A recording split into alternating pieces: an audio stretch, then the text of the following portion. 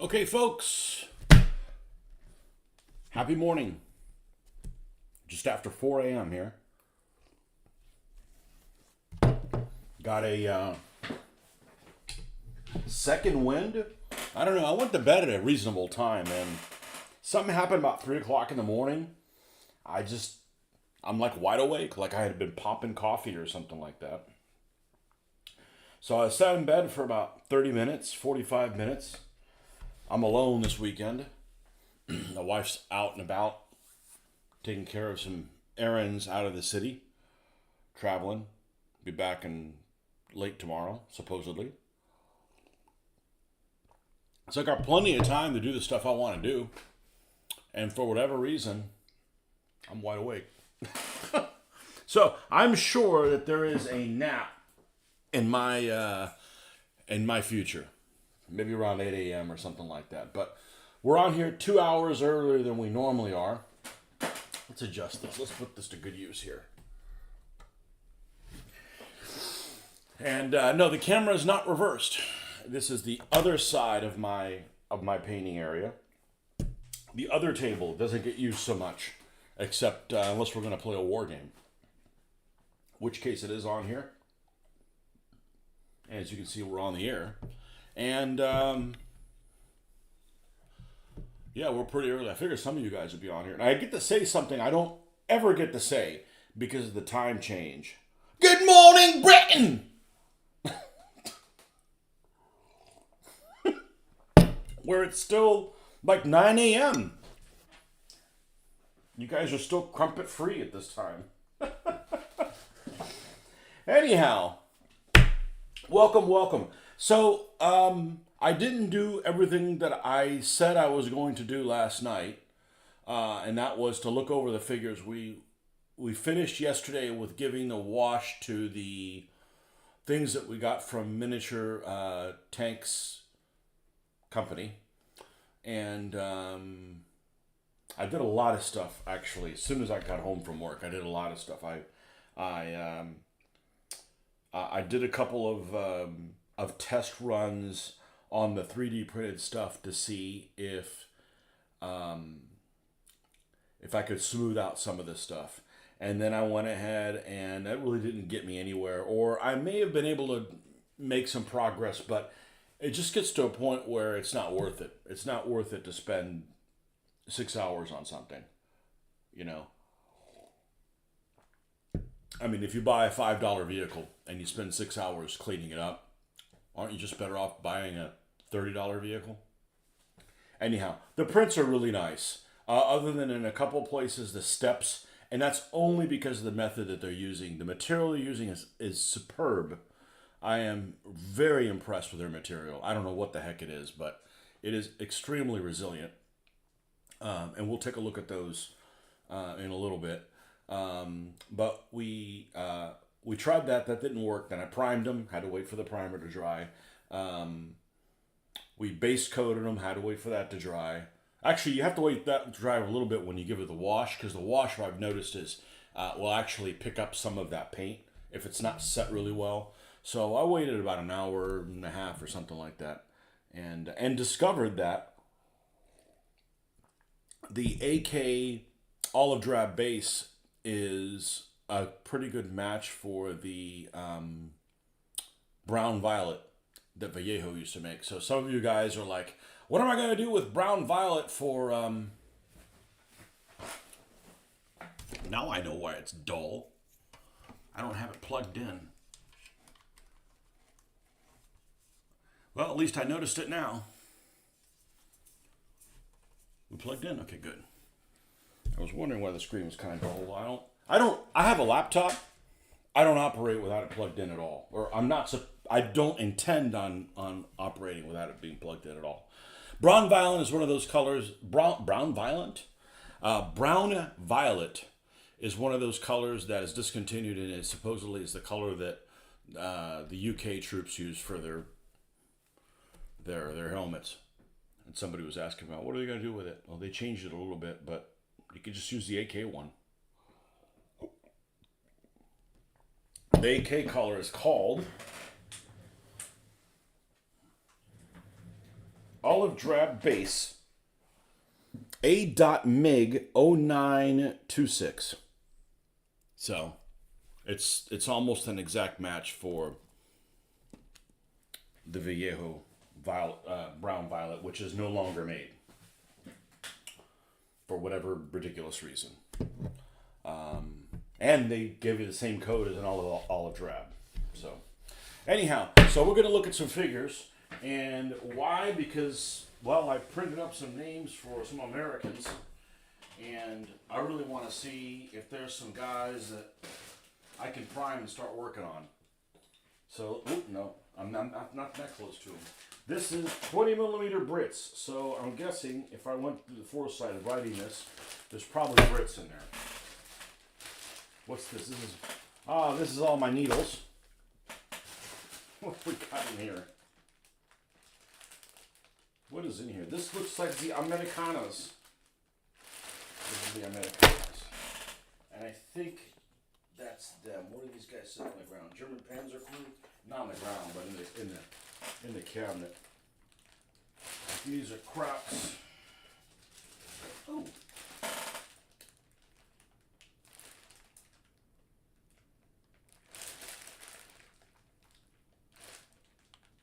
Yeah, we're not going to pay these Krauts. And it's not an interesting one. Like, oh.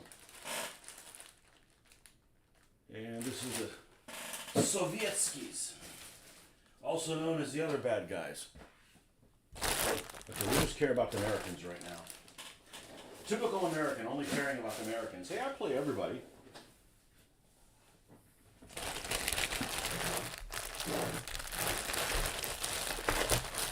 Let's change this to live chat. All right. So these are American figures that I have. I think this is all of them. Is it? I don't have that many. I thought I had a lot more. I mean, there's plenty of it. Okay, this is... Actually, these aren't even opened. I believe I picked these guys up. They're already in here somewhere from Battlefield. Let's see what we got here. Okay, these are the 50 caliber. These are the 50 caliber, and I think there's a 30 caliber crew in here. And a bazooka. These are platoon 20 guys. That's why they're all...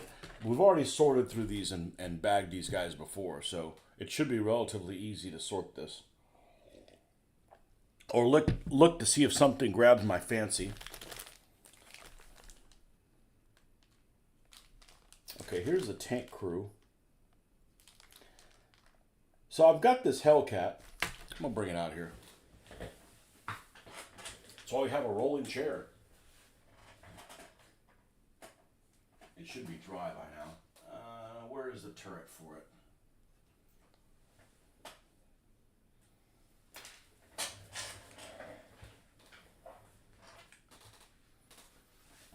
And we're not done yet. It looks really brown. It almost looks a little red brown. Fear not, it's not my first rodeo. And it's a really good casting. With the exception of, I'd say the engine deck is probably the biggest offender. The running gear looks great. And the front glacis is cut in a little. It doesn't help that I'm nearsighted. So I'm looking at things 6 times bigger than you guys do. I think the only issue is I got to be careful with how I dry brush it, or I'm going to end up making those lines more prominent. So we might have to do a light dry brushing on these. But other than that, and man, these things are solid as heck, you know? Anyhow, so I wonder if I can put a couple of these guys...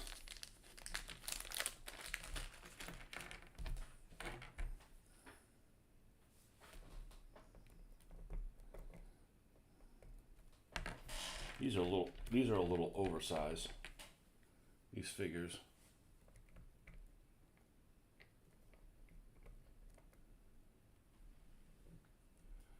Well, it's only a half of a figure, and you see some of it coming off. You see part of him on there. If I stick this guy, he's just too big, and I'm not going to cut him.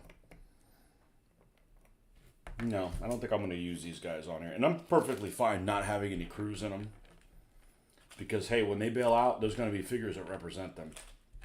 But I don't know right off the top of my head what kind of gear U.S. tank destroyers wore. Did they wear the same thing that the U.S. tankers did? You know, the football helmet type outfit? 1940s football helmet type outfit. I'm not a fan of the stuff they put those guys in. Okay, that's platoon 20. That's the tank crew. Cool.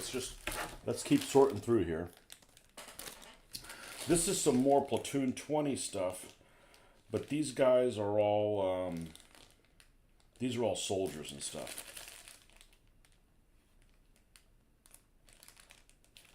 These are guys I painted a long time ago. I was going to use them for command decision, and hey, let's paint them all green. Yeah. We all do stupid stuff when we're young. Okay, this is a medic. We actually have a medic here with a wounded soldier. And normally this would be like, that's worthless. Not anymore. That's like a scenario right there. You know, you got to save Private Ryan or whatever his name is, you know? Saving Private Rosenberg. This one wouldn't get a name because it's two figures on the same stand. So obviously that's, you know, one guy's incapacitated. You know, we saw how incapacitated gets handled in the game. You're there, but you're not there. And this is 3 BAR guys. Okay, we need some more BAR gunners. We only have two. We only have 2 painted. I would double it to 4.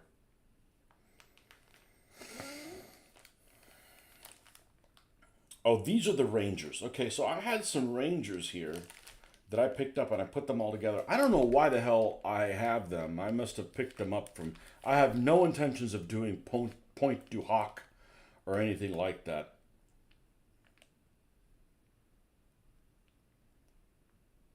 I don't know if I could use them as regular Americans, right? Just paint them up as Rangers and then just work them in as regular Americans. There's nothing wrong with these figures. They're pretty cool.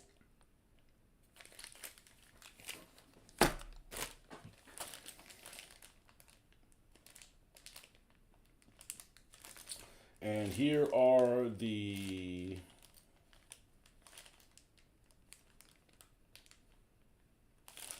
You know, one thing we're going to need to get is we don't have a bazooka.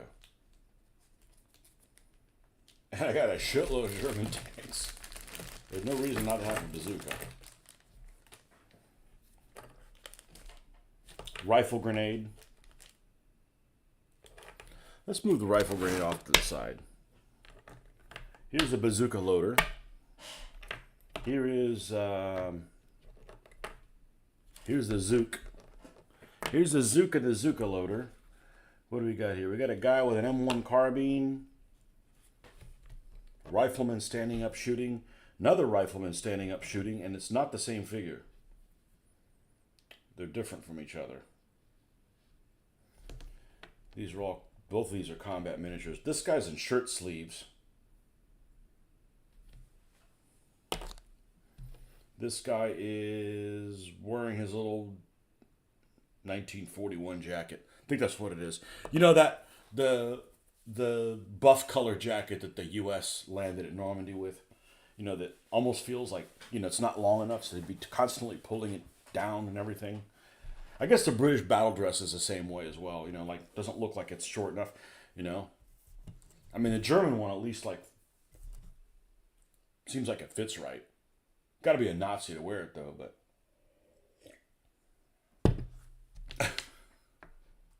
Another guy with a M1 carbine, M1 Garand in shirt sleeves.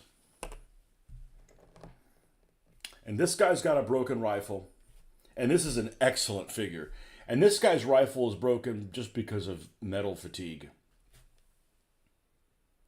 And same thing with this BAR guy. So I'm actually going to set these guys off to the side.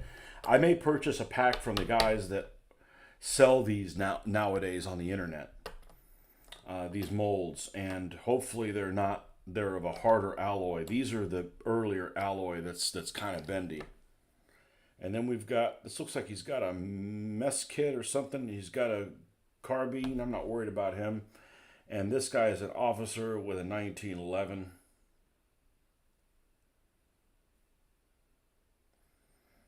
Geez, I don't know what we're going to make him. We have a lieutenant already, so this guy's got to be over lieutenant.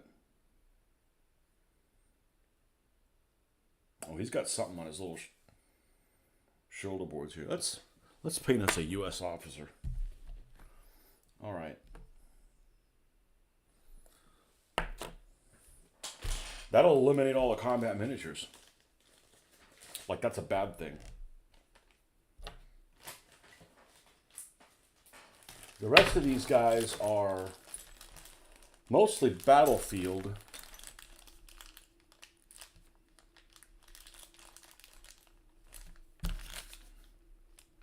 Maybe I don't have these guys. Maybe they're not mixed in here.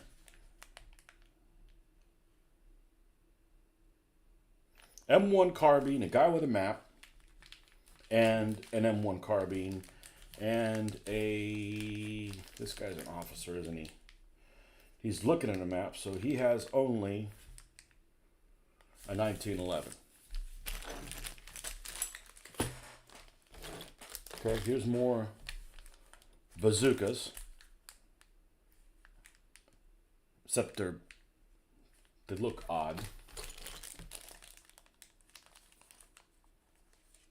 Three guys with two guys with Thompsons. This guy's actually got a grease gun. This guy's got a grease gun.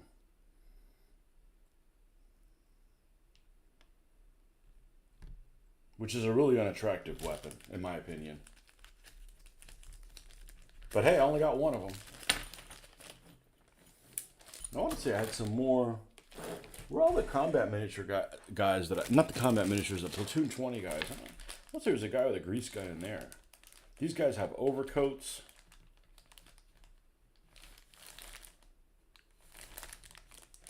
Yeah, just one guy with a big head.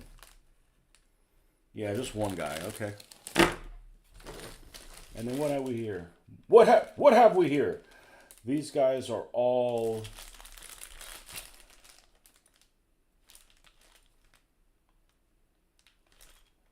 the Normandy guys. Okay. I thought I had more Americans than that. All right, well, I guess that's what we needed to look at. So we pulled some candidates here to work on if we feel like making some. Because I printed up some names. I got some Italians. And some. I don't have another BAR, do I?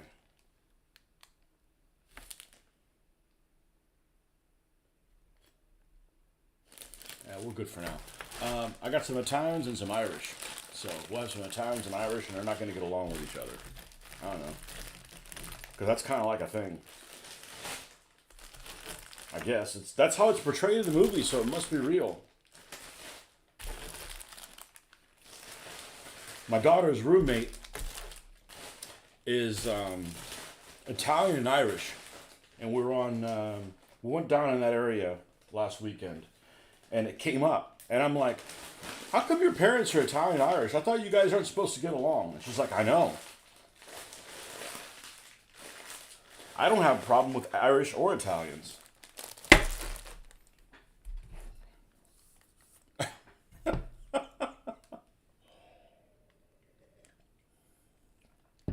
I'm more awake than the rest of you. What's going on? All right, so we're going to need to flip over to the other side.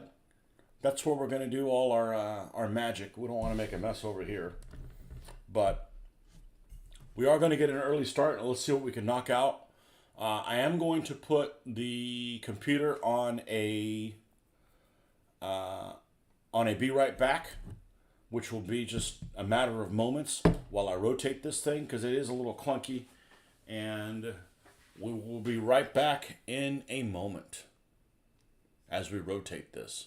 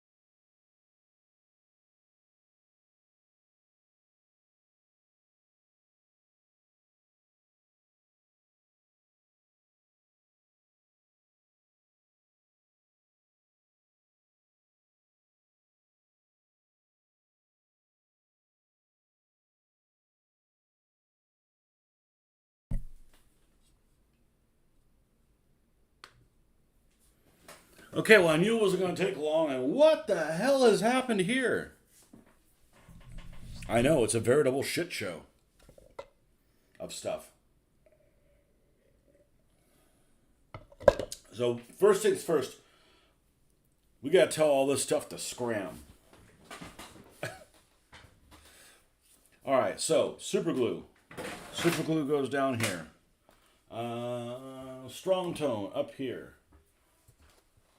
Yeah, and everybody creates a mess like this. The problem is some of you guys can work in it. I can't. I go crazy. I make even more mistakes than I normally make. Got a couple Jeeps here. They stay. Tools. Brush. X-Acto knife. 1, 2, 3. These will probably come back out again.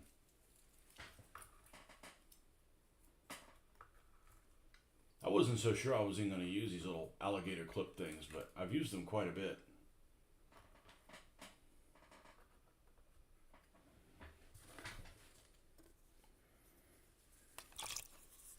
Just a little bit of extra clean water. What's in here? Oh, this is the guy for the Bren gun carrier. Let's keep him handy. Alright, let's get rid of these. Maybe we'll be motivated to do something on the concertina wire this weekend. I don't know. Not feeling it.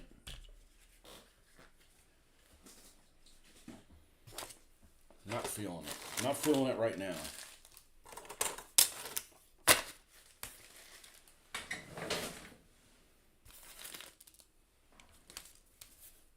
Let's not lose this. That is important. It is not flash.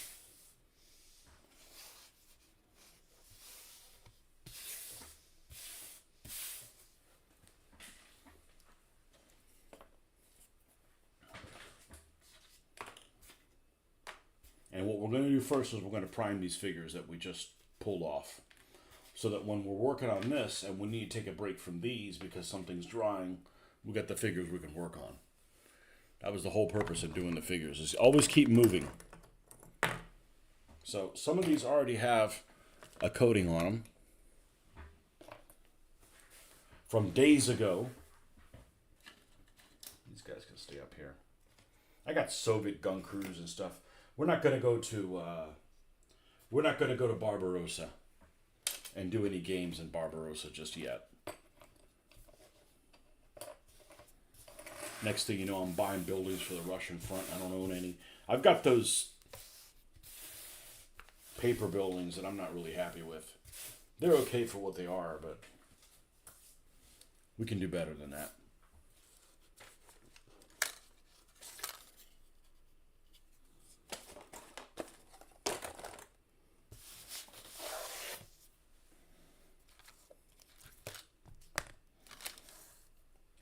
Here's my AirPods. AirPods that aren't AirPods. My Samsung. I was looking for them last weekend. I don't lose things. I just misplace them. They get lost in the noise sometimes. And of course, we got a little pigsty to work on. Or a little wall. Yeah, we got stuff to work on here. Who's that bastard? Oh, a Russian sniper. Okay, so we got these guys to prime. All right, so we're going to grab this and put some primer down, and we're going to brush paint this.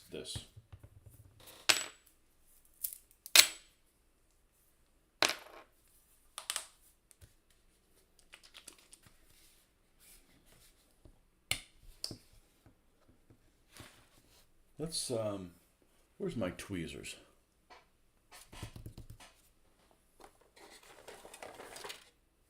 Here they are.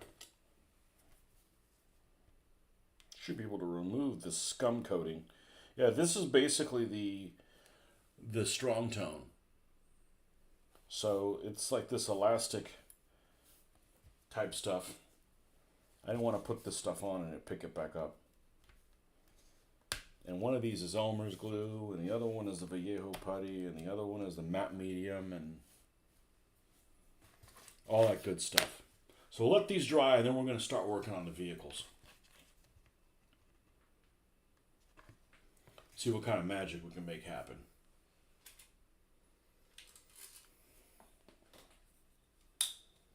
This is a crummy brush. Let's use it for this. And none of these guys have magnets on the bottom. Well, we can do that. We can do that in a little bit.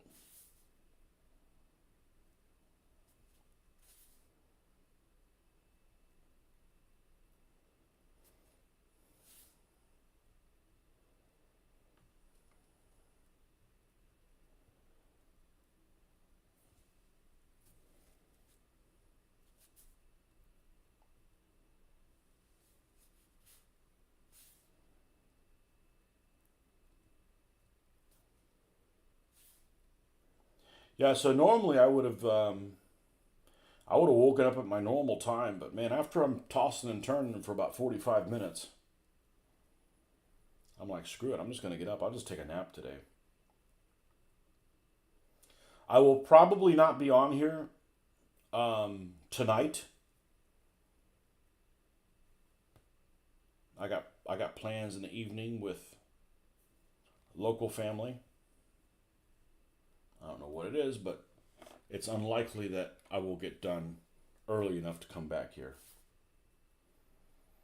This guy's got to be like a captain or something like that. I think that's a good rank for this guy.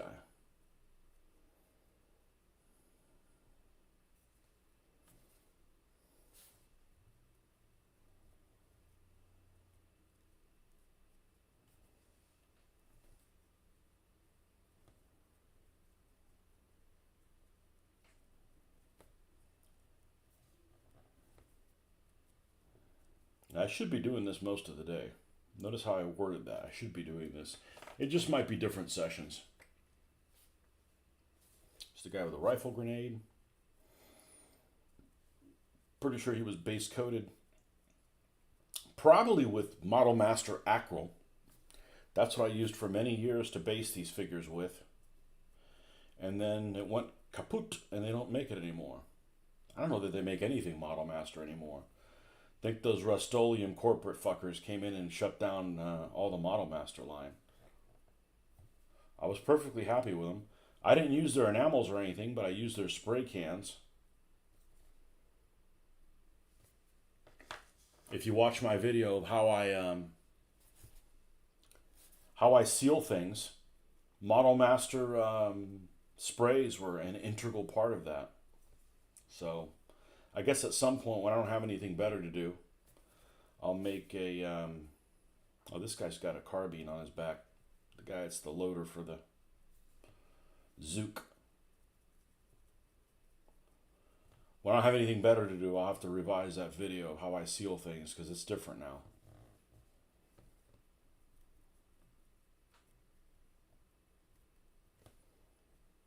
Just like Liquitex, when they stopped making their basic material, I got to find another way. I didn't leave them, they left me. Ha!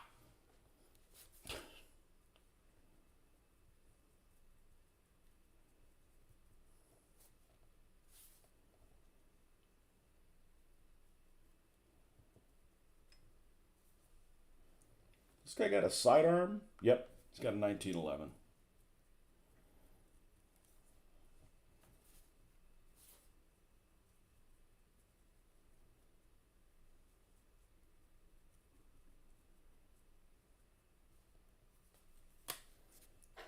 And this guy's got a tiniest piece of flash.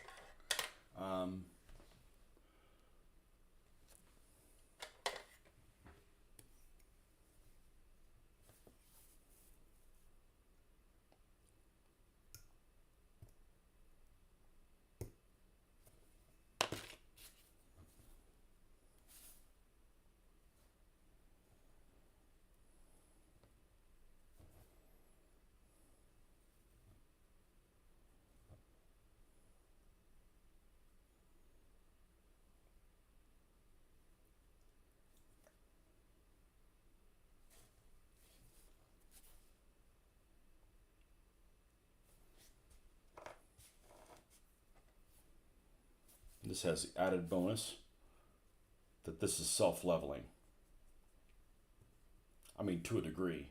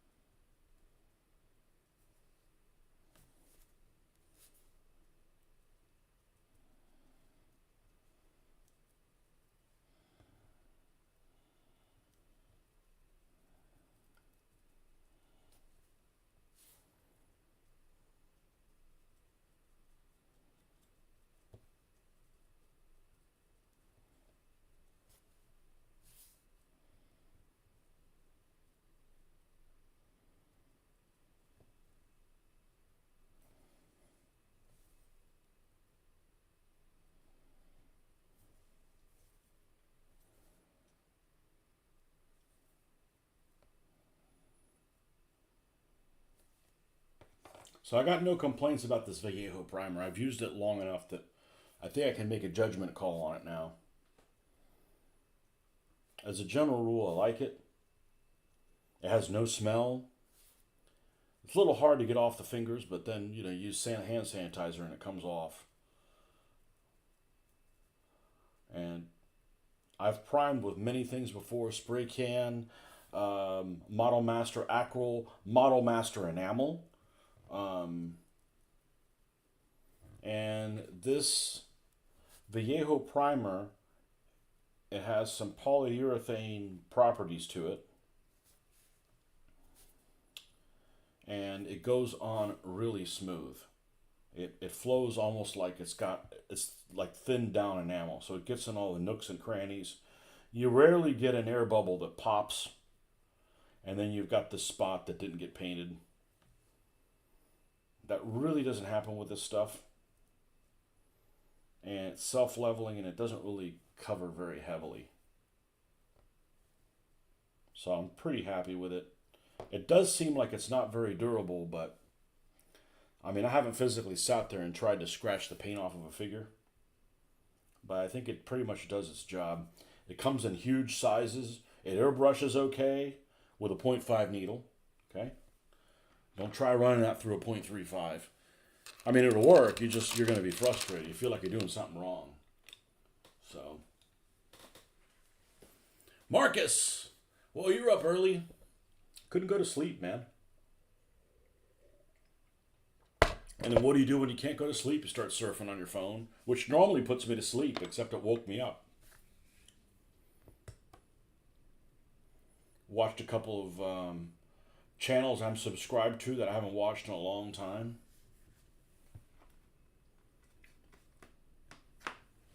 Figured, okay, this will put me to sleep. Nope. So a nap is in my future. All right. So these Americanas are here.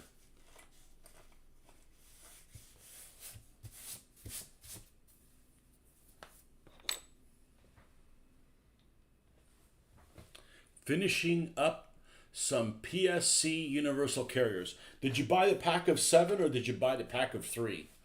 It seems like the pack of 3 is not worth it. Price-wise, I looked at it, I'm like, man, that pack of 3 is really expensive compared to the pack of 7. Pack of 7 is like $40. The pack of 3 is like 30. At least what I've seen. I'm like, that's not a good value, man. that's not a good value. Let me go get a carbonated beverage.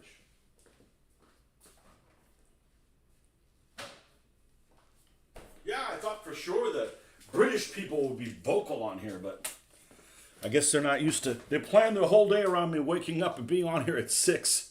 The pack of 7. Okay, all right. So let me get the skinny from you on the pack of 7. I know that there's different versions you can get. How many 50 caliber machine guns come in there? Just one? You can only make one of 50 caliber. I wouldn't want to make a Brent carrier 50 caliber. I just want the extra 50 calibers for this stuff. It seems like you can make one of them a flamethrower. You can make one of them a mortar carrier of some kind. You can make another one a machine gun carrier, and the other 4 have to be standard Bren gun carriers. Only one. That's a shame. I need 50s. I need some 50s, man. And these are the best 50s on the market because they're durable. They're really, really durable. Well, these are too. Oh, if you didn't see something, you need to see this. Okay? You're my fellow 1/72nd scale gamer. So I got this M15 half track that we're going to be doctoring up shortly, which is in 1/72nd scale.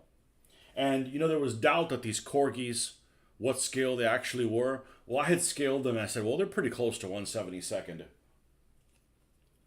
They're almost exactly 1/72nd scale. If this is in fact 1/72nd, then the corgis are almost that same scale. So that's good news. And by the way, the AK, I keep calling it AK. It's not AK. They were first AK, and then they got into a piss and match. It's Ammo MiG, olive drab base is almost an exact match for brown violet. That is no longer made by Vallejo.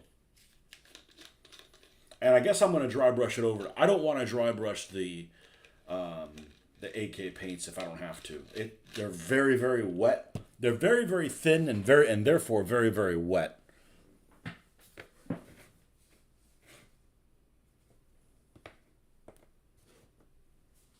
But we're going to yeah, that's what we're going to do on that. But anyways, I was surprised to find that the half track is these half tracks are 1/72nd scale almost perfectly. So if you ever come across of them, they make a couple different versions. They make one that says Marines on it, and then they made the other one that said something else. So, the company said some of the models look good. Looking forward to your painting of them and see how the lines go. So here's the thing. There's a lot of positives. The price, the delivery time. They make unusual stuff. They're robust as hell. I mean, they really are. I hate using super glue. I really hate using super glue. I put these together with super glue, flawless. And I don't like using super glue because it'll start gluing when I don't want it to. And one of the guys that builds their stuff recommended a slower dirt curing time super glue, which is unfortunate because I just went to Sam's and bought like a 6-pack of the standard one. I know they made that, but I'm probably going to pick up one of those. You know, it comes like in a green bottle. But with that said, super glue sometimes like it doesn't glue, it doesn't glue, it doesn't glue. Oh shit, it's glued too much. So, but I mean, literally, whatever surface this is made out of and super glue, they're in cahoots with each other. Even though this material looked really slick, it's super glued really well. They're robust as shit. It's really just the lines. And it's only the lines in certain places. The engine deck, is that my alarm? Probably. Or it sounded like my alarm. Nope, it's not my alarm yet. Let's see, let's go ahead and turn it off so we don't have a buzzer going off at 5 and at 6. Okay, let's turn this off. What did they just drop the price of?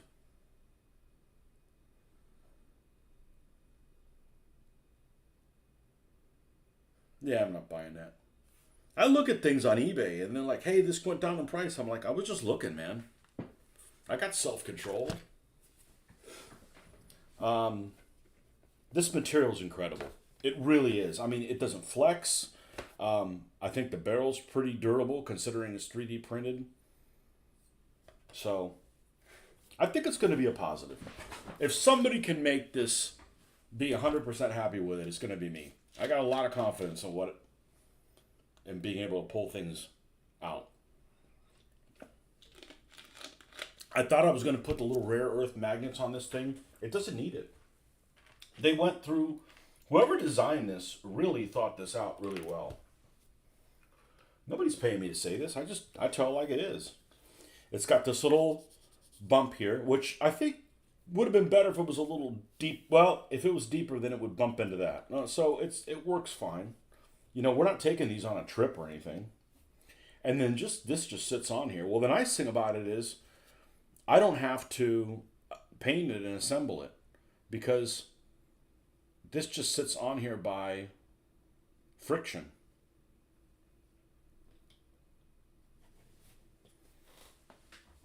And that's going to be a badass looking weapon. That's going to be a badass looking weapon. And the Germans are going to wish they weren't fucking alive when that thing opens up on them. 250s and a 37 millimeter. Yeah, you don't want to take it against a Mark. Actually, make a lot of noise against a Mark IV. I could probably penetrate the side of it too. But that's not what it's for.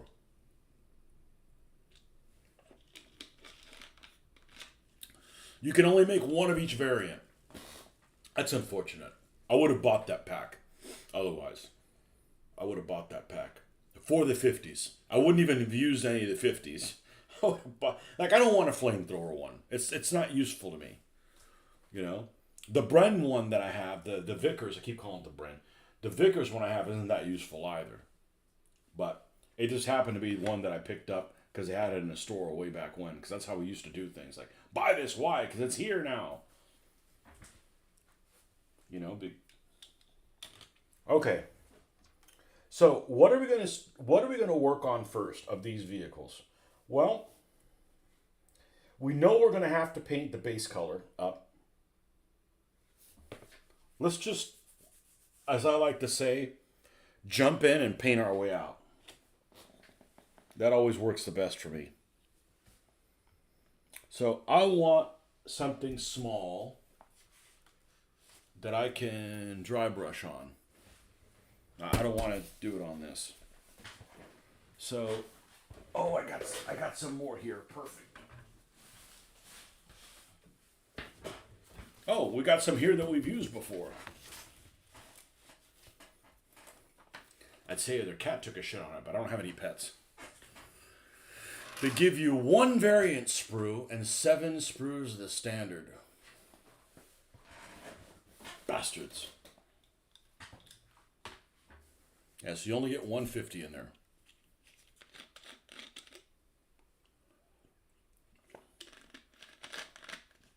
Well, I love their machine guns because they're robust. All right, so I've got a lot of this AK paint, meaning I have the whole bottle, and I said I wasn't going to do it, but let me at least try it because then at least I've got a lot of this stuff. Now, we're going to need this. We're going to need sand yellow. That's what you've been using. I got the idea from somebody else. I don't remember who they are. Might have been, that's green ochre. That's his cousin. Might have been, whatchamacallit on the internet. What's his name? Sledgehammer. I looked at a lot of videos before I decided what I was going to do. I didn't want to have 10 vehicles that I wasn't happy with. Dark sand. He mixes dark sand with the base colors to lighten up. Instead of like using white. I wouldn't have come up with that. It's just normal for me to just add white. You know, I'm not painting vehicles. That works better for this. Okay, we're going to take a pre-picture. Well, I like not filming with a camera. I've got access to a camera then. The phone. Which is what I use it for the least. Now, what I've got to be careful with is how I dry brush, because I'm going to end up highlighting this stuff more than I need to. And here's the problem on the 3D print. If you look at the engine deck, it's sloped on the real vehicle. But if you look at there, and we're zooming in big time, you can see that it's stepped almost like a pyramid. That's probably the most, and I use this lightly, offensive area of it. The front of this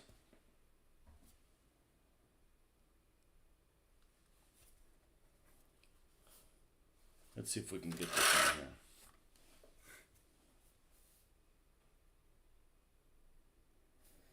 Also has the same kind of problem. I actually did a couple different tests on here. And it's just not worth my time. Here's the front of it.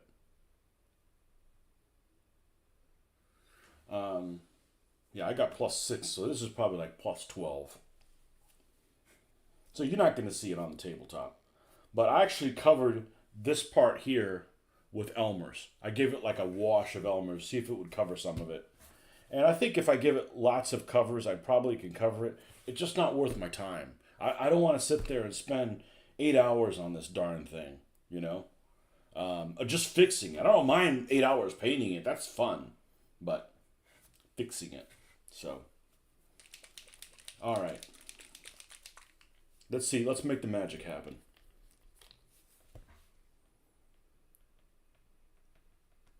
Now we're going to use this. This is the straight color. This is the same color that was on there before.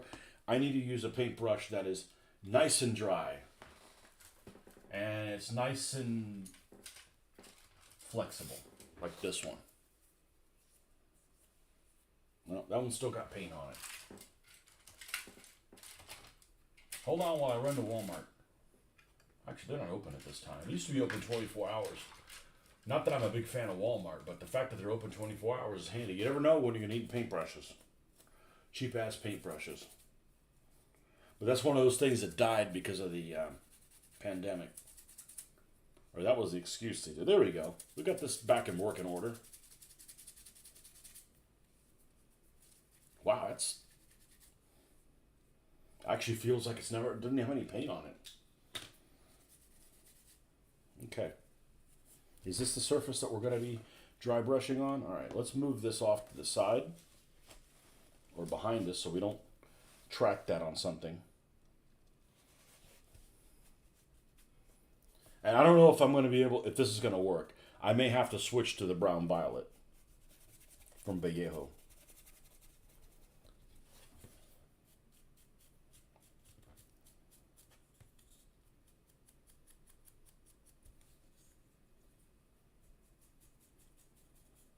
And we're still going to do a pin wash in certain areas with black. This just kind of gives it an underlayer.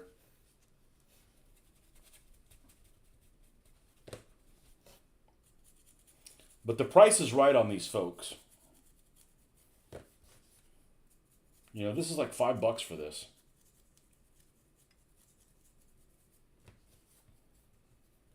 And the thing is that there's not another M18 or M10 option that's affordable. I mean, the next best thing is you buy a freaking UM kit and they're like almost $30 and you have to put them together. And I'd want 4 of them from that scenario. No. I don't mind putting them together. That doesn't, that's a different kind of therapy. You know, some people, I don't like putting things together. I don't mind putting things together. You know, putting things together are a problem if you've got a timetable. I gotta have this done by a certain time. Nah, you can have that noise. I don't mind it. It's therapeutic. Especially because I get to use weld cement. And weld cement is like all zen and shit. Although this stuff is a heck of a lot more durable than that.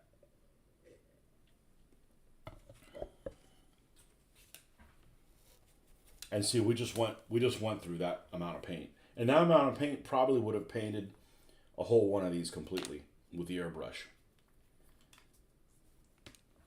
Now, we boogered up something here. That's on me. Well, I didn't paint it with my contacts out. So we're going to use some of this sandpaper that we don't normally use for the purpose that sandpaper is actually for. And there was a piece of lint that when I airbrushed it, when I primed it, it stayed on there. And there we go. We just got rid of that.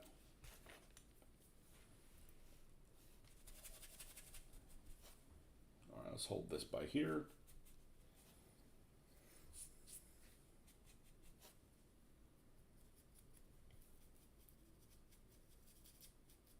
Yep.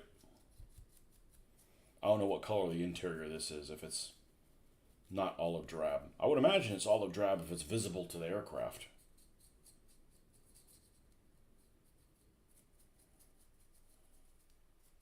This is gonna, and after the fact, I'm gonna go to Hobby Lobby today. I'm gonna take my little 50 caliber and I'm gonna buy a piece of tubing, and I'm gonna drop a piece of tubing here in this circle so I can slide the 50 caliber in and out from one of the other kits.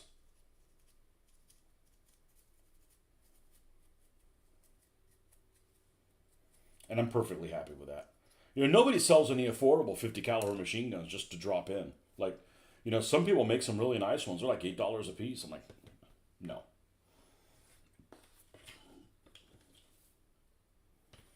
So that's all we did. All we did was cover this back up in the color to bring it back wherever it was before the wash. Okay, and add a little bit of a... All right, here's my initial assessment. The lines are going to be fine. So, do you know the 76 millimeter gun in the Hellcat is cocked at a 45 degree angle? And I think it's so it's easier to load. I didn't know that. There's another. I think the Firefly is the same way. But the Firefly is a lot more cramped than that. There you don't have a roof. Okay, we're done with that. So we're going to take. Let's put a pile of this stuff up. And if you ever need this paint, Spray Gunner has some really good paint, good prices for shipping. I've ordered from them before. I just happen to be in the area. I'm like, I want to stop by this store. Dark sand. Yep, that's the correct one. All right, we're going to mix this with a little bit of this. Not so much.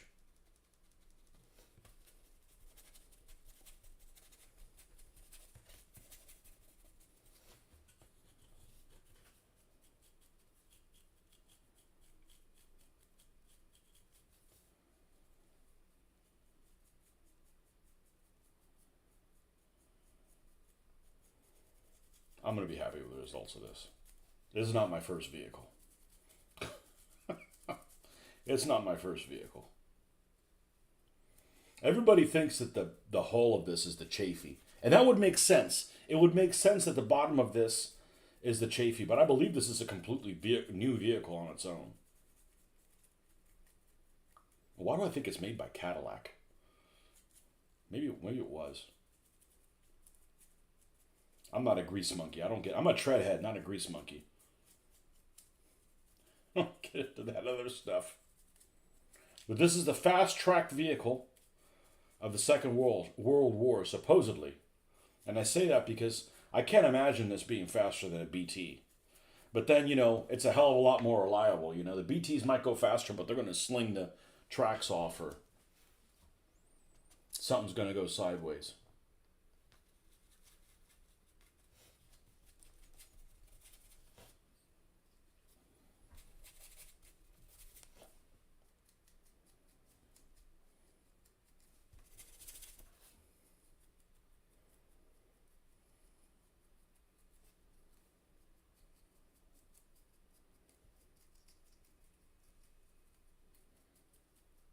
Now, with American vehicles, I don't mind putting a star on the rear deck, but I don't think I'm going to do it in this case because I got to go over a lot of stuff.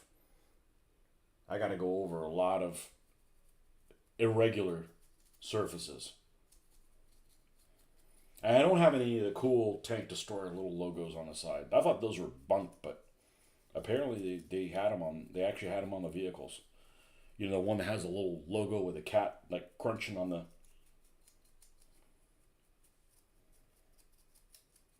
tracks.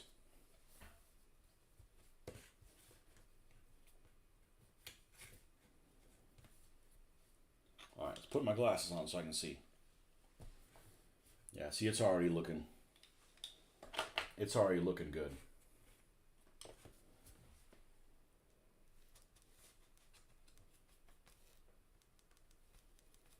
And one of the things that I find synonymous with 3D prints is not durable, and that's not the case of these. These are. I'm really pleasantly surprised by a lot of aspects of them.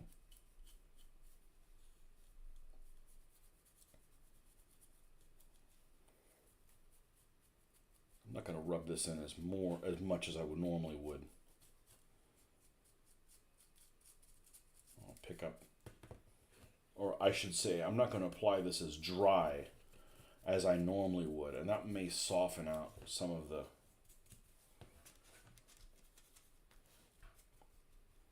It's funny, so I go on this site the other day.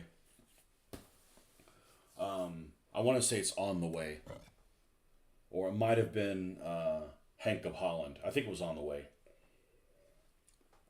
On the Way is a 1/72nd scale exclusively. I think it's exclusive 1/72nd scale You know, 1/72nd might be a dead scale, but we got a lot of exclusive stuff in that scale. We got Plastic Soldier Review. That's all 1/72nd scale stuff. On the Way, Hank of Holland. All of those are exclusive to our scale. But anyway, so I go on the Way, and there was a review of some vehicle. What vehicle was it? Because I think it's kind of important that I say which one it is. I want to say it was a Sherman. It was a review of all the Shermans.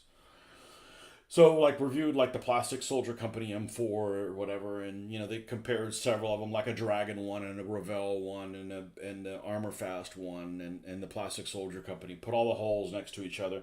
Did this real anal retentive stuff, which I can appreciate that. I can appreciate this one's off by this many millimeters and this one's more accurate and this kind of thing. And really, the running gear of this kit is more accurate than the running gear of the other, but then the turret is the wrong size. And, you know, just real anal retentive kind of stuff that I can appreciate from being an X-135th scale model, a recovering 1/35th scale modeler, right? I can appreciate all that stuff.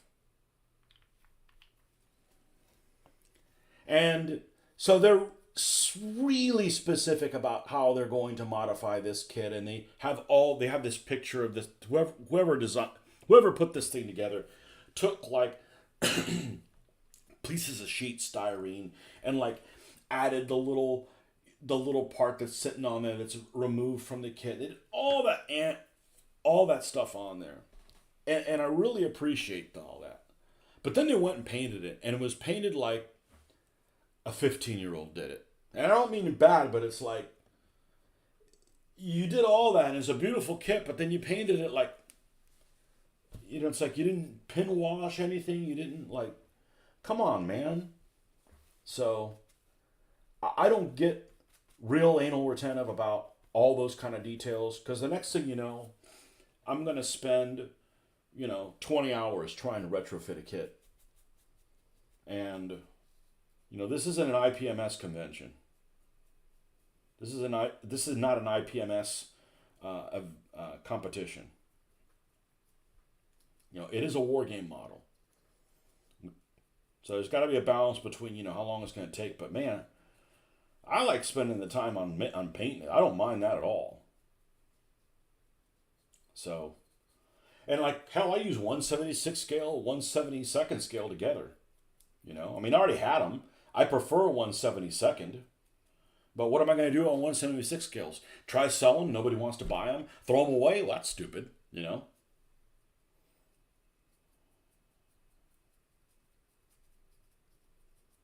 And they're not, the 1/76 scale stuff isn't necessarily worse.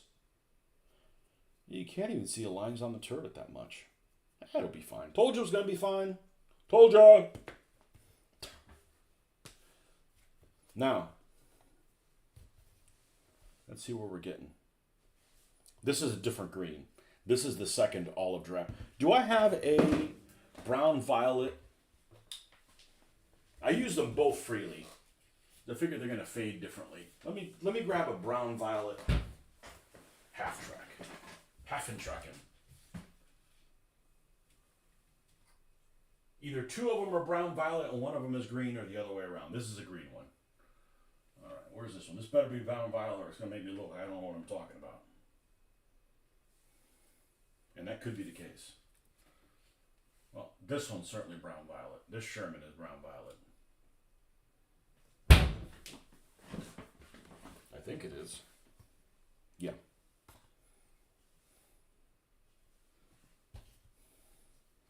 Edith, Ethel, and Elmer.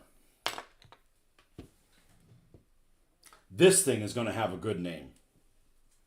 This thing, not some inbred sounding name. Sorry if you have an uncle named Elmer, but it's not exactly a badass name. Hey, I don't make the rules, man. This is...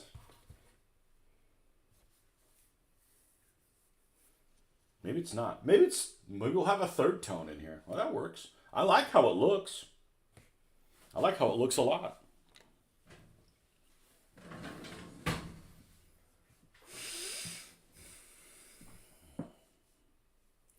Could always put some storage on the back. Yes. I'll do that after the fact, but not only like, hey, I made this kit, but I covered all your detail. What? Never been on that site. What?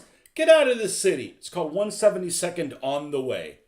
Oh, keep your pants on, man. That's a great site.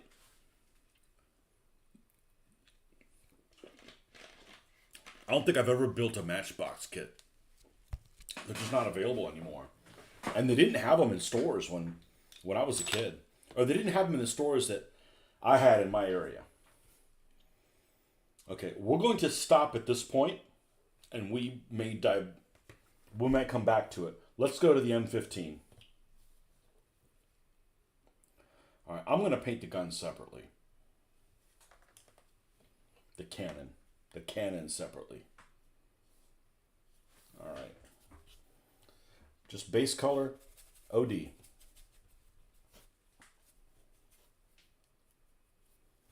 Henk of Holland is hard to navigate. Henk of Holland is hard to navigate because there's resin kits, there's all kinds of stuff in there, and it's like almost a bulletin board style site where there's not a lot of graphics, so you have to kind of navigate your way through it, and it takes a little bit of. It's not as user friendly as it could be. It almost died about a year ago or a year and a half ago. It was like the guy was like, "Hey, he was like an older guy and he wanted to retire and he didn't have anybody taking it over and was like, well, I'm going to have to shut this site down." And somebody stepped up. Yeah. Before some of you guys say, hey, you should have done it. Nope. I do not want to take things on in the hobby that I don't want to take.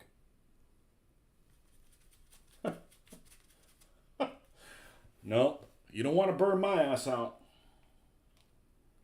It's going to cost you. Yeah, the 172nd on the way is a great site. Great site.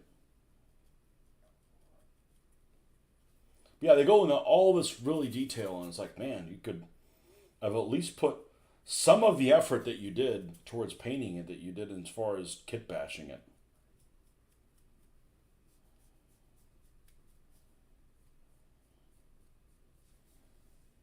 This is going to be a cool vehicle. So, there's not a lot of pictures of these things at all.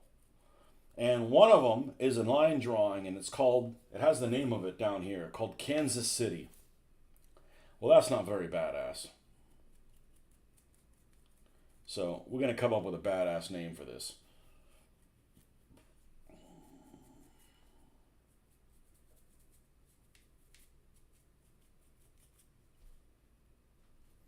I'm good with the lines. I really am.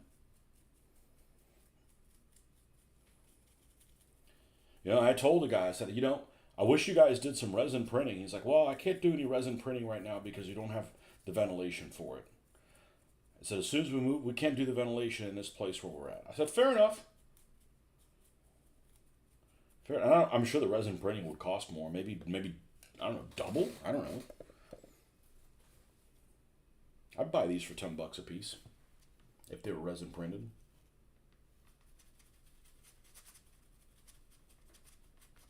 Oh, I'm going too fast. We're not there at that color yet. Yeah, that's too. Getting too excited with this thing. It's exciting to get excited about American stuff, only because most of it is just drab. It's not that it's American and I'm American, I like playing stuff that isn't American. Revell must have bought the molds, so they're back, or at least some are. Some guy, I think it was a guy, on one of the on one of the modeling pages on Facebook, commented about there's a Revell model of the Martyr 3M. My least favorite Martyr, but probably the most useful one for Normandy, because they had progressed up to that point. That was the more common model. And the one that has the turret all the way in the back. The SU-76 looking Martyr, it's the least attractive in my opinion, by a long shot. It's unusual to talk about a German vehicle that is unattractive.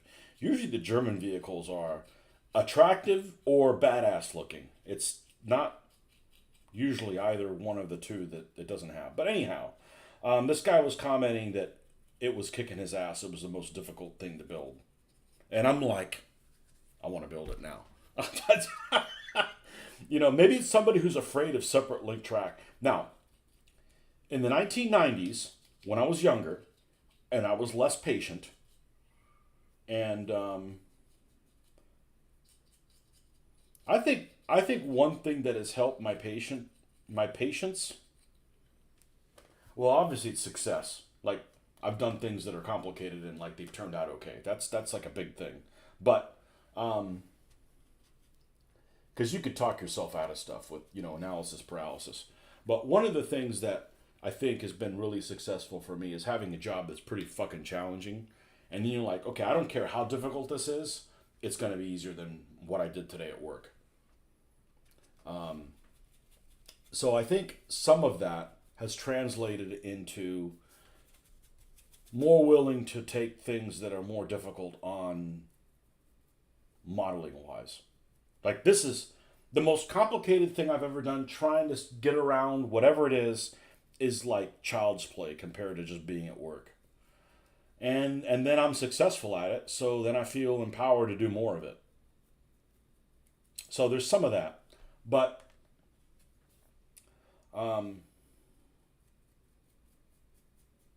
yeah, I don't let some model like not want to get built. Now,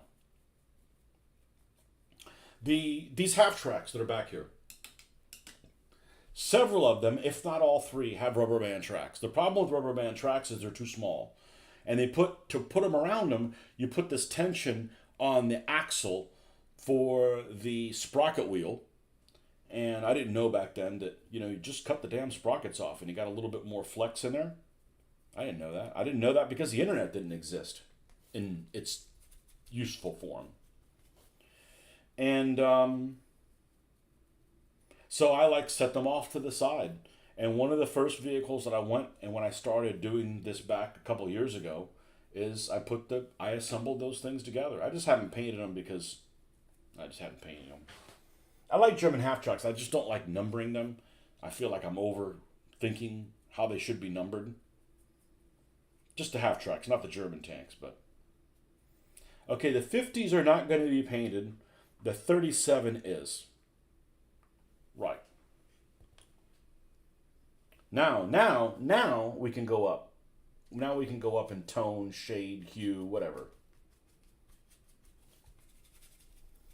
I can never get those right. Tint. I'm artsy, but I'm not that kind of artsy. I'm artsy, but I'm not fartsy. You need to get the correct tools for photo etch parts. I like them, then they go kick my butt. Mm-hmm. I just don't. I can do them. So here's the thing about photo etch. If you're used to doing 1/72 scale stuff, they're really durable. Because if you bend them, they'll bend back. It's not like, oh, it snapped. Okay, so they've got that going for them.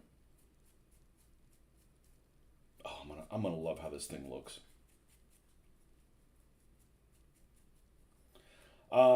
It's the gluing part. I'm just not. I'm unfriendly when it comes to super glue.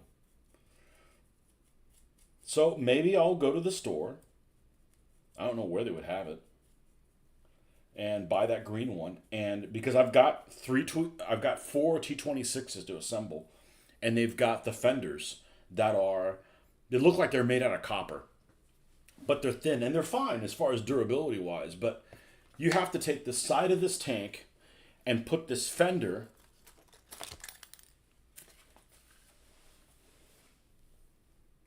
that this is twice as thick as the fender, attached it at a 90-degree angle, and there's no ledge here for it to catch on. And you got to pray to all the gods that it's just, that's just too brittle of a joint. That's like epoxy. So that's put me off finishing the T26s. I will finish them, because I think they're useful, and I got a deal on them. But I know that some people got that kit and they're like, there's no way there's no way I can finish that kit, some people thought. Kind of like when I got that wild hair up my ass in the early 2000s, said, you know, it would be nice in our house, build a Spanish galleon, one of those wooden kits. And it's a beautiful kit. And it costs like $150 or something like that. And then I start reading the kit. It was early enough that I couldn't like read a review of it on the internet. Oh, you got to buy this jig and no, I don't do jigs. Sorry. I could if somebody walked me through it, but so I fortunately never started it, and then sold it for maybe a 25% loss. So we're going to call that a win. We're going to call that a win. That's a different world. I'm sure I could do it. The first one I'm going to do is going to, suck, You You like clipping out the parts, tools for bending the parts. Really want to do an armored train. Bought one car, twin T26 turret from Great kit, but need better tools before I go deeper. Well, if you're going to do more, definitely buy them.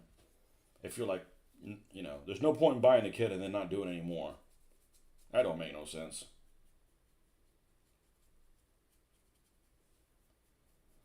My broken English. That don't make no sense. Things I say all the time, but I would never write in an email.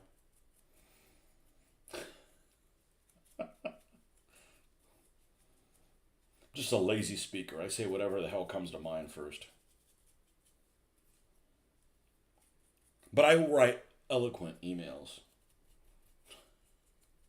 For work. I hate email for personal stuff.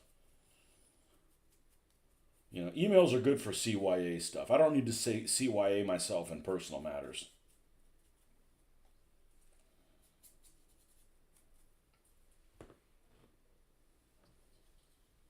I think it looks just fine. The other thing is I bought stuff that I don't have in plastic.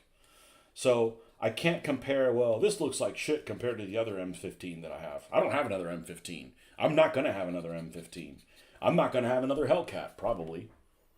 So it looks as good. All my Hellcats look the same. It's not like you got one that's an ugly duckling.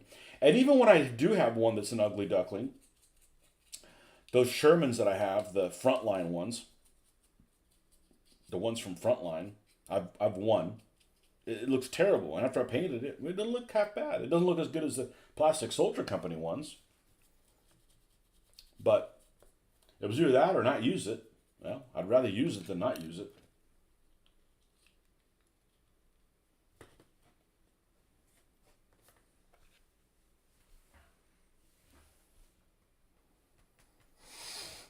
I don't mind clipping them either, but they're pretty durable. But those damn instructions are not. They're not for beginners. Like, I don't think assembling this was for beginners. It was well within my skill set, and the guy that put the video together did a really good job. But you needed the video for sure, or you'd be spending a lot of time trying to figure it out. But it's well within my skill set. Just like those things are well within my skill set. I can handle that. Separate link track. Man, once you get separate link track down, it's like a religious experience. It's like incredible. And not all separate link track experiences are the same, but like the Revell Panzer IV, it's freaking gorgeous. That I haven't finished it. It's still kind of it's in limbo right now. Limbo painted. It's built. That separate link track is just amazing. Good morning, Mr. Ben. Where you been, man? Where you been? You wake up late, and I woke up early.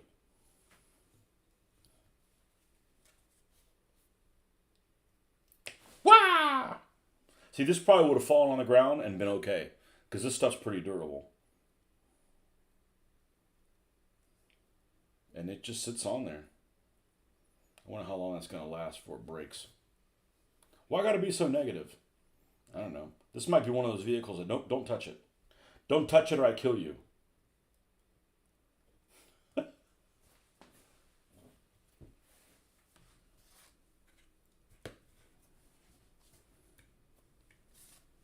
me take a close picture of these guys. What the fuck was that? Really?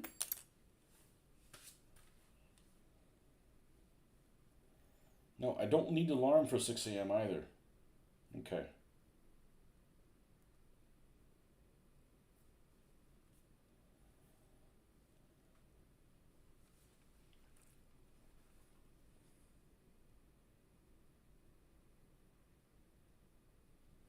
And yeah, the lines are on here.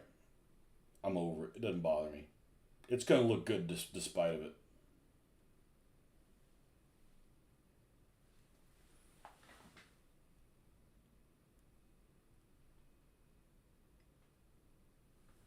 And we've just begun to do stuff. And yeah, I mean, you can't see them 2 feet away. The problem is I'm painting with +6.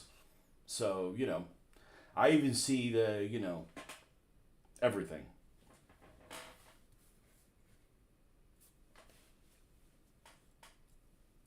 I'm so pleased to find out these are 1/72.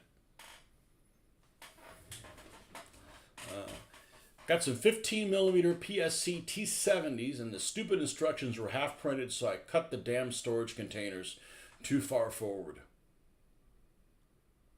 Yeah, some of the PSC stuff, the instructions aren't right. And I'm a PSC fan, but they give you parts that aren't in the instructions. I don't know what a beginner friendly kit is. Armor Fast maybe? I don't know. I think it's good to have a second or a sixth or seventh sense. I had you on as I was walking around shopping earlier. Oh, what were you shopping for? Beats hearing the Tannoy announcements that drop Mayo cleanups on. Oh, what the fuck is Tannoy? What is Tannoy? Tannoy sounds like something you'd hear in Manila. That's Pinoy, isn't it? What the hell is a Tannoy?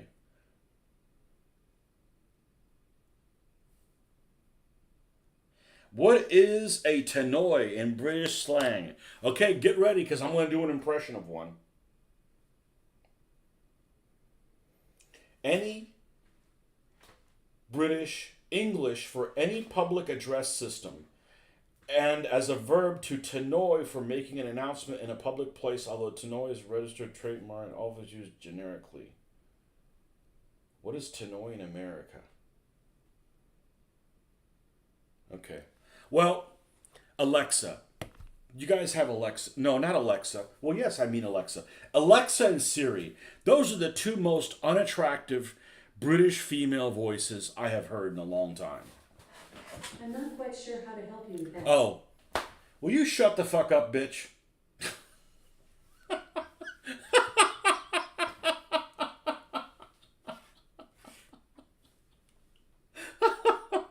Oh, man. Good thing that's not... I don't have a kid named that. That isn't... You are an unattractive voice. There's got to be like an app to make her sound like Kate Beckinsale or somebody like that, or, I wouldn't leave home. They do look great. Always scared of the lines for your prints. It's only one of the 5, so I'll just put camel cover over the error. Or it's like people like to say, oh, make it a rec, because that's a lot easier. There's a 3D printer that actually makes a rect. BT7? That looks glorious.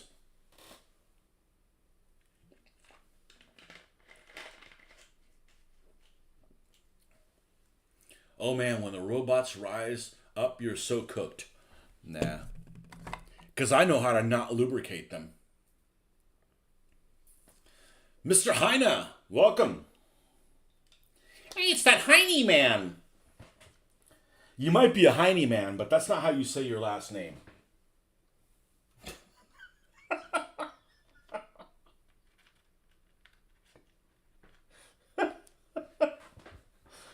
Oh, man.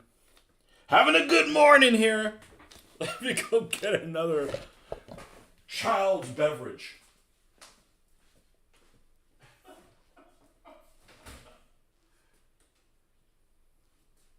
Oh, I guess I need to drink these halvesies. Alright, we'll drink the halvesies. We'll go to the garage and get the other one. Hopefully the skink doesn't come in the house. I got this skink that likes to come in the house. It's a beautiful lizard. Not coming in. He likes to come in the garage. He's about this long. Half of him's brown. He's got a iridescent dark blue tail. Got white, yellow stripes on him. He's beautiful. I go open the garage and I'm like, there he goes. He goes inside. And, you know, he's going to die in there. I mean, he should know how to get out there. But, you know, and I like them. You know, I just wish they weren't so damn fast because they startle you. It's like snakes. Snakes are just too damn fast. I don't dislike snakes. I don't want them in and out. I'd never be able to catch them. You know? So, depends if they know how to lubricate you. I'm not going to go there.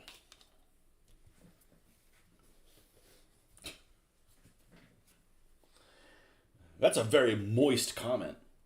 Why do people have a thing against that?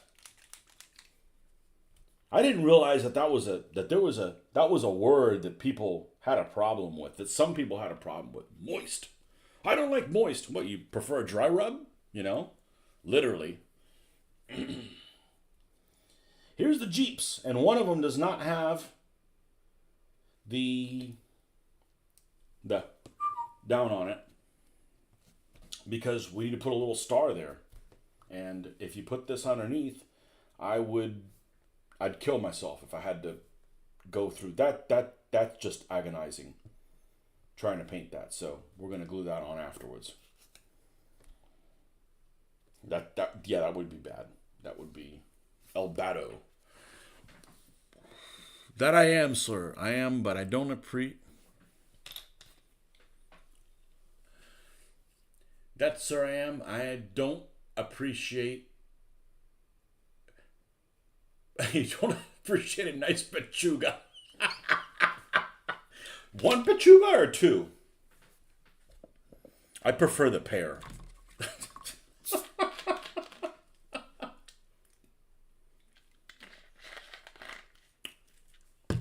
I'm sure you get that all the time. And I don't make fun of people's last names. I live in a country where nobody can pronounce my last name unless you live in Texas.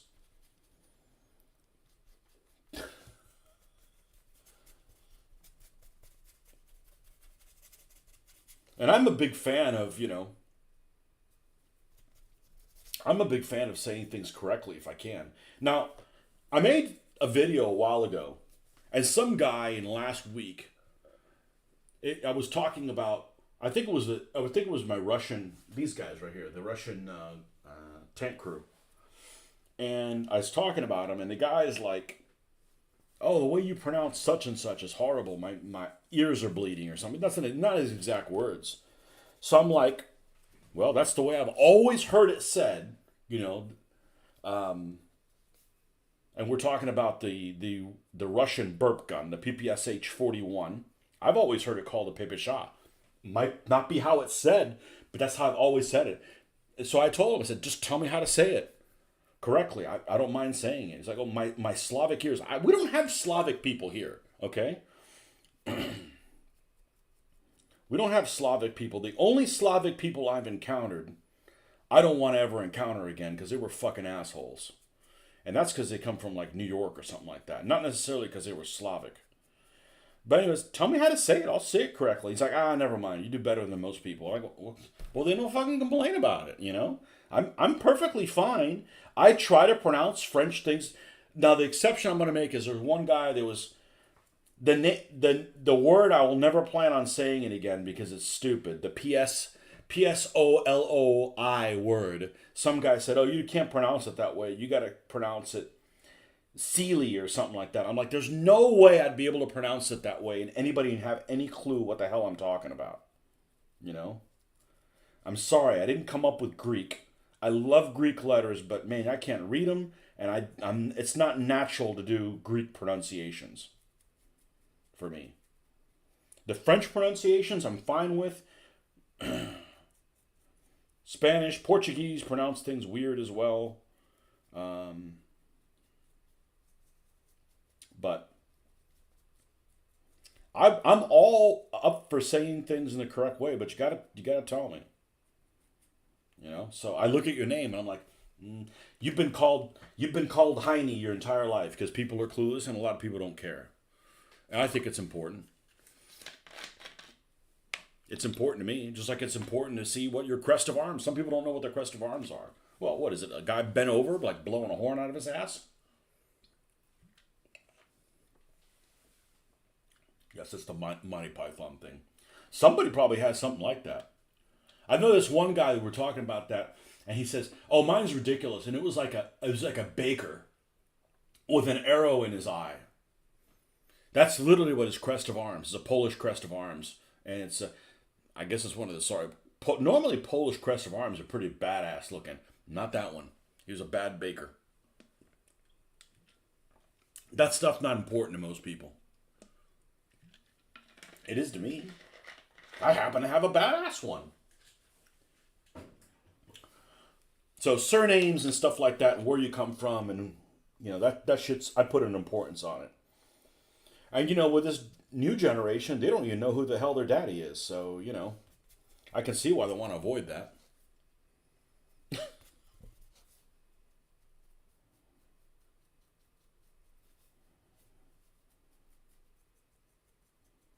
My first Jeeps ever, and these are the most durable Jeeps I've ever seen in my entire life. They are wicked durable. Ooh, now all of a sudden I'm from a masshole. No, they are very durable.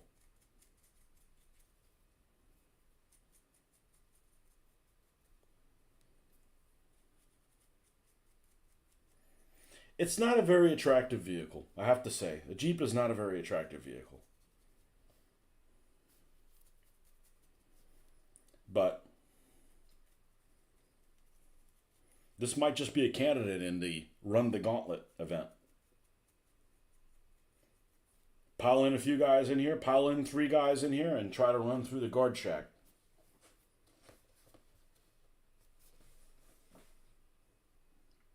These 3D prints are just fine. They're just fine. I get here, and they look just as good as anything else. I get here, and of course, I can count the pimples on the ass.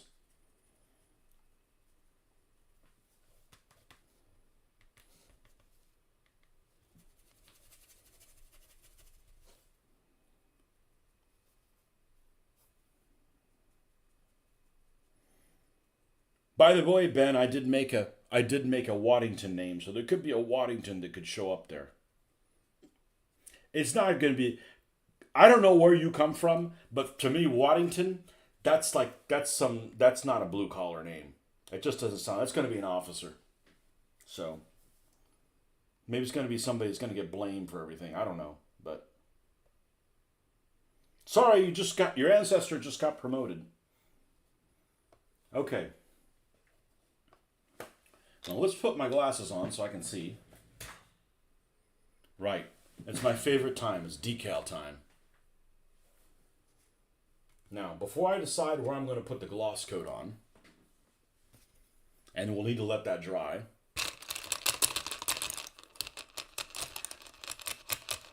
Yeah. The guard shack is a little old place where we can ask for papers.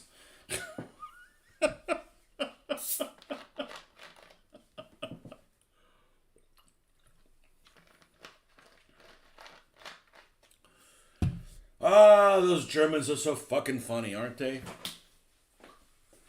All right.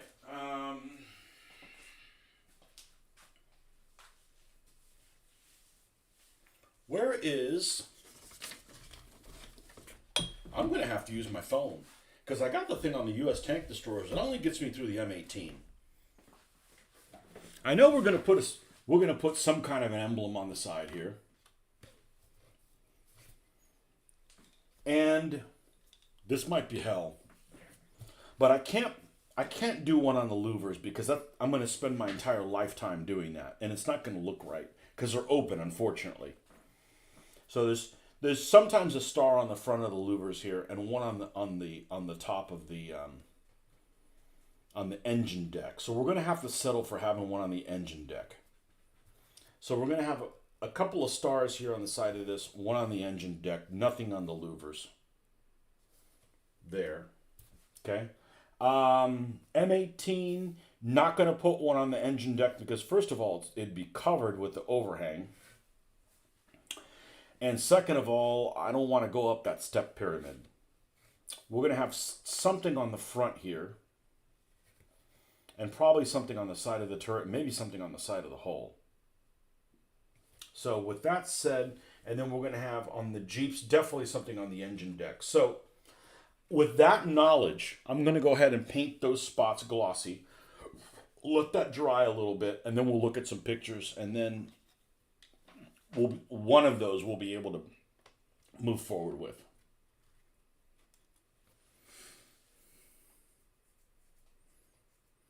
I like that too. Too long a name for the peasantry. Yeah, it is. It is. It's too long of a name. Too long of a name. So I got Italians. I got Italian names. You know, American Italian, and Italian American. Whatever. You know what I mean. And I got Irish. I went through this the other day, but you guys weren't on. So I'm gonna. You know what? I'm gonna talk about this when I paint this mindless thing. And hopefully I can get the finished. This thing is gonna look. This Nazi fucker is gonna look great. I actually don't like camouflage on gray, but I look at that, I'm like, oh, that's gonna be my favorite one. That's gonna be my favorite one. And I like a long barrel Panzer III. It's a sexy looking tank. You know, I like Panzer IIIs. As long as they got the little turret bustle. They don't have that, and then I'm out. All right. Pledge. Will this be the day that I spill this thing? I hope not. This would make a mess. This would make a big mess. Let's get a brush that has not been violated. What are these packs hiding underneath here? That's a good way to get them fucked up. I got all day to do modeling stuff until the nap catches up with me.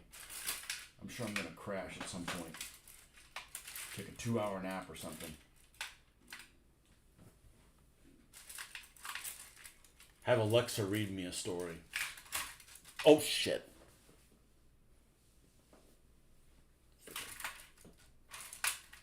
J. Edgar Hoover, bitch. Of course, I'm not afraid of saying anything to somebody's face that I say on here.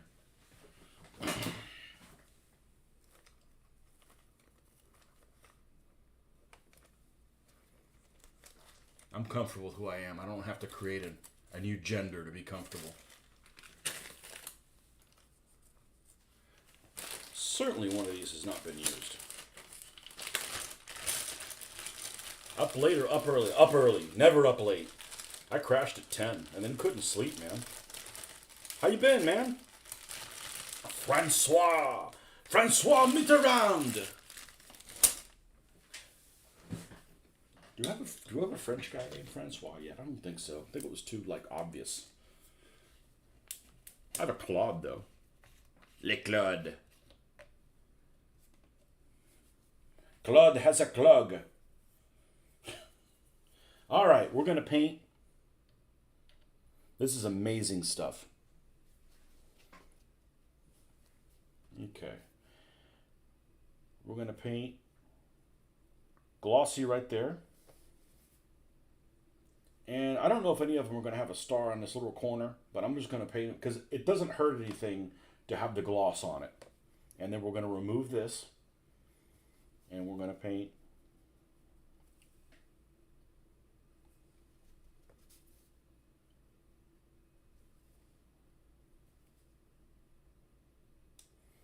I don't know that they have decals anywhere. I don't know that I have decals small enough to go anywhere else. Okay, on the M15, we're just going to go over there. And the lines on this thing, if you've ever toured a U.S. battleship, they've got these 40 millimeter gun tubs where the pom poms are in, and they're made out of this pot metal, kind of like that, you know, minimal shrapnel kind of protection. And that's what they look like. They look like they've got a skeleton, and there's metal over it. It's welded together, and it has a appearance. So it actually looks good. Now there's probably going to be something on the door. That's a frequent place for things go. And I mean, you know, some decal. And we're going to put one here. This is a really convoluted surface. So we'll have to see if I can do some magic there. But I really don't want to paint on the louvers. That's difficult because I'd have to paint it and they're open. So it's just going to look, if I do a good job, it won't look right either. So I don't know where I'm going to put, I don't have any decals for the numbers, but we're going to do that whole side. We're going to do the rear and this side.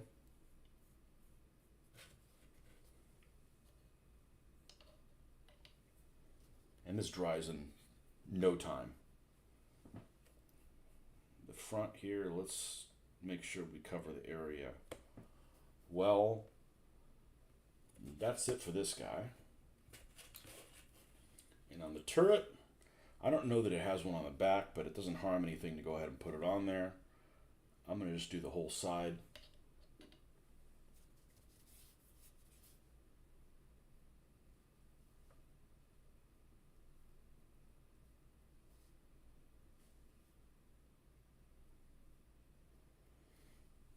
I don't know why I feel like it might have one on the roof there.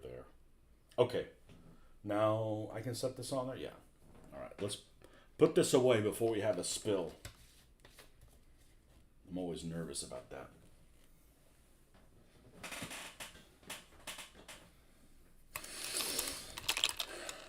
Okay, so what do we have? What do we have for the Italians in there? Let's see.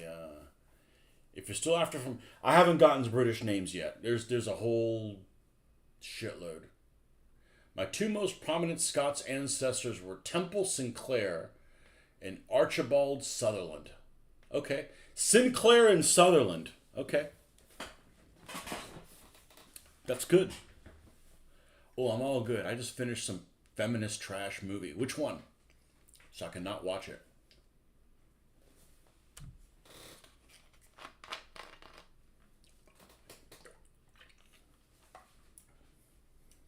I'm not fazed by that stuff. I'm set in my ways. You're not going to convert me.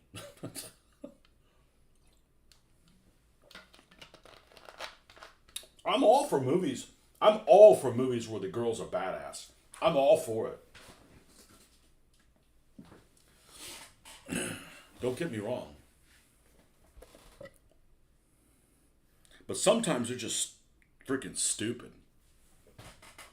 Oh, there's lots of movies where, you know, that are not that way, that are stupid. I tried watching, let me make another coffee, and then we'll talk about movies with females that are badasses. Uh-oh, I gotta get a refill on the water.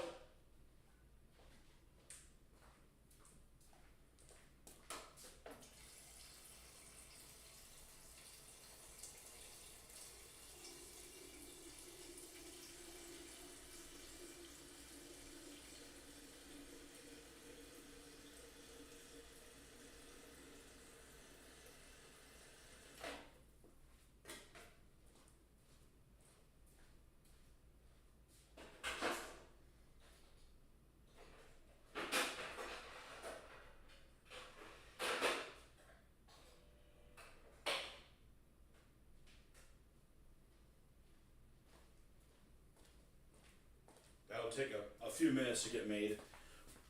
Movies of women's. You know, I tried watching, what is that, Kill Bill?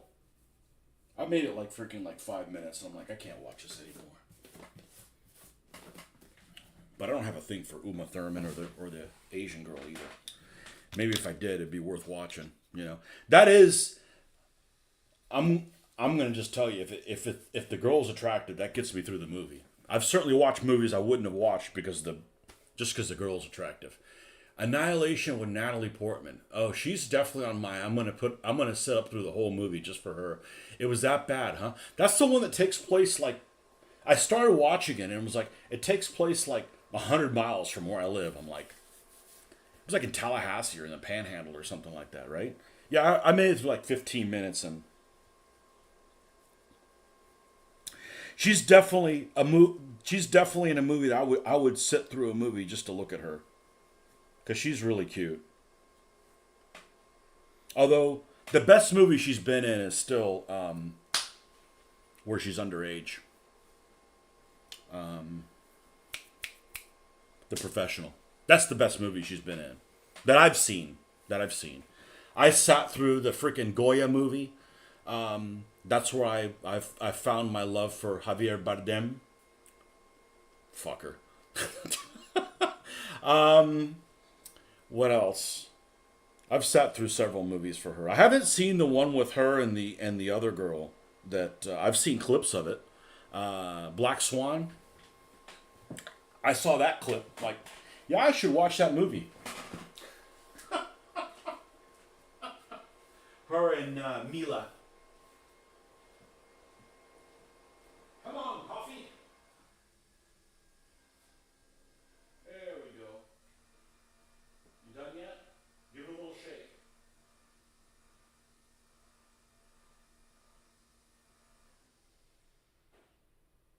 Thank you, Nespresso.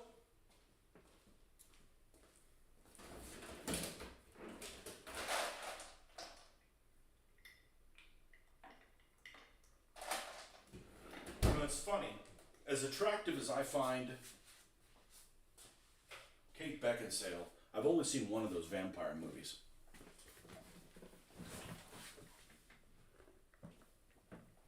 I don't mind a female protagonist like Alien, but a movie promoting feminist agendas like the Billy Badass female vet who cheats on her husband being a strong female lead just isn't. I don't like anybody. I don't like anybody cheating on anybody. I don't.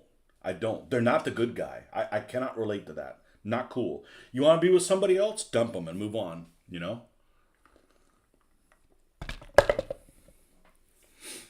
Not cool. It's not cool if anybody does it. Okay.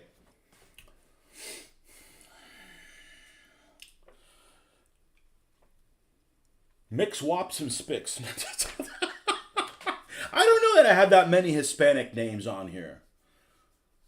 And I'm from the South. We don't call anybody a Mick. Like, for me, Irish people aren't MCs. They're more like O's. But I guess they're all kind of the same descendancy. All right. So my Irish we have, and usually guys these are my Americans aren't going to get. They're going to be at it with them. It's just gonna be for banter on the tabletop. I got McGillicuddy, O'Neill, Hanrahan, Flynn, Byrne, Brennan, Quinn, O'Reilly, Sullivan, Walsh, Murphy. You got to have a Murphy when things go wrong. You know what? Murphy needs to be the guy with a bazooka. Murphy's got to be, or the guy with a flamethrower. When things go sideways, Murphy, Kelly, McConnell, and Maloney.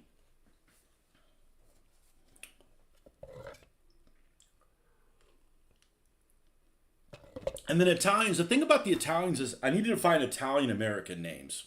Because there's Italian names, and I'm going to be honest with you, they're a lot cooler looking. They're like the Waddington thing, right? Like people in Italy, they've got long-ass names.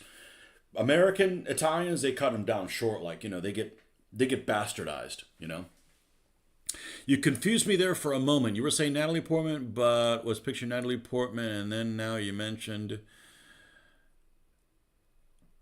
Oh, what'd I say? Natalie Portman, but I was picturing Natalie Dormer.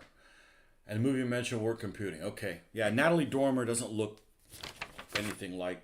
Natalie Dormer looks really good sometimes, and not so good other times. But it's the makeup.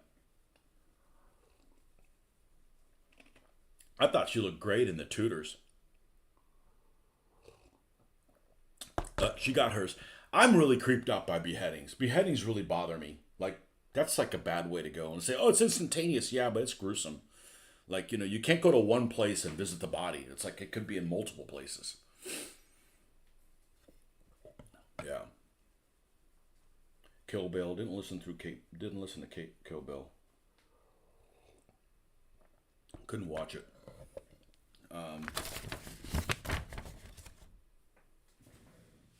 Yeah, guys generally do not dislike strong female leads. Like, one movie that, female characters can be way too, like, sorry. Like, everybody dislikes the female lead in the second Indiana Jones movie. Because all she does is scream and she's, like, worthless. Like, no dude likes that. Well, I don't know. Maybe somebody, but it's like, everybody has a problem with her. Whatever her name was. Okay.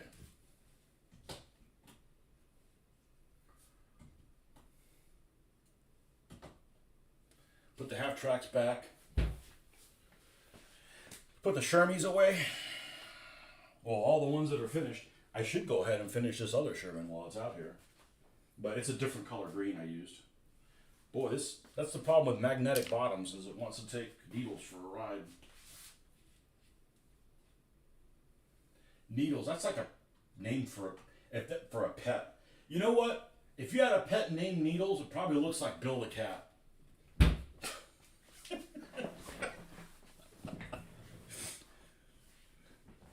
I can put up with anything for Olga Kurylenko. I've only seen one thing with her in it, and she was the bad guy in it, without a doubt. She was a horrid bitch.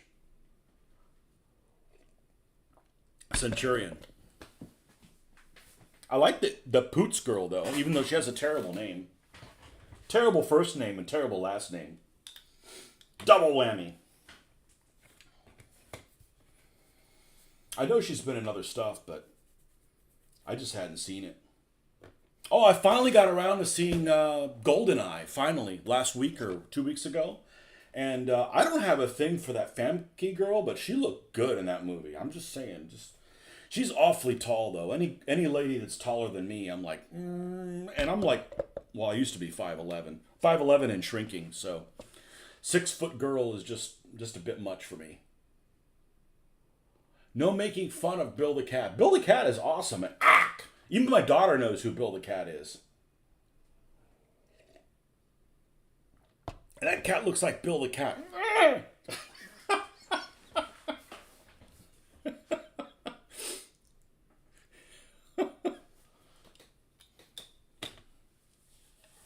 All right. Are we dry yet? Let's look at M15s. I gotta get the decals. I don't have that many American decals or American stars. And we're gonna avoid the Petting House decals like they're the plague. Because you know what? They fucking are. Never, ever, ever buy Petting House decals. They suck. They're not pre-cut, and their paper's thick as shit. Speaking of terrible names, U.S. swimmer, never heard of her. Wow. Better than Krusty Hyman. Let's see what we have here. Hopefully we got some little stars. We need them for the Les Jeeps. Oh, this just tells me what's in there. Okay, that can go away. Bye-bye.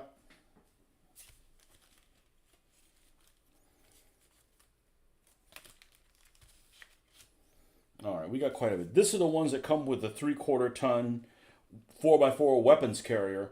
That, by the way, was one of the few kits I wasn't able to salvage. The suspension on it's all wrong. I haven't given up on it yet completely, but These are ESCI decals, ESCI decals. They'll probably shatter and explode when I put them in water. That's actually a thing. I didn't know there was a thing, but Petting House, go fuck yourself.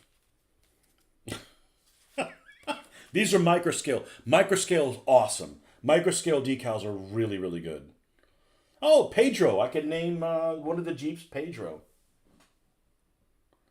I should name the other one after a donkey name as well. Pedro and Paco. Paco and Pedro. Got a little American flag to put on there. I can make my own name out of stencils. Yeah, I ain't got time for that. Okay, we got lots of and these are good. Microscale, they don't make that much variety, but microscale decals are superb. Who are these? These are ones from this company. The details. Those are pretty good as well. These are Petting House shit shows. They can go. I should just throw them away. Here's the other set of them. Okay.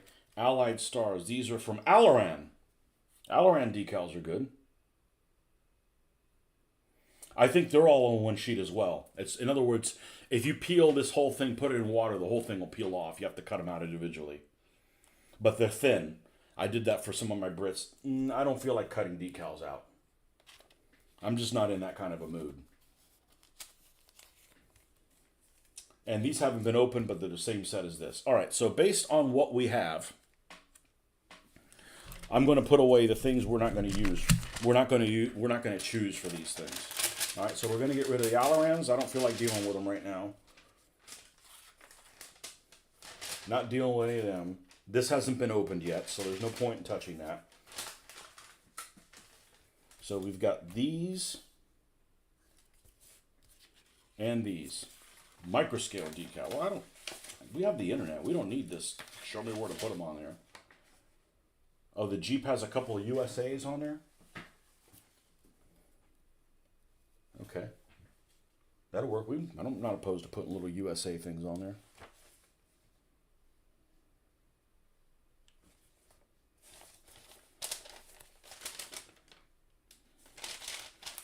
All right, we got this.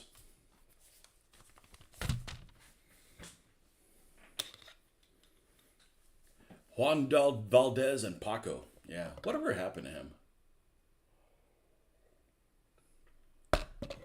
Speaking of badass movies that sucked, what was that movie that had the strippers in it? It was stripper-like. It's a terrible movie. And I couldn't even finish watching it, even though one of the girls in there was really cute. I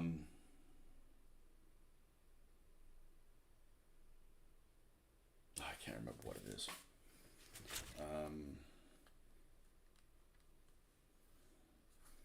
Some things just don't make any sense to me. I've just never done those kind of drugs, I guess. Has an adjective for a name.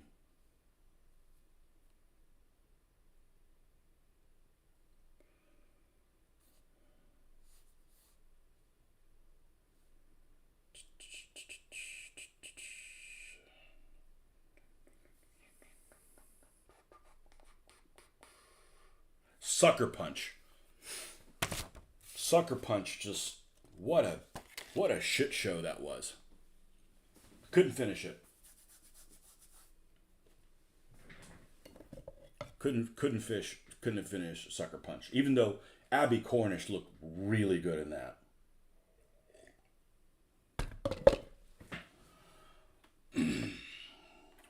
Female lead didn't do anything for me in that. Okay. Let's look for an M15. We're doing the M15 first. Showgirls. Never seen it. Probably died. No, never seen Showgirls. That movie is total fun. I got it to the fighting the big samurai thing, and I'm like, I've never done that. Doesn't make any sense. Does not compute. I'm missing out. Nah. Abby Cornish couldn't carry it for me. All right, let's get a little plate that we're going to put some water in.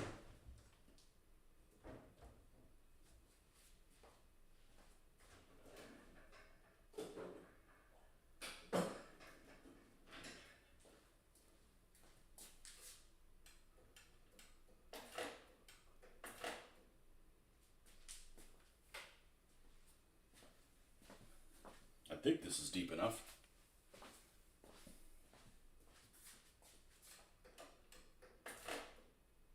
There. And we're going to look at pictures of M15s, which there aren't that many. Don't waste your time on Showgirls.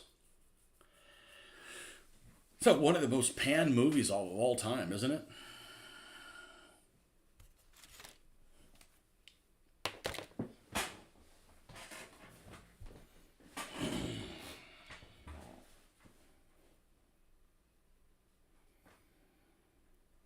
Okay.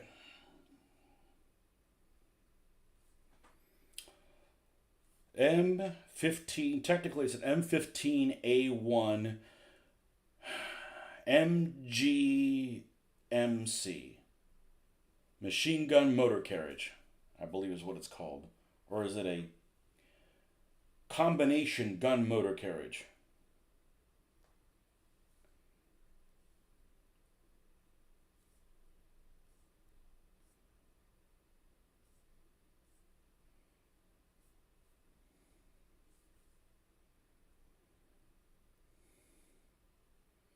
We'll just call it half track. Let's do for image. Let's look at images. Ooh, this one's got cami. But I think only 2nd Armor Division used that, and only certain units.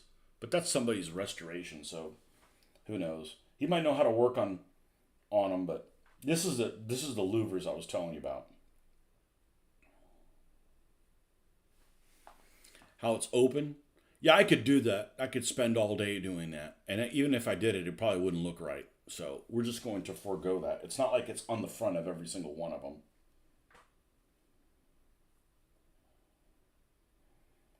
Okay, this one seems to have...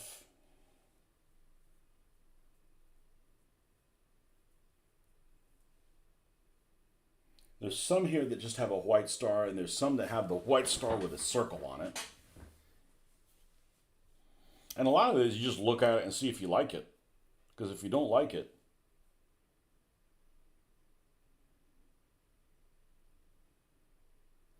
here's one that's in Spanish. It has like a little logo of something. That was like a little dragon. Something like that.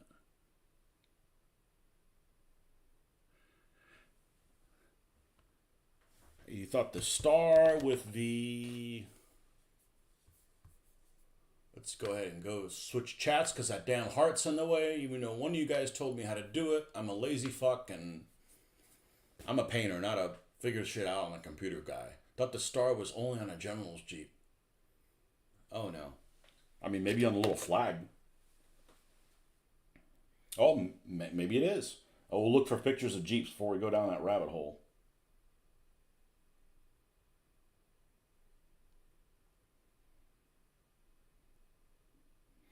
I'm not a big fan of painting serial numbers on it. So I'm not in a hurry to do that necessarily.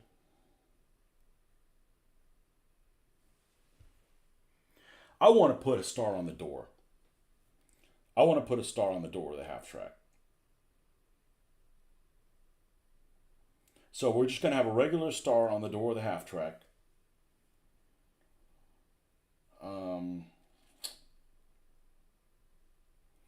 I prefer the round star with a circle on it.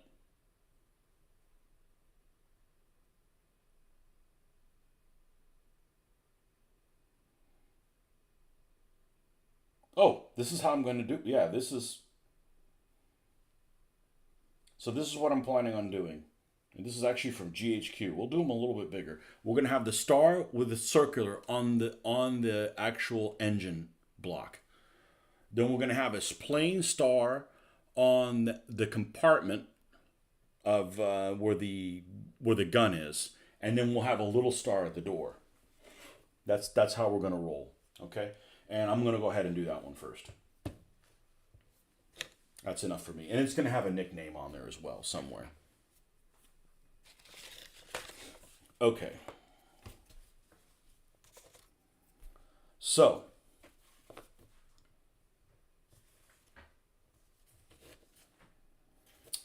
the engine compartment one. Crap, is it split or is it solid? I actually like the one that's split a little bit better.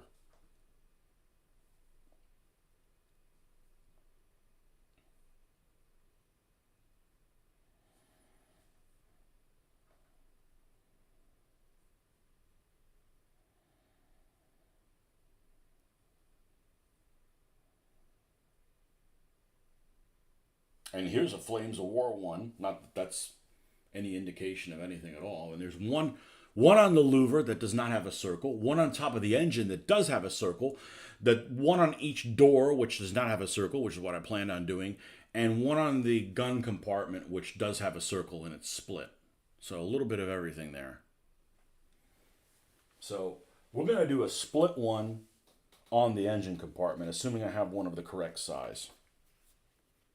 I do. This one will be. And the star faces, this is important. I believe it faces outwards. I believe the point faces out.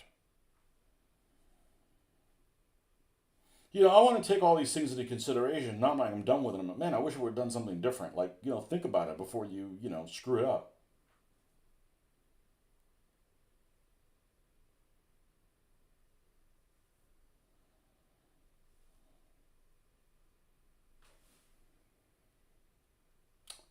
Nope, looks like it doesn't, it's not that way. It's like it points towards this. Okay?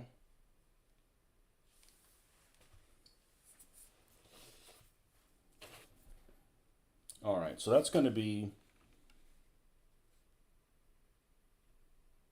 the next size up.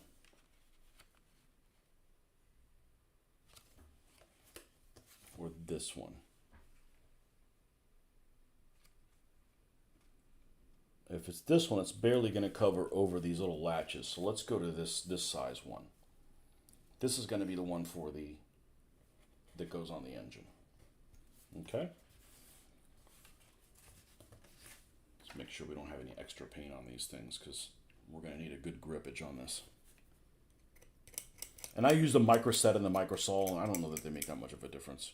I make them because I use them because what makes a big difference is the gloss coat. That's important. But Microsol, Microset, I've used them, not used them. Sometimes they turn out well, sometimes they don't. Now, here's some pretty small Jeep decal type ones. We're going to leave those alone because we need those for smaller vehicles. There's only one in the size I'd want to use here. So I'm going to, for the ones that are going to go on the door, I'm going to, oh, I stopped my names. Well, here I am getting in my own way again. Wow. Can barely make those out. Okay, here's two.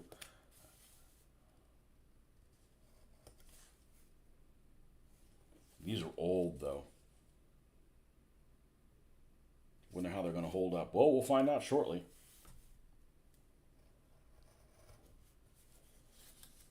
Okay, here's the two stars for the doors. This paper's a different color, so it looks like they're yellowing. And then we need larger stars for the side of the vehicle, and I assume that I had some.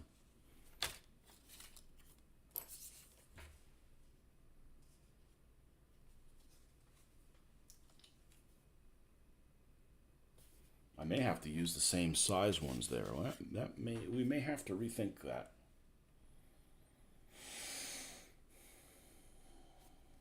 Well, let's look at the Alaran ones.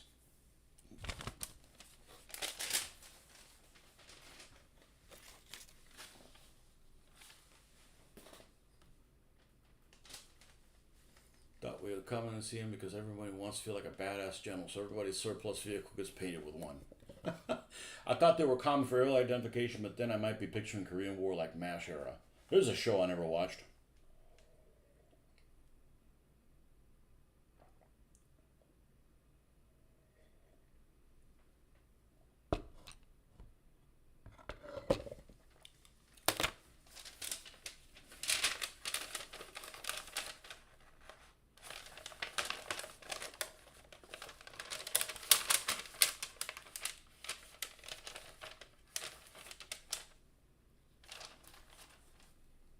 Come on, give me some white stars that are big. Biggish. Oh! Give me some white stars that are bigly. Oh, here we go. We'll use those. Now, don't move. This hit the ground.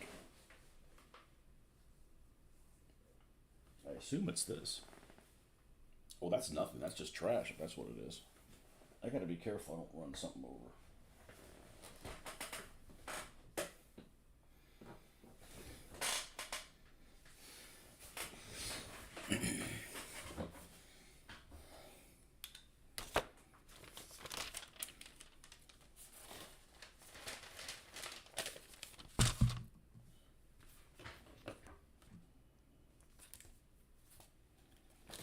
Oh, they're 1/76 scale. I can't use them.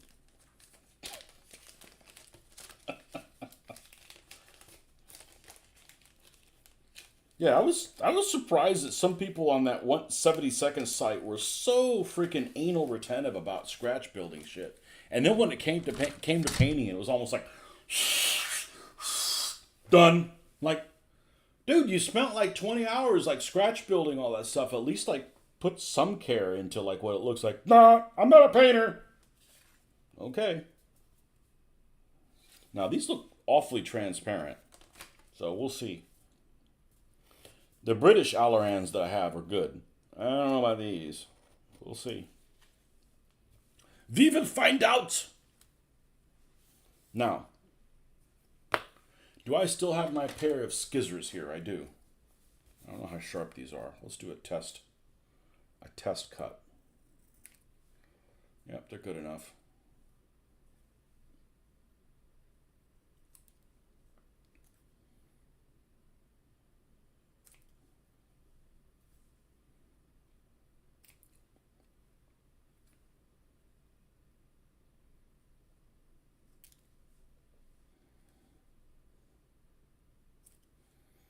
Build a cat.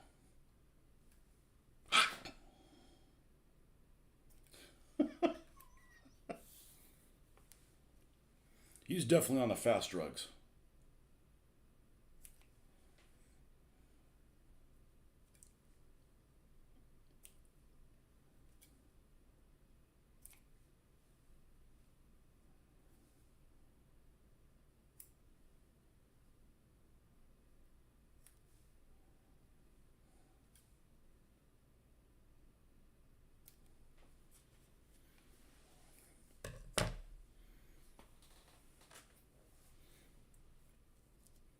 That's right. That's all of the moving parts, right? Okay. I like to put them all in there. And before we forget,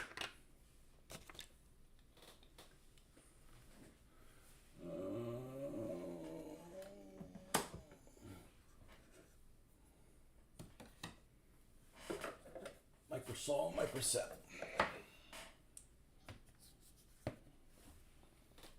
Microsol isn't that useful. It's gonna be putting it right there, and then I'm probably actually going to have to, after it's set, crack the thing so I can put a panel line through it. But we'll see. I've done one of those before. These I hope are not one decal. Oh, they fucking are. Why do people get so lazy with that shit? Like, dude, cut these things out. Well, if these suck, I'm not going to use them. We'll order some. We'll order more microscale ones, as we know those kick ass.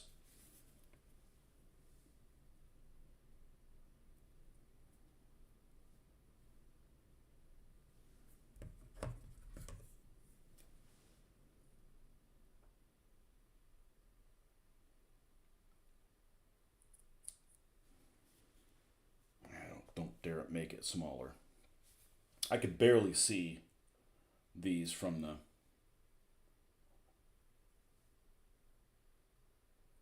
the backing paper is just way too close to the color of the decal. And these may not even work. They might shatter. I got these a long time ago. Let's see if they explode.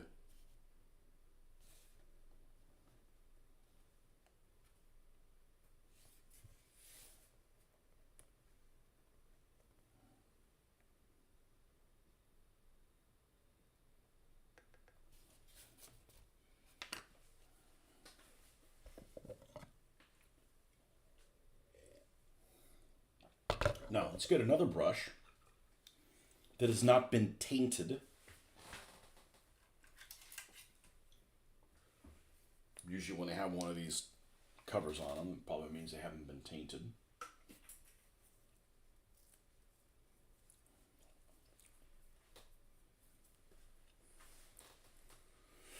Here you see some Warhammer streamers and just wonder to myself, how do you have an audience and so many subs? I don't know. If they do good work, they do good work. I just, I like all the effort that Warhammer does into their miniatures, but they're really expensive, and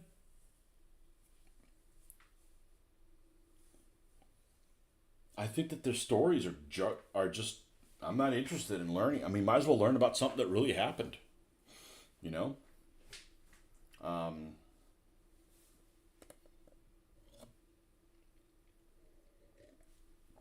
I never played it. I didn't grow up playing it.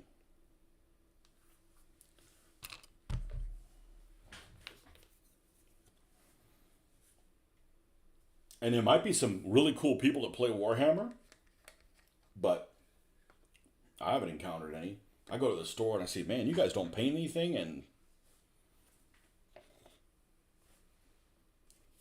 usually the people I see that play Warhammer have those, hammer and sickle type t-shirts.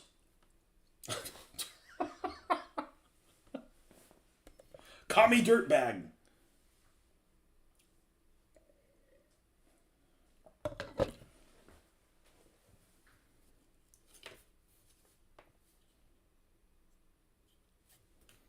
Like those freaking nerd burglars that were at.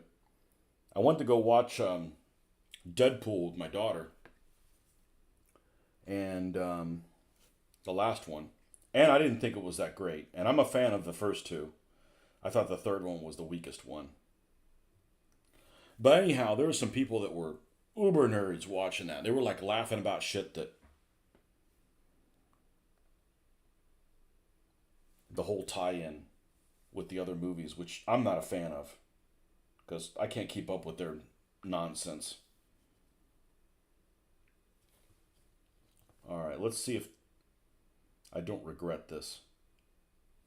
The star is the size I'm looking for. There's no doubt about it.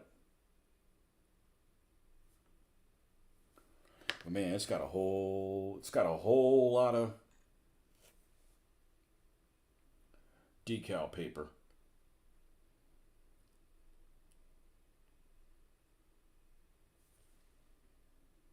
Okay, that's about right. Where is my... Is this one? Yeah. We just need a teeny tiny piece.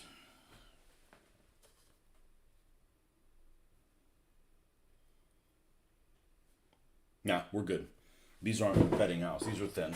I'm probably still going to put microsol over it. I don't know if it'll dissolve any of it. But yeah, the Alaran decals are just fine.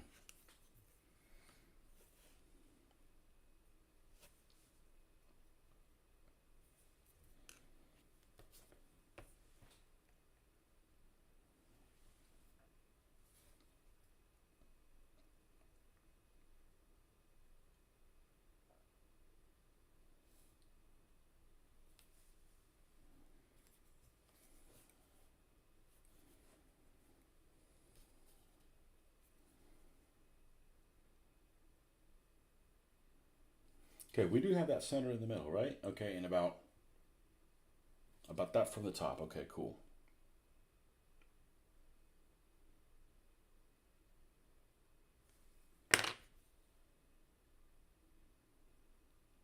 There's something relaxing about doing this. Scooching it around.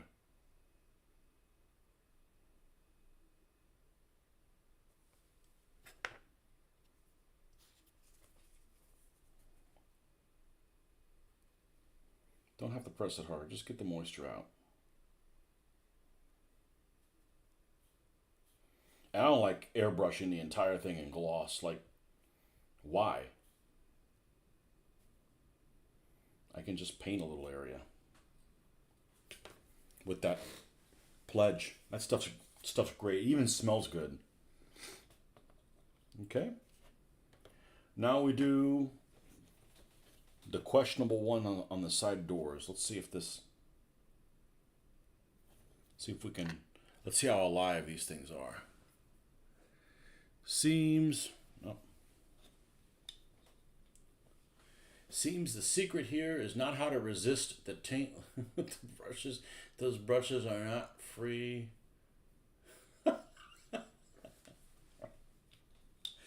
That'd be this one over here. I've got one that's all like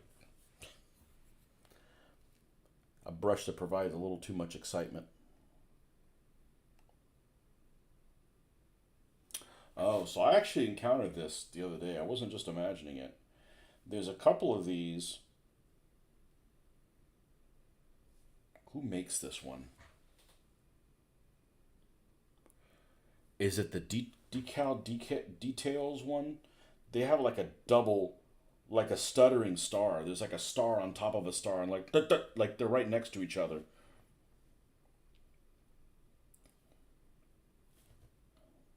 A stuttering star. Yeah, it looks like the. What's the correct terminology for it? It printed out of register. It like double printed out of register.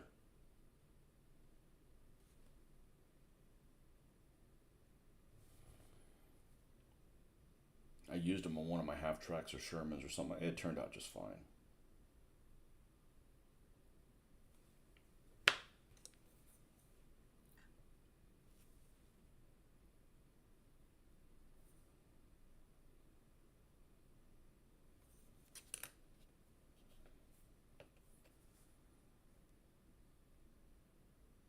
The last time I went to Historicon, I did a walk around video, and this other guy did a walk around video as well. And this guy was so offended by the guy that sold videos because he had some t-shirts that were propaganda items that he didn't agree with, which is a fair point, but if it had been a bunch of commie shit, he would have been fine with it. So, don't buy stuff, man. I see stuff all the time I don't like. I don't have to well, I'm going to boycott this and boycott that, and man, some people just need to get their ass beat when they were, a kid. That's what happens when you don't paddle your kids.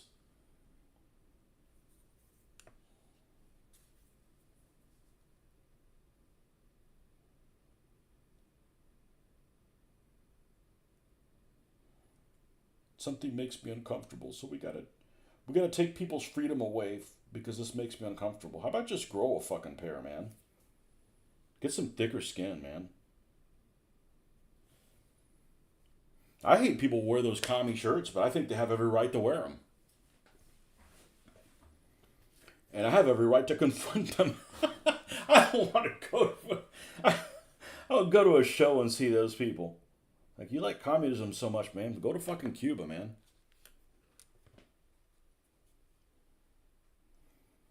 If communism is so great, why did my dad have to, basically leave with nothing?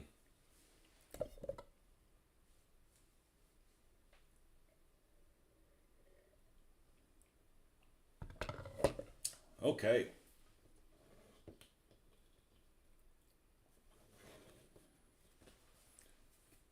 Bond music, because he's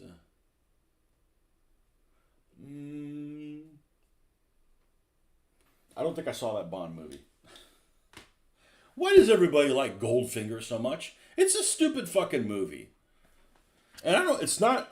It's just that one. Like, why? Everybody gravitates towards that movie.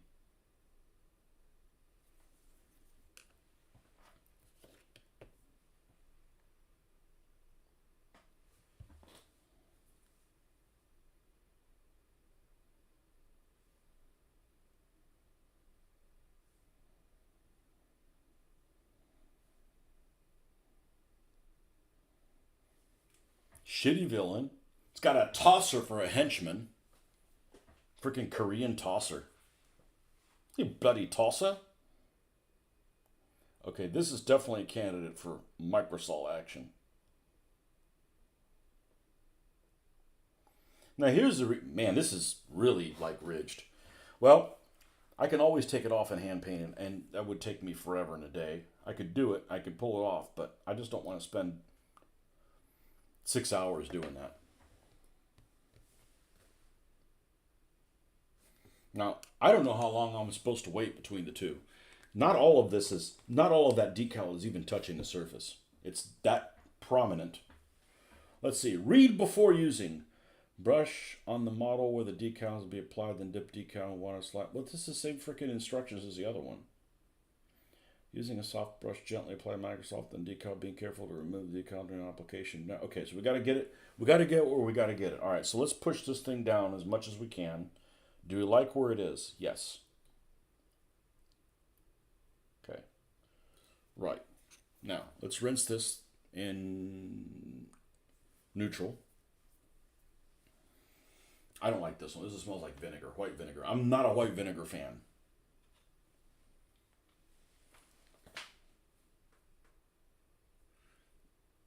Commie shirts. Yes, please tell me you're a douche with zero knowledge of history.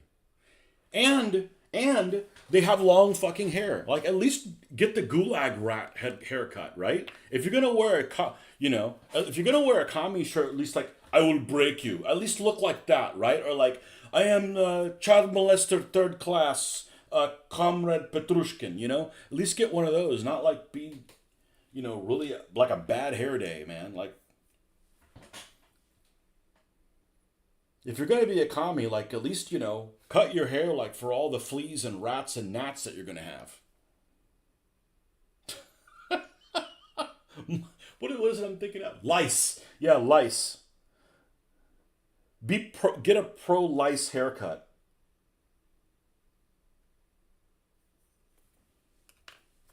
I'm turning into a old fucker right off the bat. I mean, I've already said last time.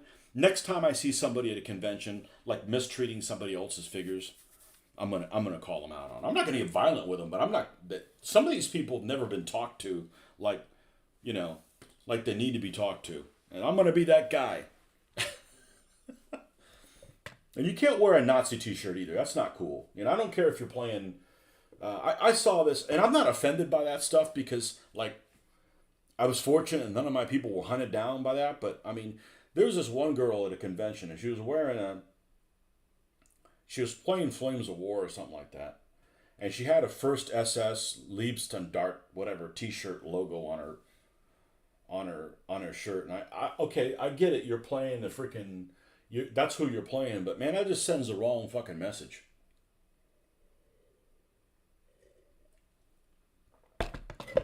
I'm not wearing a fucking German T-shirt. What if you run across a veteran that, like, his buddies were murdered by these fuckers, Not cool. Not cool.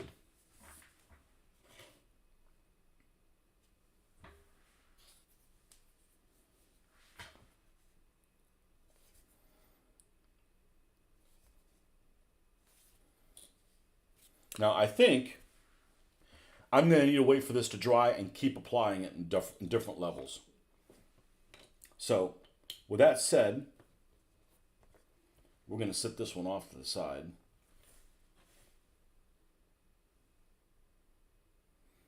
Looks pretty good. And we haven't even done the black lining yet. Jeeps, you guys have some Jeep controversy, so we'll hold on to that one. I don't know if I'm going to do that yet. I'm going to take what you guys said into consideration. I feel like it's got to have one on the roof, but maybe not on the engine compartment. Let's look at this guy for the.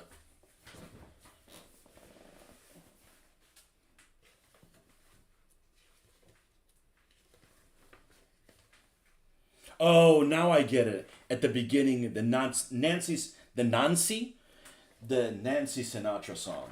Got it. Okay. Got it. Oh, here's a Jeep. Can't tell if it's got a store on it or not.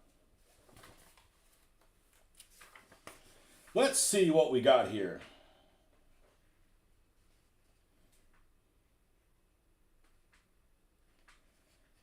Hellcat.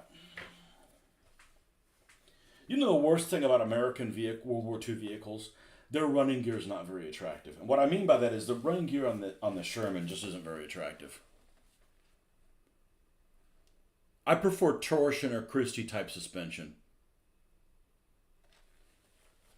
You doubt that it does? That could be. Hey, that's why you look at pictures. That's why you do historical. That's why I do historical war gaming.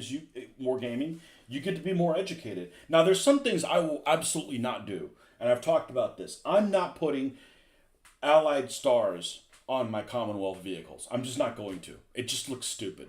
It was a bad idea. It just looks aesthetically, it looks dumb. So, did they do it on every vehicle? No, there's some that it got left off of. That's the ones I'm modeling. Okay.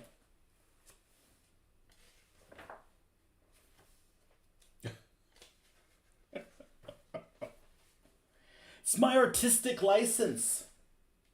Oh, I've actually never seen a picture of the cover here on the M10. And it looks like it's thin metal. One of the main drawbacks, we're not doing M10s. One of the main drawbacks of the M10 was its open turret top. This proved a liability during combat in towns. What's it doing in a town, man? And dense vegetation or jungle. No satisfactory solution was ever developed to rectify this problem aside from modifications made in the field. This M10's turret has been fitted with a field modification designated by the 536th Ordnance Heavy Maintenance Company of the 7th Army in early 1945. That's a mouthful. This is the final production version of the M10 turret, which can be identified by the squared off rear corners and the counterweights. Okay, well. Wow, there's a hidden star. Talk about a hidden Mickey. It's under the overhang there on the M10. Well, we're not doing an M10 right now. And it looks like the poor crew had the stupid football helmet looking things.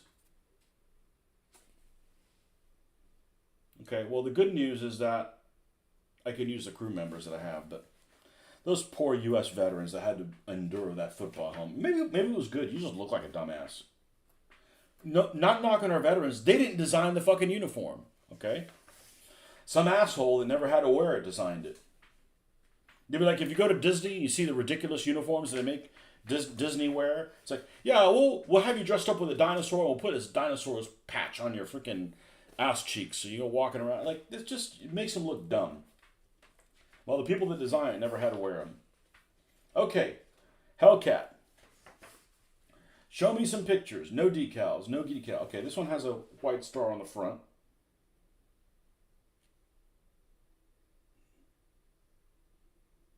And a white star on the side. We may run into a problem when we don't have enough white stars.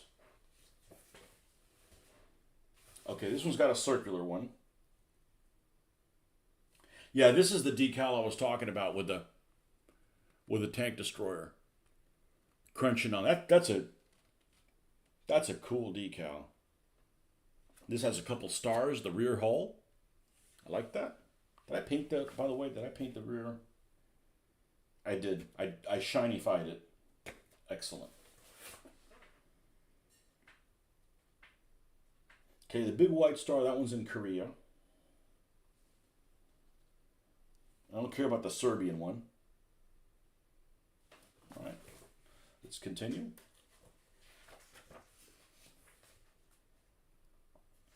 I gotta look through here, and then as always, I'll end up looking through the internet. This looks pretty freaking cool. Have the white star on the rear on the M10.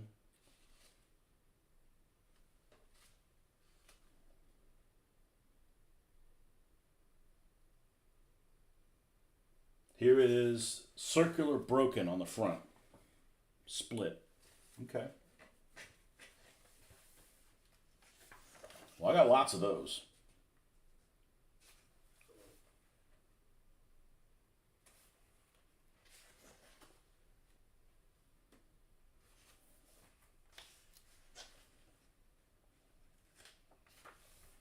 M10s, M10s. And I wish I had M10s, but God, they're impossible to source. There's another M10. This is a Hellcat with a round one. Split. And it's above that split there. Okay? And this one has a white star on the side, like in the middle, even with the turret. Okay? I'd make them all different if I had several of them to do. And if this turns out well, I'll get more. I'll get another pair of them, or probably like that. I'm fine with the lines that it has. It doesn't bother me that much. I'm over it. Okay. What do we have? I know we got tons of round stars. I know we got tons of them.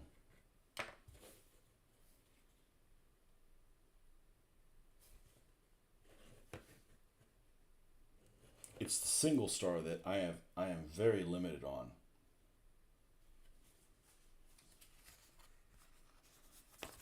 And these are these double? Well, we're going to weather them, so yeah, that's the size I need to use for this.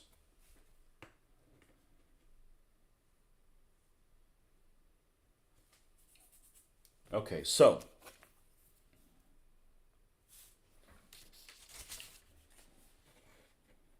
we're going to do a split one on the front, and we're going to use this size. How's the half track? How's that microsaw working? Wow, it's actually working. Wow, I've never seen it work this well. Of course, this is also the most uneven I've ever seen. Okay, cool. If it's a matter of patience, I got this. I got the patience department. That's why I'm working on multiple different things. I as a general rule, I prefer to work on one thing. It's done. Move on. You can't do that, or you just end up like, okay, well, that was fun. We'll see you later. You know, you won't be able to get anything done. Which one of these sizes do we want? There's that one. And there's the big one. Let's do the big one. Because if we're going to have to go over that edge,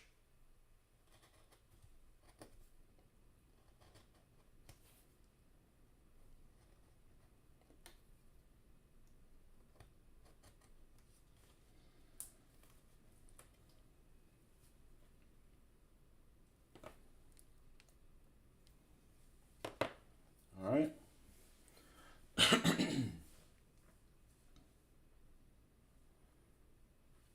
Now we're going to go to the internet.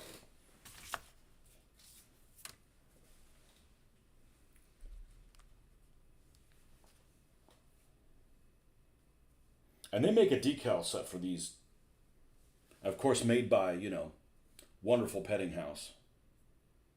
Rain is possible the next hour. Well, of course, it's always possible.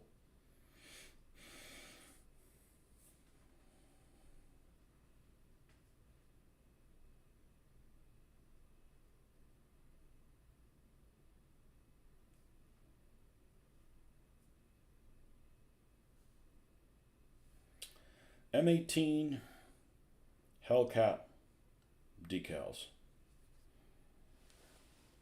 Yeah, freaking Petting House. Screw you. It's a shame because they make a lot of really cool stuff. Sprue Brothers.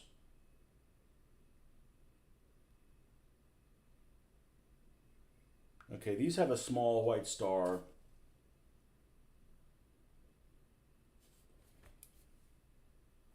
Right there.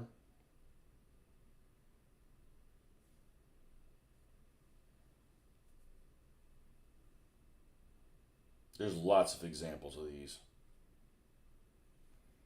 Here's another decal set. These have a bunch of round ones, and a big round one on the front, and a little round one on the bottom, on the back.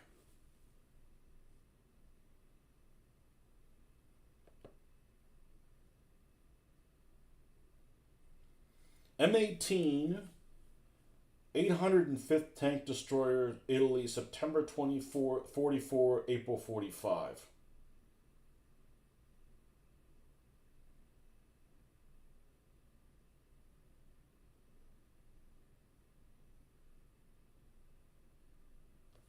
Okay, that's what we're going to go with. I like this. I'm going to save this screenshot. And it allows me to use the round ones that I have a ton of. I have a ton of round ones that are split. We need these small ones here. Okay, so we're going to use 2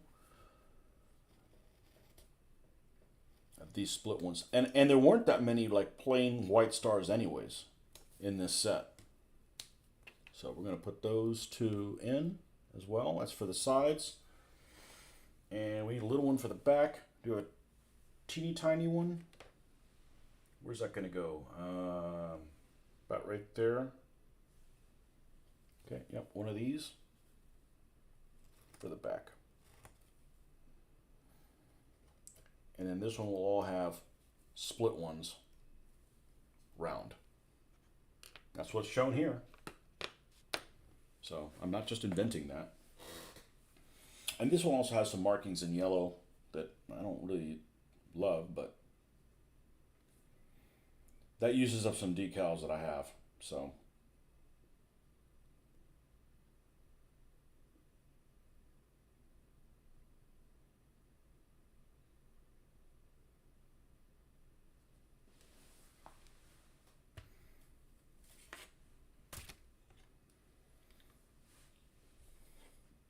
I'm not necessarily making them for a unit. Supposed to use microset, let it dry, apply transfer, use microsalt, let it dry, press with a paper towel, apply and dry several times until decals off. Apply practice. Ah! Well, how about we let this dry? It's setting really well. Is there one on the back of the turret? I guess there isn't one. Okay, well we're okay with that.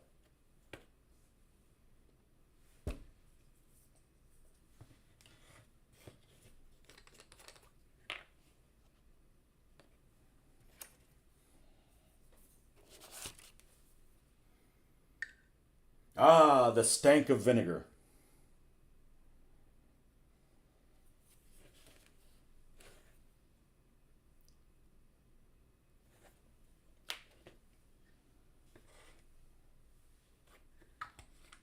That's not written on here.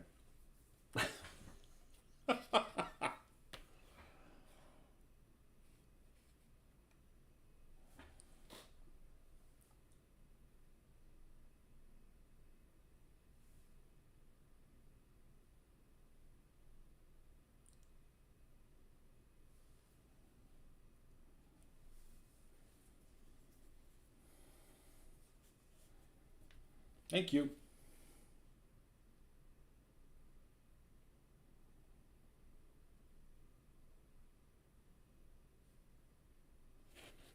Shit, this is on a curve and it's laying super flat.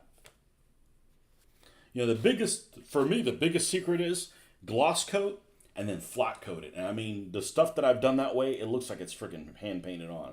The thing is if it didn't take forever, I'd rather hand paint them because I actually enjoy that part.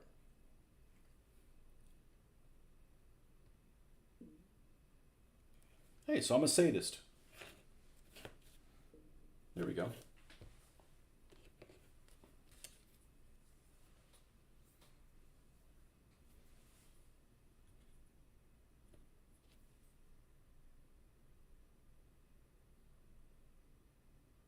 Maybe it is. Hey, I can't do everything right. I got to leave you guys some room to improve on me.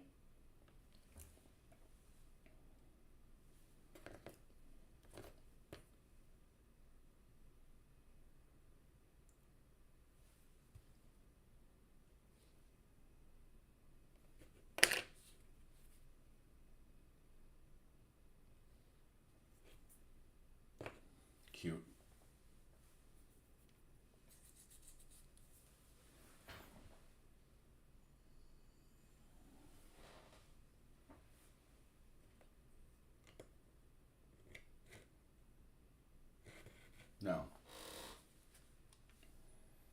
is this located, more or less?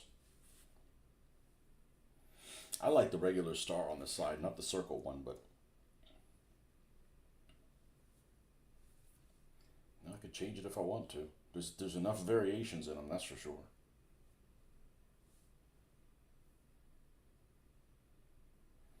Okay, it's right there at the split of the step. Okay, and it's further towards the bottom. Right.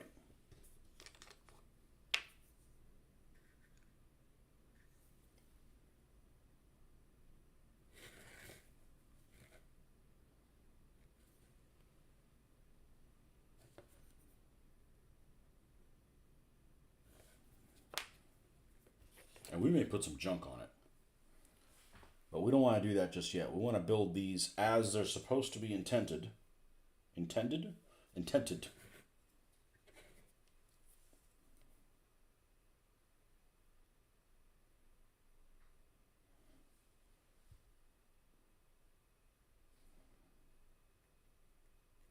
God, it seems like it should be up here, not that far back. Let me take a look at it.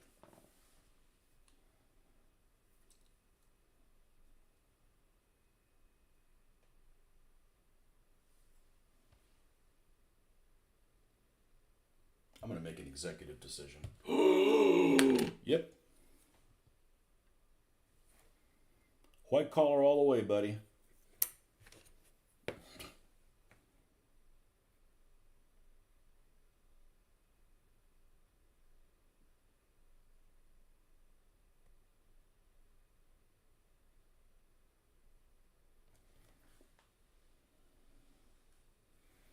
Oh, now I don't freaking know. Let's see. God, it doesn't look right with the round ones on the side of the turret. Man, the one on the glacis looks stellar. So does one on the back. All right, let's move it back. No. No. We'll put this one back here and then compare the two sides.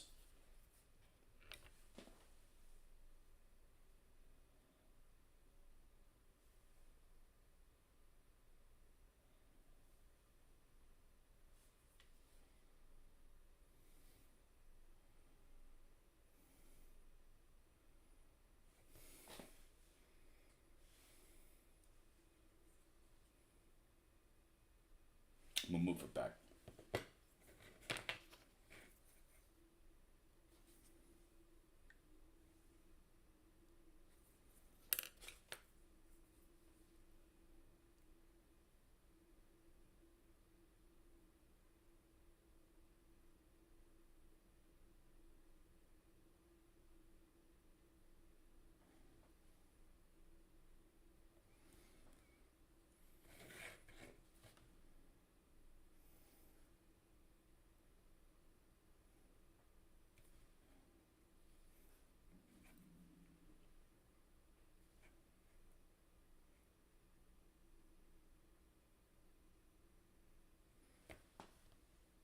And yeah, it is lower.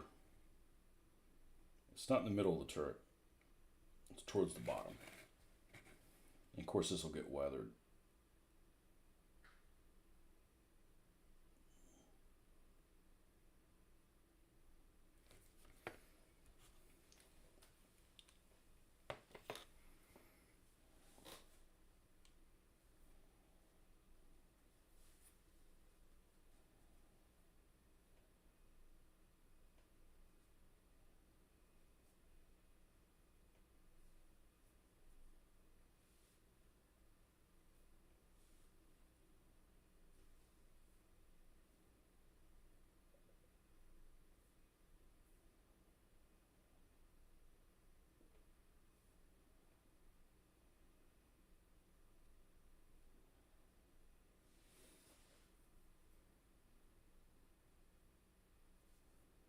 That's a red bubble sticker.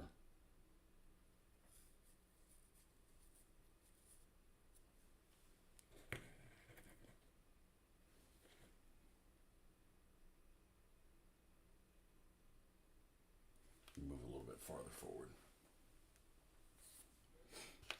It just gives you an opportunity to see what it looks like when it's, and if you like how it looks there, which I do.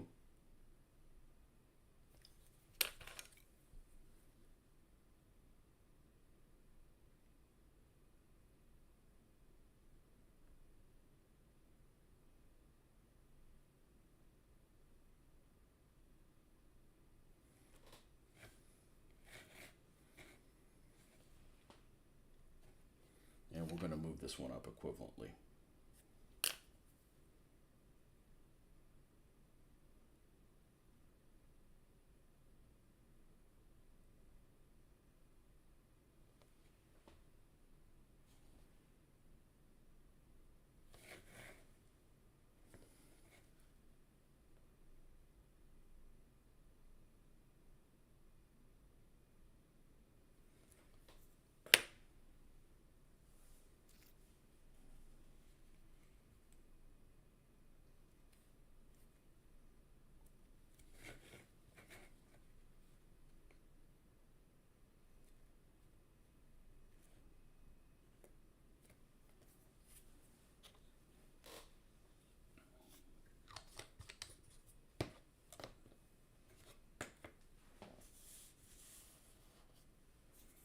And of course, it'll look a lot better once you got the tires and stuff painted.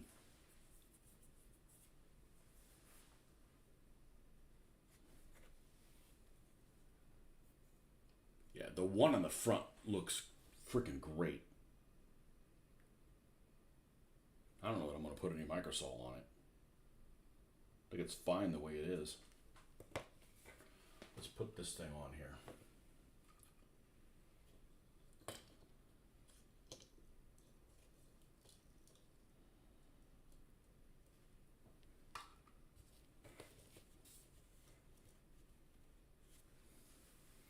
And they're both going to have nicknames because that's my identifier. That's my identifier for it. Because when something comes up, you know what's what. All right, I'm going to take a little, go to the little boy's room, and I'll be right back.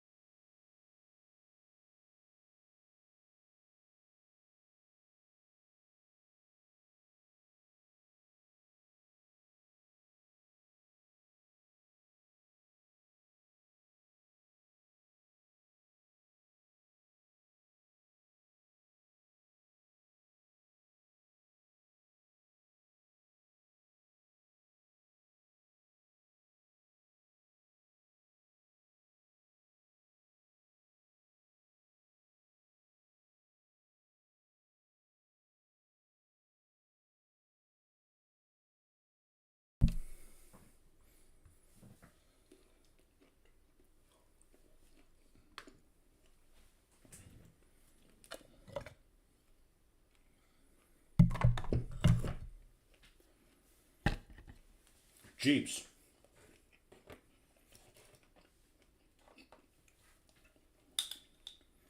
So, I didn't realize there was that much controversy on Jeeps.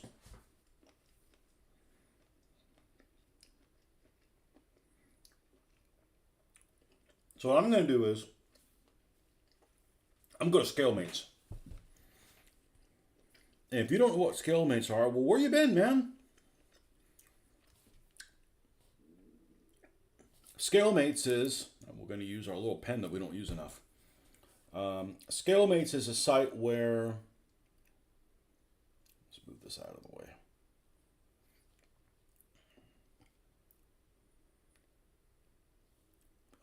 Let's change. I'm on desktop site. Okay.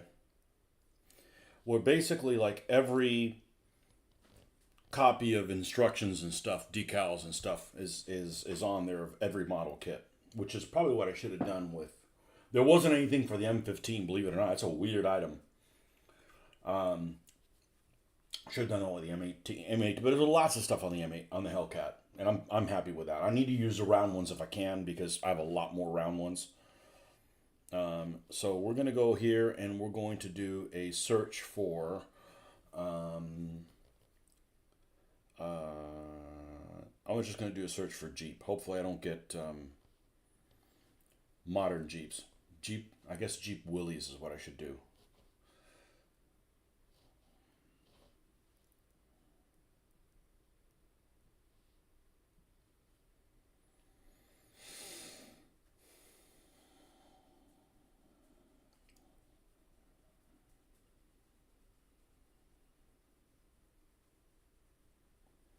U.S. national insignia for Willys, Jeep, and GMC 2.5 ton truck. Well, that doesn't tell me anything.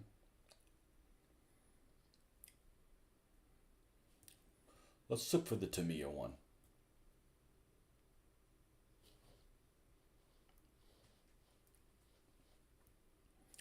This is one of those things that's actually easier to do on the computer. Certain things are easier to do on the computer than not. Okay, US Jeep full set. Okay, cool. Let's get this one. All right, and what we're looking for is instructions. And you can download them, and there's other sets and different things. So let's look at let's start there.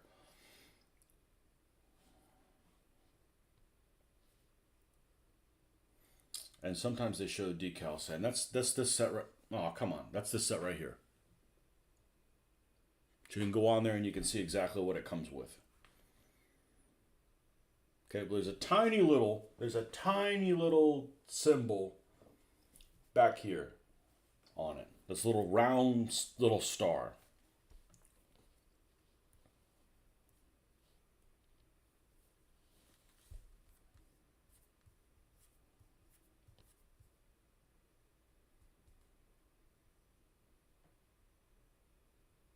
Okay, and here's a bunch of examples.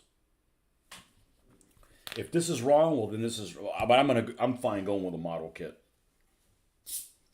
All these have a star on the top of them. I don't know if it's right or not. What do we have here? 13th Armored Regiment of the 1st Armored Division Military Police.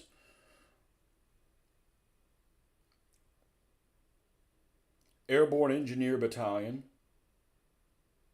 All American.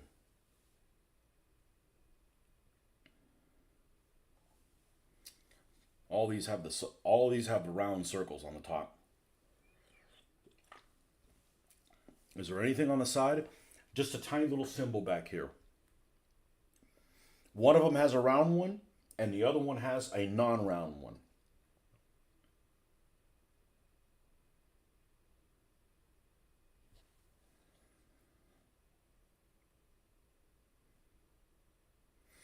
Oh, look at this. Same mark as the Jeep. So it says this tiny little symbol, is on the trailer. Well, that's what I'm going to do. Whatever I do on the roof, I'm going to do in that tiny little corner back there in the back, in the quarter panel, which is a really small panel. So can we do a solid star on one and just a regular star on the other?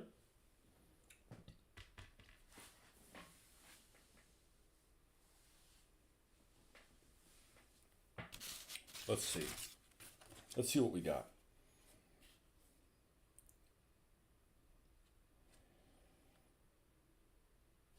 How small are these? They're pretty friggin' small.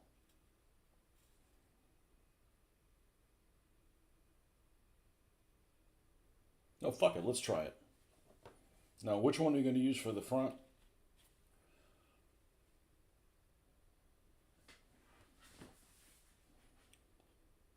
I've got tiny little straight ones that I can do there. Do I have one left I can use for the hood? I do. Okay. So I want the one that has the mirror down just to have the star on it. That's going to be this one. It's my last star that I have anyways, and it's the right size, so it's perfect. And it's upside down.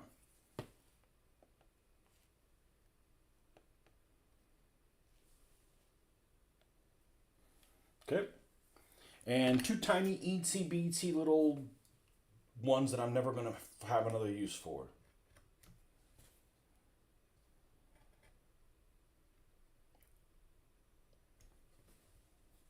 Okay. That's one Jeep. And the other Jeep. Oh shit, I got water on here. Well, that's not a big deal. It'll all dry out. I've brought decals back to life. Like I've used some and I'm like, I don't really want them, so I put them back on the paper, let them dry out, used them again, no issues. Let's look at this one.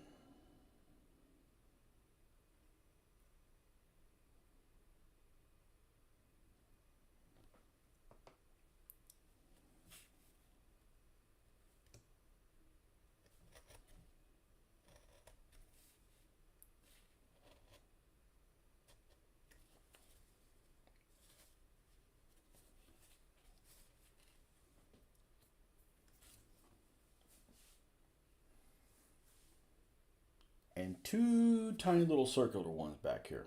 I don't know if these are going to fit, but if I don't use them here, what the hell else am I going to use them on? Not like I can put them on the doors or anything. There's no doors.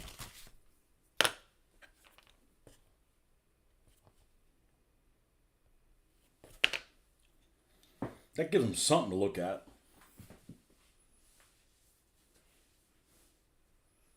I don't do scale models of real vehicles anymore. What do you do, just Warhammer?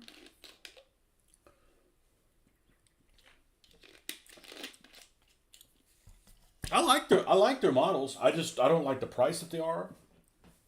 Which I can deal with if you just buy what you use. I also don't like a figure that's this big that only shoots this far. Like that's like worse than BattleTech. It's supposed to be way in the future, but things are really inaccurate.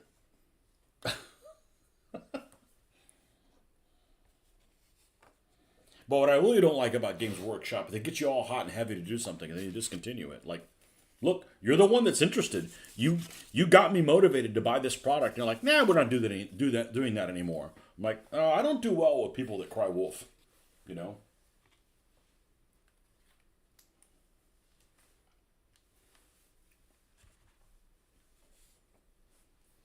Okay, Star Wars pre-World War II Lend-Lease program for military vehicles circled Star Wars World War II. Used to French period 2. Games Workshop models. Yeah, I think they make good. Yeah, their stuff is really expensive. I'm going to write it off to it. You got to cover all that overhead that they have on advertising. They advertise a lot. And they don't have shit people paint their stuff. I mean, I've had some people that say that they don't like Games Workshop stuff because they have these uber painters and then nobody can ever compare to the painting on it. I'm like, well, that doesn't affect me. But I guess that's a legitimate point, but it doesn't really apply to me. They just do stuff I'm not interested in. I mean, I can't be into everything. So I'm going to pick what I am and I'm not interested in.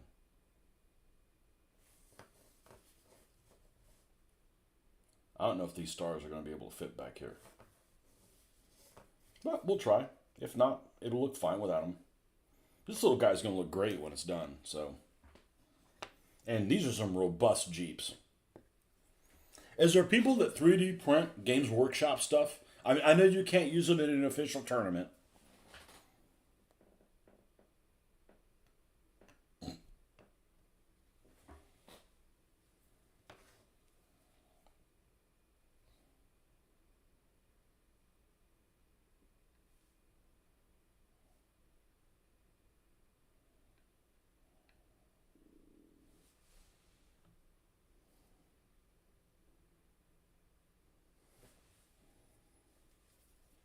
All of a sudden, I got the freaking A-Team song stuck in my head. There's worse songs to be stuck in your head.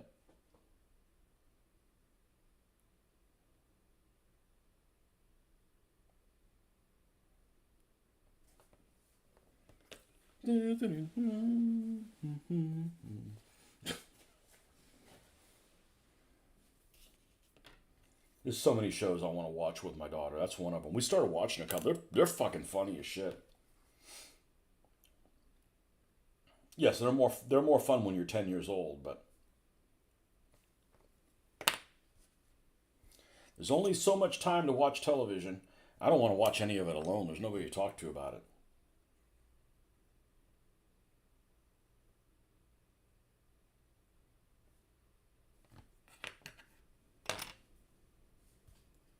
Boop.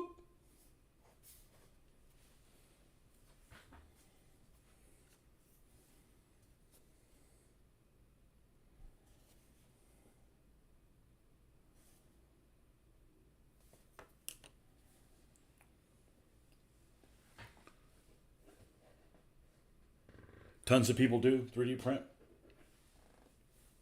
Yeah. Some games are cool, and then I don't like the lore that they create for it. Like Gaslands. Gaslands is a cool game. It's got lots of loopholes, and I can't be into everything. I only have the energy to do one thing, so it's going to be this. But Gaslands is a fun game, but the lore is stupid. Like I would have come up, but that's a game that's easy to like come up with another background story. You like to print 40K in 15 millimeter, the one true scale. That's 20, man. I'm not anti 15 millimeter at all. Like when I was doing Ancients, I was only going to do 15. There's no doubt about it. But I got in this scale so many years ago for World War II. 15 millimeter just didn't exist for World War II in 1990. The only people that had it that I remember is Old Glory was just coming out with their stuff, and their stuff didn't look very good.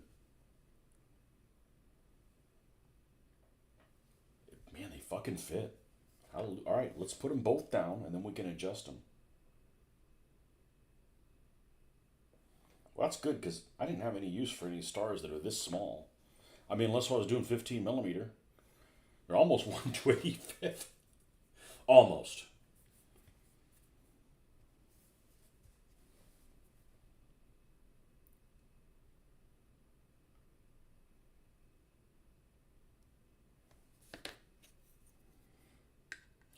I tried hard to find that post on the miniatures page many years ago where somebody said anything larger than 20 millimeters playing with dollies. I want to know who the hell was the brilliant fucker that came up with that. I really don't care what scale other people do. I don't tell, hey, you got to do my scale, and people can go fly a kite up their ass if you want me to do their scale. I do what I do, and you can do what you do, and we can coexist.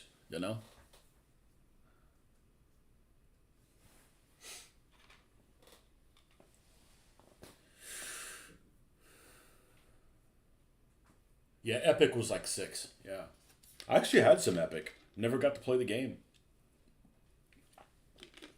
I'm looking through a White Dwarf magazine many, many years ago, probably 1989 or something like that. And there were these demons with like sticks, and they were big. They were, well, not the really, really big ones, but they were still 20 feet tall. Like, ah! I'm like, all right, that could be fun just for all the voices you can do. You know.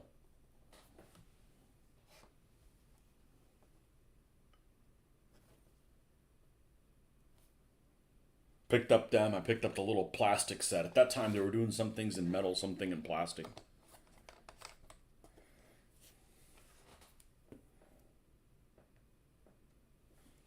Plastic has its advantages. You can use weld cement. That's just a blessing. There's just such a blessing to use weld cement. The problem is they lack heft. The good news is they fall on the ground, they don't shatter themselves. The bad news, it's there's good and bad. Oh, did I end up doing it backwards? I actually wanted to put that one face. It doesn't fucking matter. Tough titty. This one's the one that has the thing down on it. I don't remember which one it is. I didn't have a really strong opinion one way or another. We're almost certainly, if we need more Jeeps, going to be buying more of these Jeeps. These Jeeps are great. Now, none of them have 50s in them, but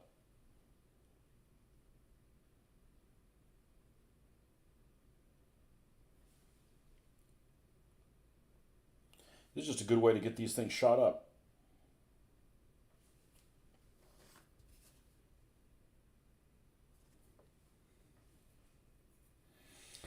These seats look really uncomfortable, but it's better than walking.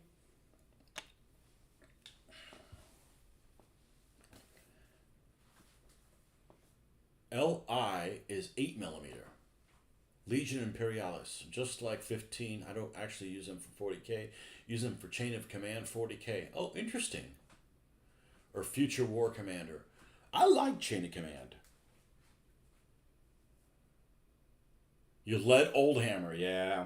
Man, when those guys came out, when I first saw them on the scene, like around 86, 87, and they had like the name of what the character was on the freaking split between the feet, I'm like, that's freaking cool. That's really cool.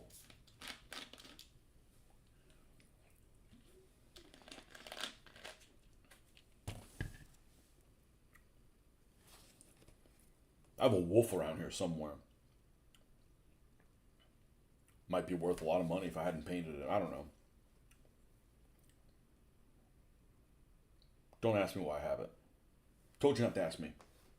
I don't know. Got it when I was a kid.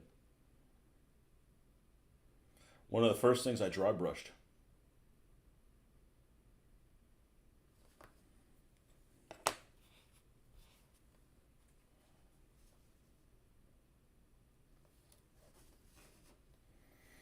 Yeah, I don't know why those Warhammer pages have so many views. There's a lot of people into Warhammer. Now, there's a couple of those pages where they have some female on there that have a bunch of views, and, well, I know why they have a bunch of views. I don't really want to. I stopped seeing that guy's video. There was a guy that was prolific on YouTube. I think it was on YouTube or Reels or something like that. And he'd always tell these dad jokes, and he would basically prostitute his daughter. Like, his daughter was basically on there. You couldn't see him, but the daughter was on there. And she was fairly attractive, but also like fucking 15 years old. And I'm like, you're doing that to get views. I'm like, that's kind of, I don't need to hide my daughter, but it's like, some things are kind of obvious why you're doing them. Like, dude, like.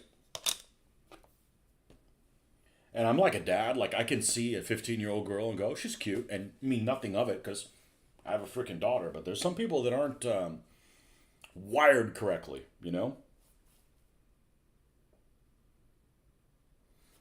Okay, that's going to fit right over the star, which is great. That's what we wanted to do. That's how it's going to look. Nice. Nice. These will look a lot better when they have the little tires painted, which is the next step.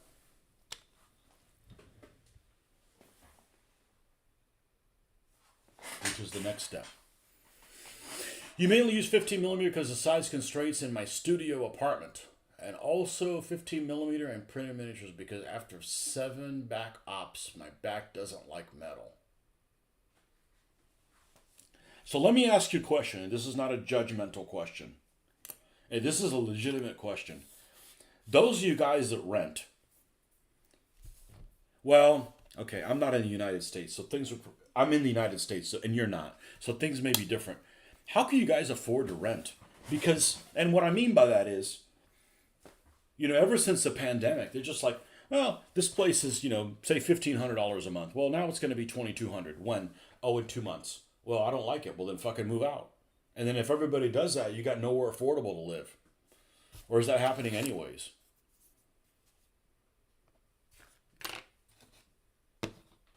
I don't have anything against an apartment. I lived in an apartment many times. The biggest problem with an apartment is you could get a neighbor. It's a fucking pain in the ass, Or you could, they can move your rent up and down. It's not that I got to live on property or something like that. I'm Captain Suburbia.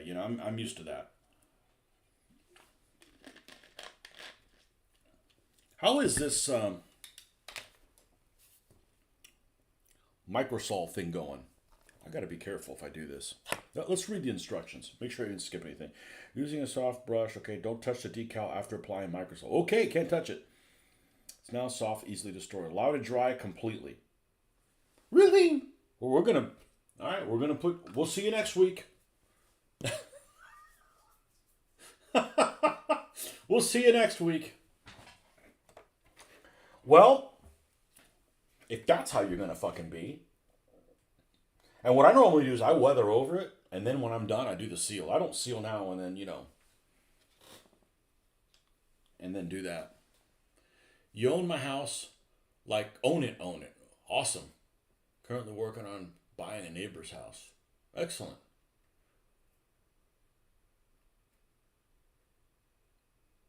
So, all right. So what the fuck can we do now? Well, that's why I have multiple things out here. I'm gonna paint the wheels on this.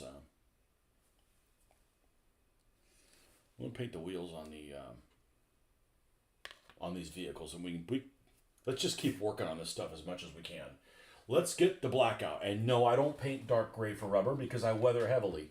And if you paint dark gray, by the time you're done with light gray, and light gray doesn't look right to me. Doesn't look good to my eye. Vallejo or Craft? Let me think. I think I've been using Vallejo. It's a little shinier, but it's totally flat when we're done with it. And this one's kind of a limp. So, is this a black? Nope. That's German gray. A lot of people use that for rubber. I don't. I use black. What do you got against black?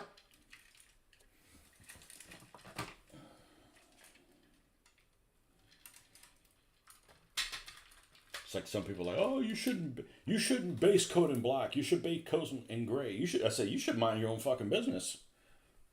I'm armed and dangerous. I don't tell people what to fucking do. Dries in like 3 minutes. Okay.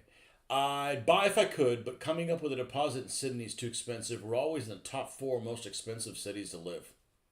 Yeah, but you don't have people taking a dump on your sidewalks. Mortgage is often cheaper than rent here, but a 1-bedroom apartment in what neighborhood? Let's see. Let's go. Let's do top chat, and then we will go and do live chat. 1-bedroom apartment in a cheap neighborhood is upwards of $6. Yay! Yeah, but it's Australian dollars. You could buy what you mistakenly believe your first home should be a new home. Buy a bombed out crack house owned by slumlords. Spend a couple of years remodeling, then buy something bigger.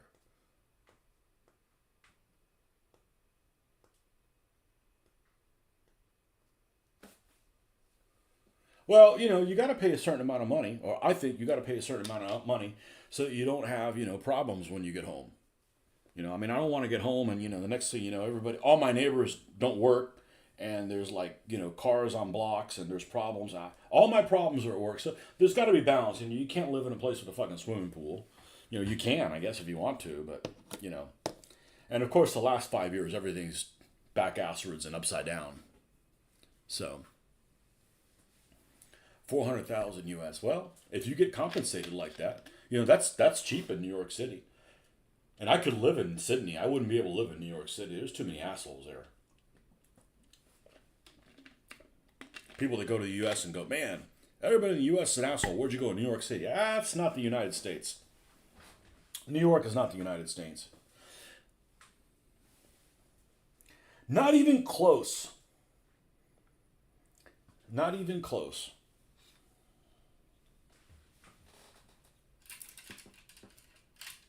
I don't want to live anywhere you got to pay for parking. That's un-American. That's like, you have a store, you want me to shop at your store, you need to provide me parking. Sorry, that's just how it works. That's Tony's unwritten rules. Tony's unwritten rules about American suburbia.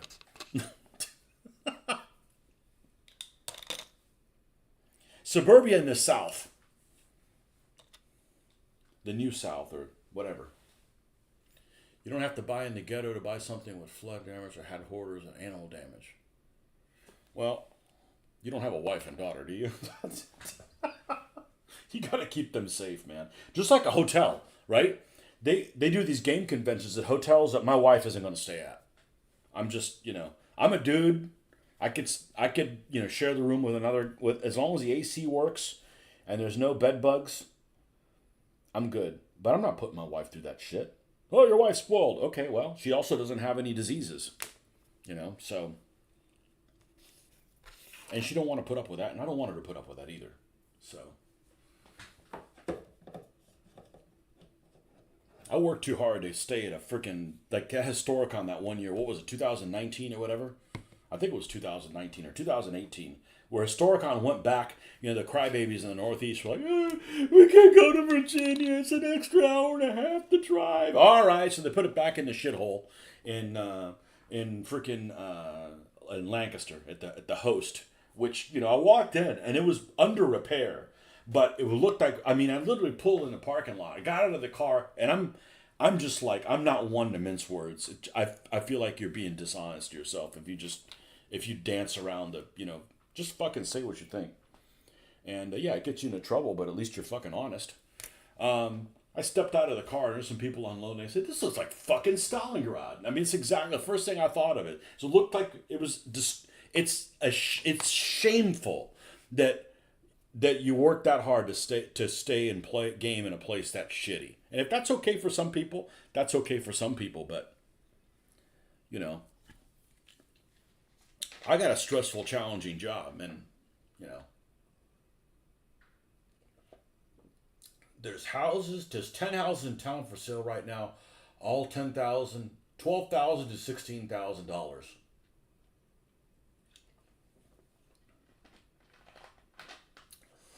You own 2 houses in my life, but I shot myself financially when I did.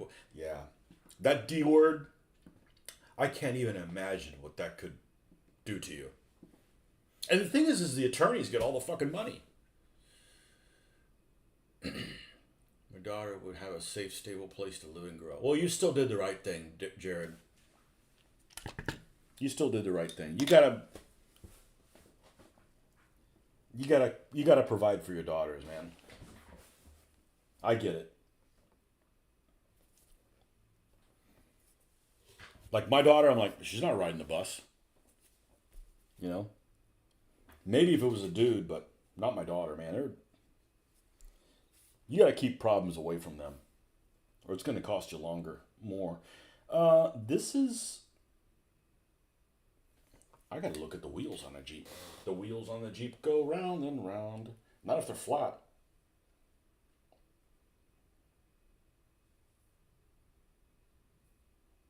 Just trying to see what is the rim and what's not the rim.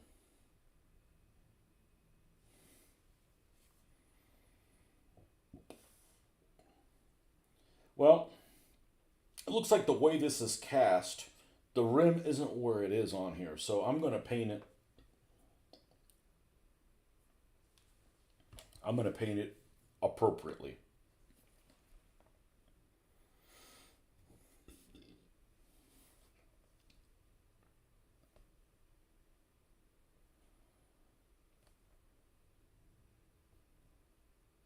You can't take the money with you, and you also can't spend and buy everything you fucking want. So there's got to be balance, and pick the balance that was right for you.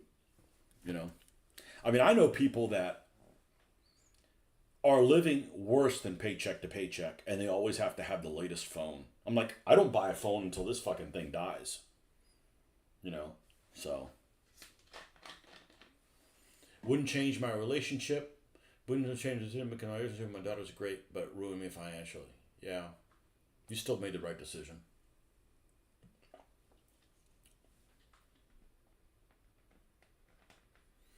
Humans lived in mud huts for millions of years. If she can't live out of a tent in our living room for a year or two, she doesn't deserve it. Oh man. Oh man. I'm not going to comment on that.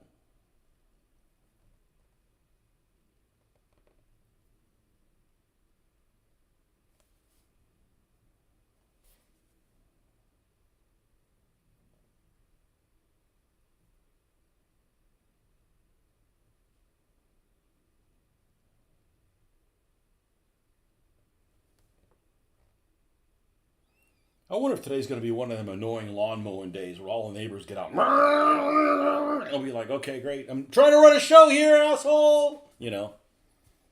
I mean, they're all retired. Like, fucking mow the lawn when I'm at work. How inconsiderate. Trying to do a show here, make the world a better place. Shit face.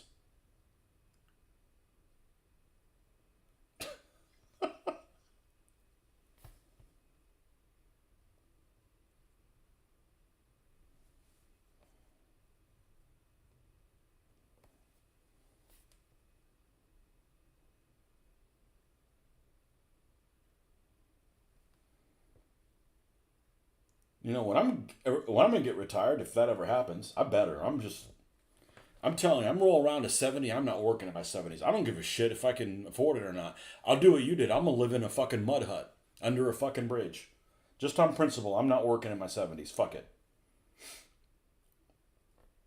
There's people half my age now not working. If those slack jaws aren't working now, I'm not going to work in my 70s. I mean, I've worked every fucking day since I was 15.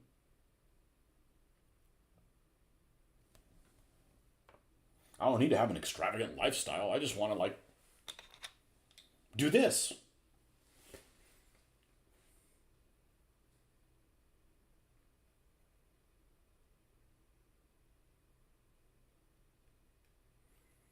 You know, you could just be in control of your biology and put off trying to meet chicks till your house is in order. Yep. That's what I did.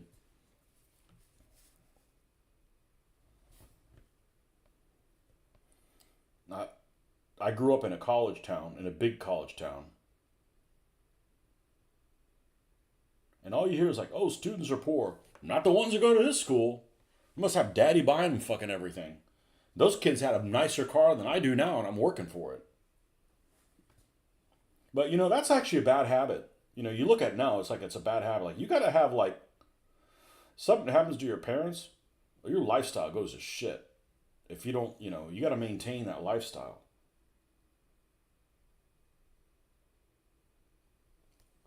So I don't play keeping up with the Joneses. I do what's good for me. But there's some places you go to. This one city that my wife is from, that everybody's miserable. Everybody's just miserable all the freaking time. And you just can't be happy for anybody else. Like, if your neighbor gets a boat, you're upset because it's bigger than the boat you have. Like, stop freaking comparing yourself to other people, man. You're never going to be happy. Like, if capitalism brings you that much disappointment, you might as well just go back to fucking Cuba, you know?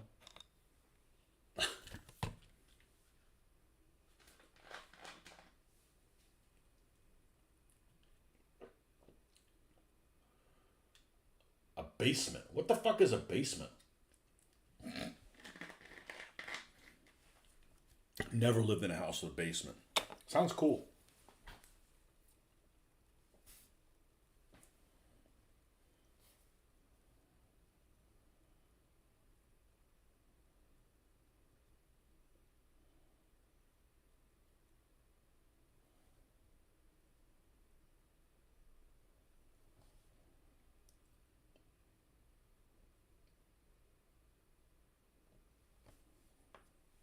Yeah, I can't imagine having problems at home where you look forward to going to work.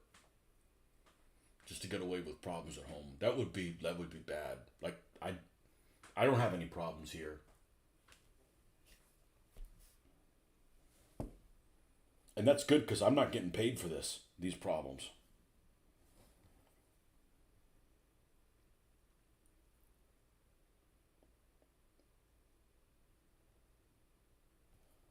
How long we been on here? Not that it matters. Yep. 3.5 hours. Good. At some point, I'm going to be like, I can't take it anymore, and I'm going to have to crash. But I feel like that's at least an hour away.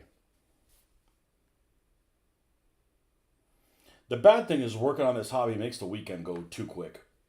But the good thing is you're doing this. So, you know, there's gives and takes.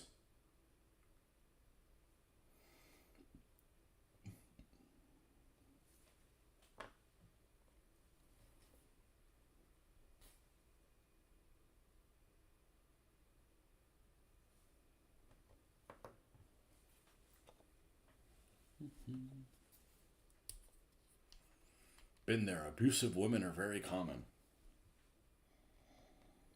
No, I don't have one. I'm the abusive one. I'm the one that's difficult to get along with. My wife's only problems are she's a terrible movie watcher, which is fine. I'm not that big of a movie fan. I talk about movies a lot, but I'd rather be doing this than watching a movie.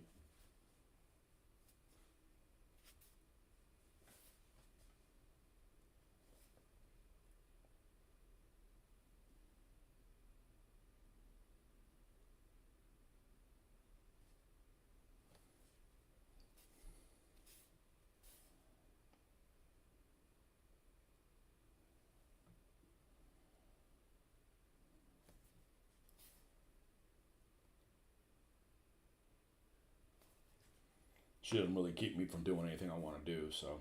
I also don't want to do anything outlandish, you know?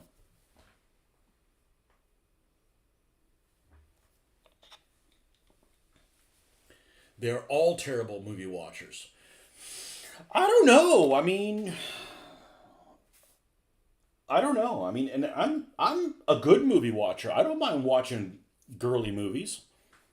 You know, as long as it doesn't have people in it that I can't stand watching. I'm okay watching that kind of stuff.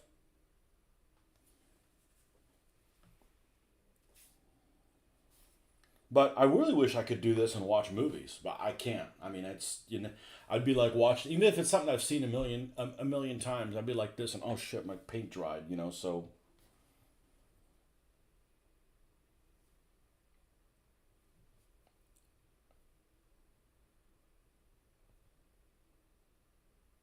the best I could do is this, or Audible or something like that.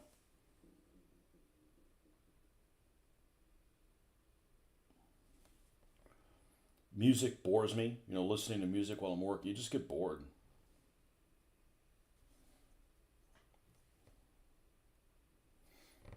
Okay, and then we have a little tire on the back. It looks 100 times better with little tires painted. Of course, they're not weathered, but it's getting there. And the seats.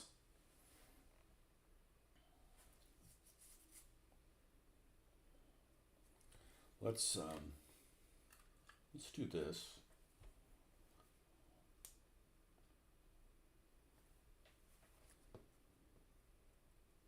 I don't paint in midair. I gotta have my wrist propped on something.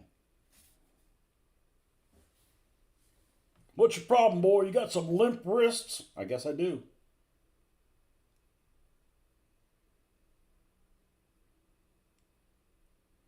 I'll watch people painting, and they're just like, they're painting out here in the ether. I'm like, what the hell, man? I'm like, no, no, that's like exhausting. Like I could paint like for months. Well, your ass is what gives out before your friggin' hands.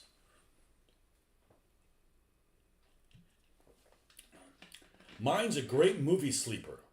I don't think she ever watched an entire film. She'll snuggle into me and be asleep within 10 minutes, even in the cinema. I do that. And I'm into history, but I'm taken. Always asking shit like, what's going on and who's that? Like, damn it, woman, I'm watching it for the first time like you and you haven't been paying attention. I got a coworker, an ex-coworker of mine that had a wife that was like that. You know, she didn't want to watch it, but then she's asking a bunch of fucking questions. Who's that? Just tell her, last time I checked, the fucking Nazis lost the war. Shut up!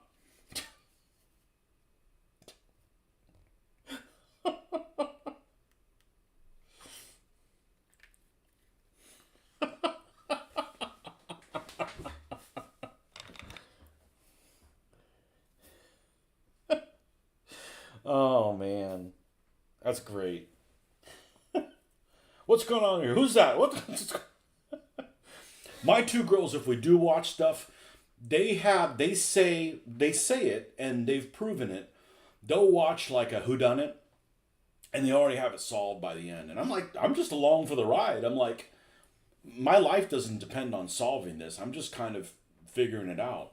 And they're like, oh, that's a predictable ending. I'm like, why would you even bother trying to figure out what it is? You know, it's like it's not a riddle. It's a fucking movie.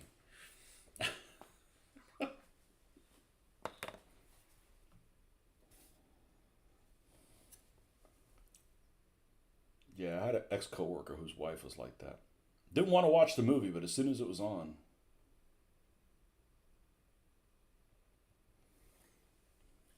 and my wife can't handle anything that's even remotely stressful to watch.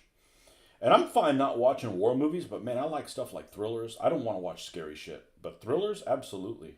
She can't watch shit like that. I remember one Thanksgiving, we're doing Thanksgiving at the house, and she was getting the stuff ready, and it involved cooking. So you know, I'm like, I'm not allowed in the kitchen because I don't have any cooking skills. But I've never went hungry. It's just not worth my time. This is worth my time. The other thing is not.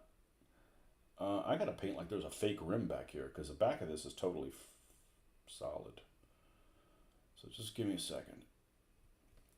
And we were waiting for people to show up, family or whatever that was coming, and that's back when we had cable, which is a huge fucking waste of money. But not if you watch it all the time. But we didn't, you know, it wasn't. Anyway, so this movie comes on, crap movie. I forget. Well, I remember what it's called. It's got that Irish dude I can't fucking understand. Colin Farrell in it. I think that's what his name is. Called Phone Booth. And basically the plot of the movie is he, if I remember it correctly, I've only seen it one time. I tend to not rewatch things. You know, he's walking by and a phone rings at a phone booth and he basically gets talked into, you have to stay in this phone booth and talk with this killer or people are going to die. He's like, whatever. And then he claims somebody's going to get shot and that person gets shot. Next thing you know, he's basically held hostage in this phone booth while all this stuff is happening. And we're watching this in the living room and the kitchen's just one room over. And my wife's got like one ear, like, what's going on? She's like getting stressed out, like, why do you give a fuck about any of these? It's just a movie, man. It's you know, you're not even supposed to be watching this.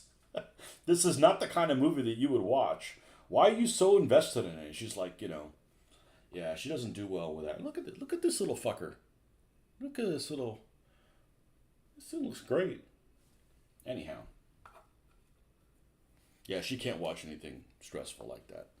She didn't have the stomach for it. Phone booth. Is that what I called it? Phone booth? Did I say something else by accident? I meant to say phone booth, but I didn't get enough sleep, so who knows what I said.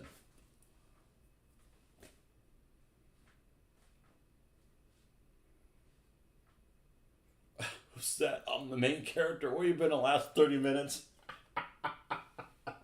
Making you a sandwich.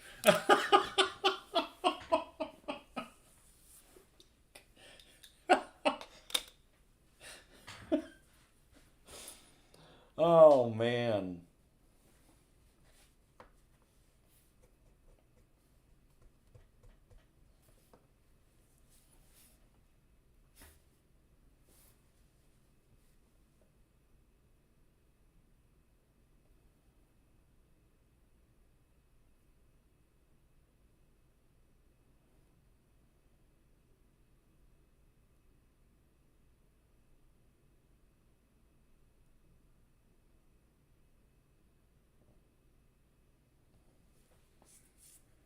You guys watch that Little Wars thing that they put on recently?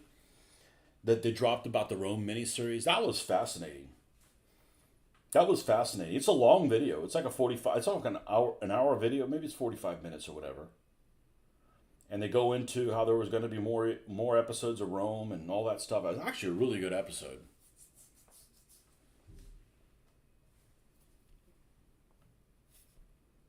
That was such a great miniseries.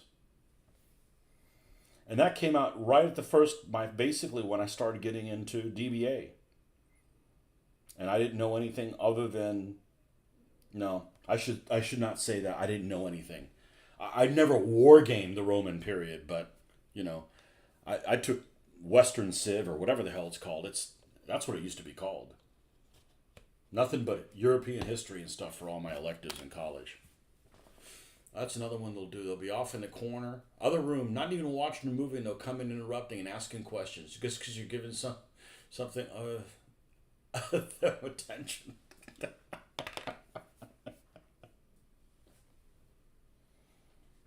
I guess it depends on the person.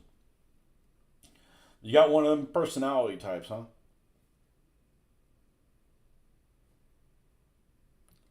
Well, if you're not married, it's not too late.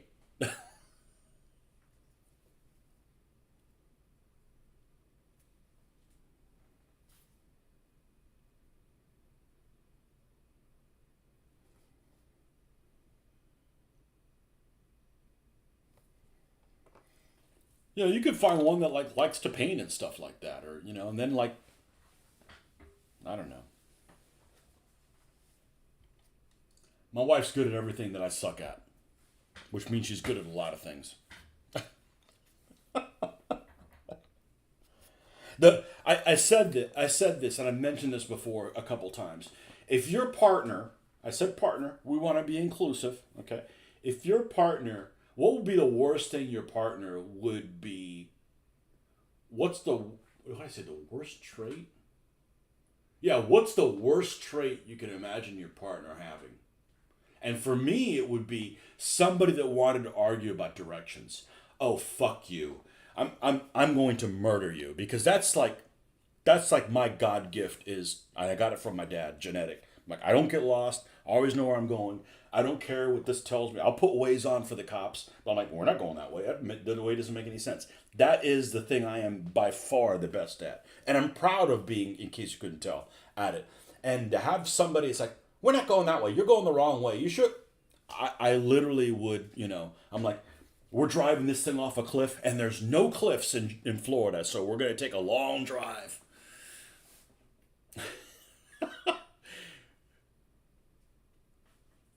Marriage is only for virgin brides. Yeah. No, I wouldn't be able to handle somebody arguing with me about how to get somewhere. I mean, I could not handle it.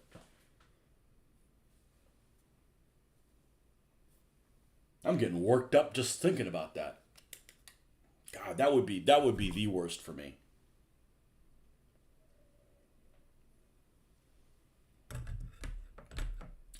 So always hang out, always date/marry a woman who's shitty with directions. Well, that's easy to find.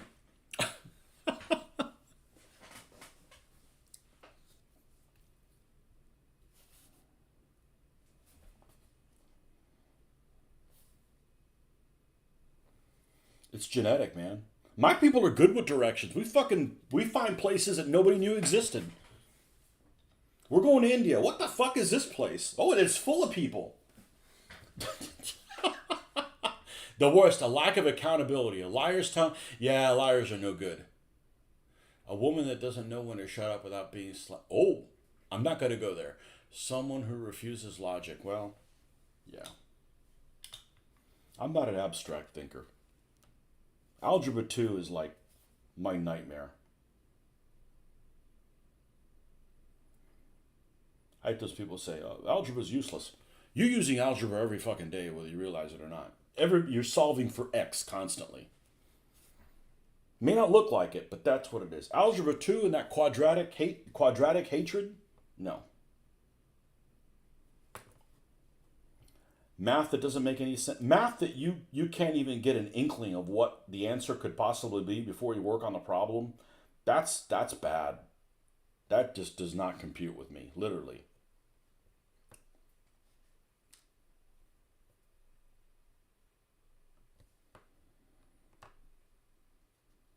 So when I nerd out,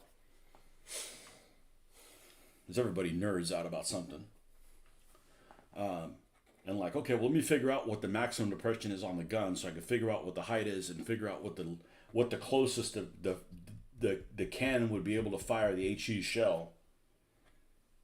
That's using stuff that makes sense, and I have an idea of what it is. I mean, if it's like, a mile away, well, that's wrong, and if it's 6 inches, that's also wrong. Like, you have to kind of have an idea of what the answer is going to be, where you can double check yourself and go, that's not right, But if you're dealing with like, oh, it's -2 AC, like, what? I'm the one who taught my current wife to cook, yet she'll interrupt me in the kitchen and tell me how to cook properly. Well, she should have learned. I don't tell my wife how to cook nothing. As a matter, I am my wife's biggest cheerleader when it comes to cooking, because I think she's really good at it.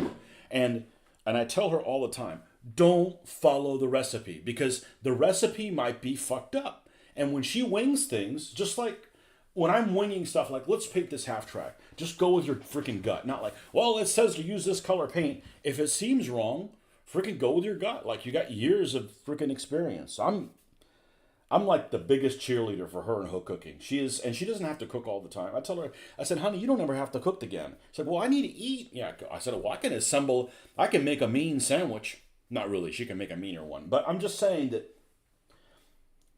I'm not programmed to cook. It doesn't make any sense to me to spend that much time prepping it and to eat it in a minute and a half and then do all the cleanup. Like, no, I have this is my time consuming thing. And I also grew up at a time where my dad was older. He was old enough to be in World War II if he would have been born in the right country or the wrong country, depending on how you want to look at it. And so, he just came from a generation where they just didn't cook. I mean, it's just a different generation. His mom never drove. It's a different time. And I think it's good that people are more well-rounded. I told my daughter, I said, you need to go get whatever it is you need to do. You need to be not dependent on somebody else. Because when you're dependent on somebody else, you're like, basically, your options are limited. So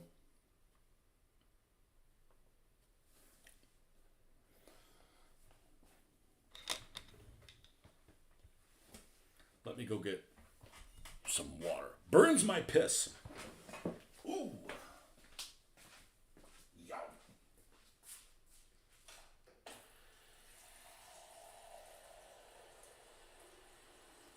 Well, I appreciate you guys being on here with me. There's a thing that Streamlabs is a pain in the ass, and I'm not anti-technology, but I'm anti you figure out how to do something, and then those nerd burglars decide to change it and put it on its head. And Streamlabs has done that a couple times. The last thing they've done is they add a little description. I didn't notice it until I've got a couple videos out. It says, if you want to support my channel, to put something... I didn't mean to put that shit on there. I don't want people giving me fucking money. Just come hang out with me. That's it. Just come hang out. Do what you guys are doing right now. I don't want your fucking money. Fortunately, I don't need it. And then it gets into that whole Patreon that a lot of people are doing. I feel like it gives people a voice to tell you what to do, and then you feel obliged to do it. Don't get me wrong, it's not this way or the highway for me, but it's like I gotta stay on track or I get discouraged. And if you get discouraged, we all lose. Because lots of times you guys will be, hey, what about this? And I love going off on tangents and going like, what color to paint German bicycles or some shit like that. That actually came up. I don't have any references on that. But I love stuff like that because it opens the pores in my brain too. you know? So it's got nothing to do with that. But, you know, if people want to do Patreon and things like that, well, good for them. But it's not worth the headache for me, you know? It's not worth it. The only thing I've done is I've monetized the channel so that we can take some of Google's fucking money that they make a shitload of, and you know, some of it can go back into here. And you know, I'd be willing to do this if it was just break even. You know, I don't want to be like, okay, well, you got to pay $60 a month to film your show. I'm like, well, that's not cool, but I'd do it for free. You know. But anyways, that's a thing that I noticed like 2 days ago. I'm like, why is it all of a sudden like I don't change any of the default settings. Like that's not what I do. This is what I do. I don't. The filming thing just happens to be something that just it works itself out. But those nerd burglars are going. They'll change something. You know. You know those guys that work from home, and if they do work in an office, it's a Google office with like 500 people in the same place, like a lunchroom, and they're eating freaking candy and playing with a ping pong ball and.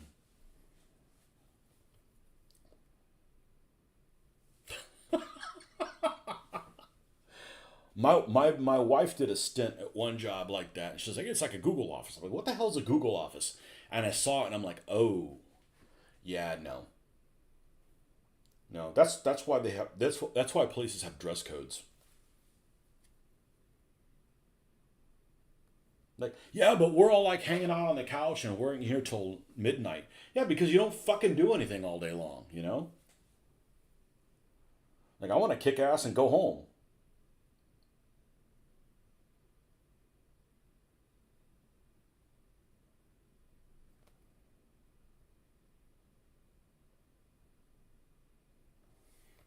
Yeah, freaking Montessori office. You do whatever you want, whatever you want to.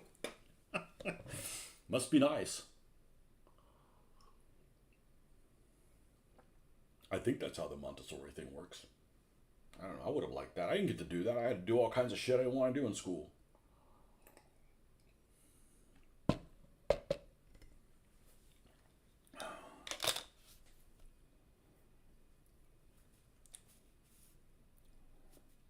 Now, the new equivalent of that is at fucking Google meetings. I swear those things are set up by people that don't have enough on their plate. I'm like, all right, I got to make it look like I had a lot to do. So let me set up these Google meetings and stuff.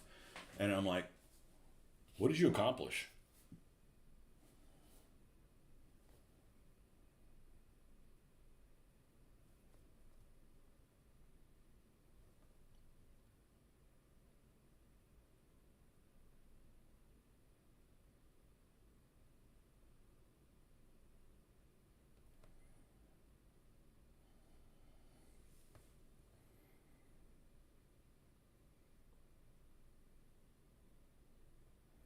And maybe that kind of stuff works really well for people that have a flexible work schedule or flexible when they come in or flexible work from wherever they want. But I don't have any of that stuff. So I don't want to have none of the flexibility but all the constraints.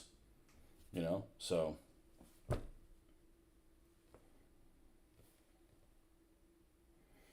I don't know how to check work email from home, and I'm not going to because I got to be at work from A to B at a certain time, and you know,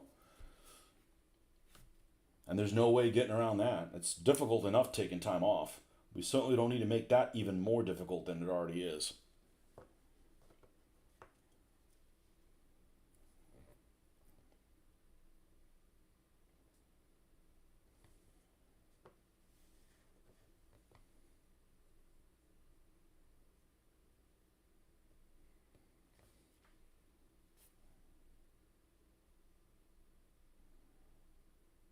On the rare occasion I've taken like a half day off from work, I get home and I'm like, what the fuck are all these people doing at work, man? Like, I should like see nobody. There should be nobody in the. Everybody should be gone. I should be the only guy going.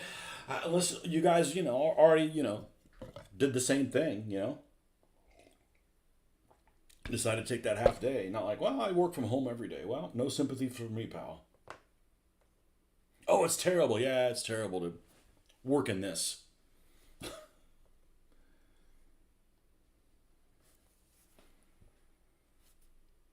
I'm sure a lot of people that work from home screwed around during the pandemic. I would have kicked so much ass if I had the opportunity to work from home was one day. I'd make sure they wouldn't want me back in the office.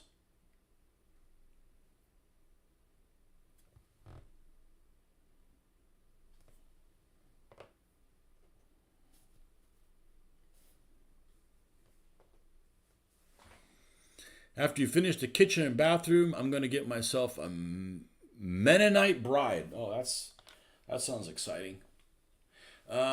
Someone who's morally opposed to the idea of a modern. Oh my God. How many? Just one, or are you going to have multiple of them like that? You go to Lancaster and you see those poor women, and they've got that hairnet, bonnet, maybe both hairnet and then a bonnet. I'm like, wow. No, it's a free country.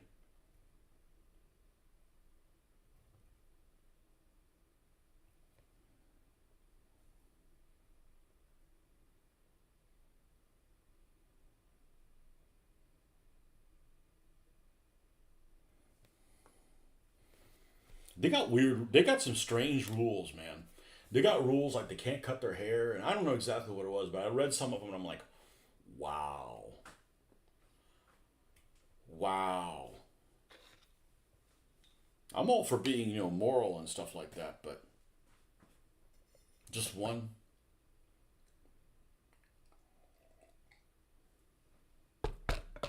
I don't. I don't think I do anything immoral. No matter what you think.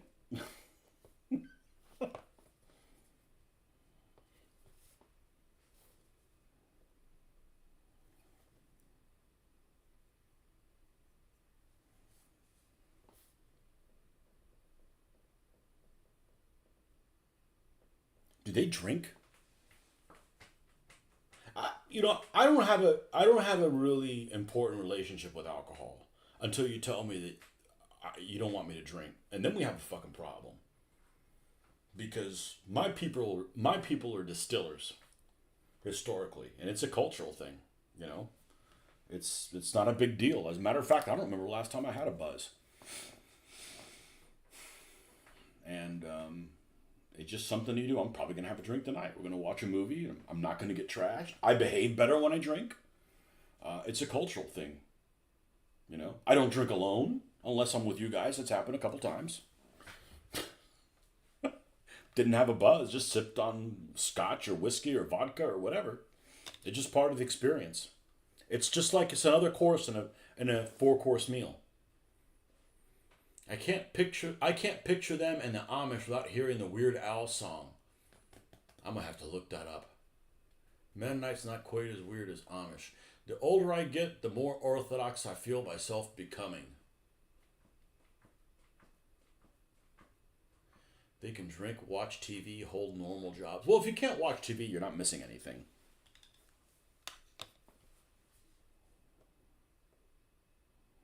I just thought about something. I I gotta do a Google search for Amish porn. Who knows what you're gonna get?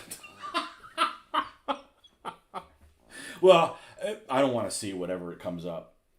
I'm not into that. Amish porn.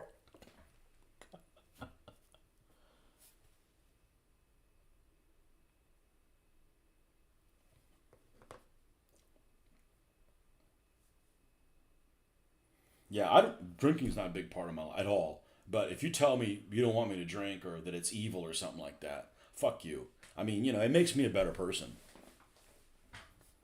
And then again, I've never really done anything irresponsible while I've been drinking. If you just enjoying the buzz, just sitting in the corner, not causing any problems. It's a cultural thing. I try to raise my daughter the same way, so it's not a big deal. It's not like college, woo! Come on, man. That's not the objective. My parents were really strict about a lot of stuff, and that wasn't one of them. And never was a problem for me.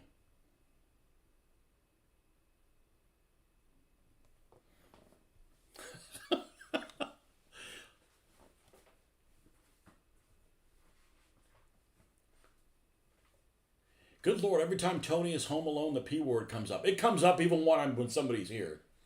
It's fun to talk about. Which P word? I say one of them a lot more than the porn one. That's because people are like, you say that word offensive, whatever. You should have gotten beat up when you were 7.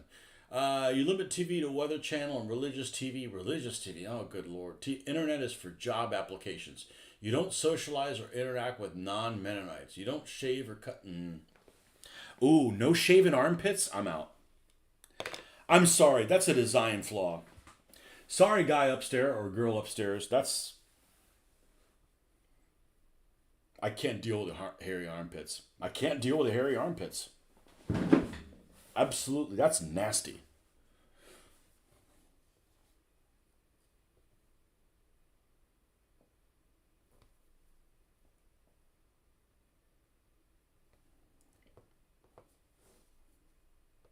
Not going to convince me of that one. Is there a religion of people that believe in, yeah, that would be my religion. Absolutely not. They're hardcore pacifists. Like won't run, they'll just load themselves onto cattle cars. Oh man. Maybe a different analogy. I don't think you subscribed to this channel a couple of months ago. But a couple of months ago, in the early summer, we went to Mexico. There's these friends of my parents. Well, my dad's not around anymore, so it's not just friends of my mom that are from Mexico. And they used to live here. They owned a business or something like that. And he owns some hardware stores there. I think 3 or 4 of them. Anyways, they're like, hey, come down and see us. You can come stay with us and explore the area. And it's, it's close to the place in Mexico where my stepmom is from. And I'm like, yeah, we'll do that, And we were going to go one year, several years ago, and there was a big earthquake. And no, don't come now. So we got a chance to go in early summer. May? I want to say it was late May. Right after Memorial Day. Right before their elections. And we go there. It's central part of Mexico. It's a place called Oaxaca, which is spelled Oaxaca, Oax. It's a fairly large city. It's bigger than the city I grew up in, but 200,000 people. Anyhow, so they live on the outskirts of that city. So we go there, we have a good time, Not really any issues, but there was these protesters that took over the downtown. And these protesters, they're completely nonviolent protesters. But let me back up. I get on the plane, we get off of this airport, and there's this Amish / Mennonite, whatever it is, family there. And they're dressed up like, they're on their crusade.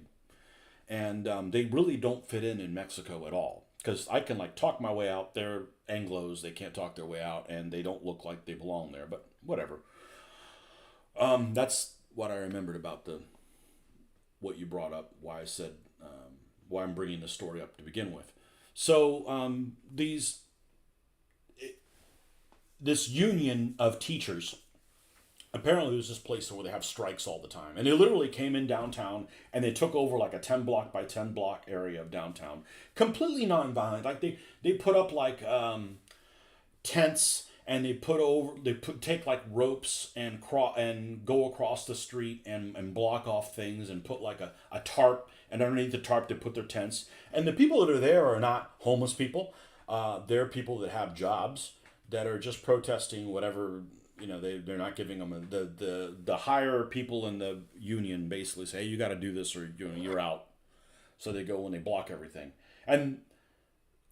And there, apparently in Mexico, you can't move them. They basically have squatters' rights. They come in and they just, if one came across, decided to set up his tent in front of my driveway, I'm not allowed to drive over him. And can't do anything. So no big deal. They were totally non-confrontational. They're mostly they're mostly women or dudes that I could sneeze on and knock them down. So nobody I'm afraid of my safety or anything. Well, the day we're getting ready to leave, they decide to march on the airport. And they block the fucking airport, and we literally cannot fucking leave. And like, nobody does anything about it. The police like don't do anything about it. I'm like, there's your reason. I do never want to live in a fucking country where there's no rule of law like that, you know. But anyways, so eventually, like the people in the neighborhood got tired of them, and they took up like a bunch of sticks and ran them off. And luckily, we were able to leave the following day. But I'm like, we're not going to third world country ever again because like I got to go back to work, man, and stuff. And none of it was like threatening of my safety or anything like that, but it was just like bullshit. Like, you know, you don't enforce your own fucking laws. Like, you know, you can't have like chaos and stuff like that. So when we're getting ready to leave and they shut down the airport, we run into this Amish family, and of course they can't understand anything at all. And I'm like, I basically was like translating. He's like, what's going on here? And I'm like, oh, what's going on here?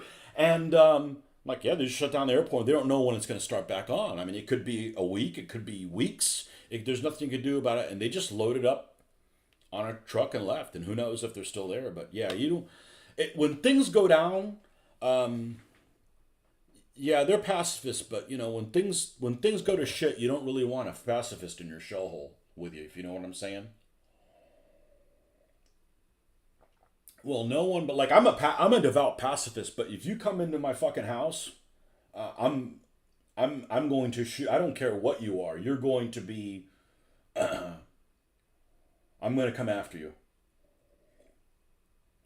But I'm a total non-confrontational person. But no one but you and your wife going to know her pits are shaved, and it's her duty to the Lord to obey you and shave if you demand it.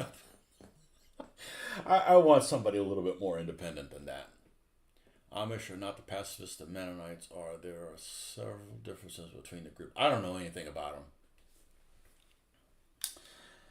All I know is there's a reason those people got kicked out of Europe. There weren't any fucking fun at parties. And just so you know, my people are the ones that kicked all the fuckers out, okay?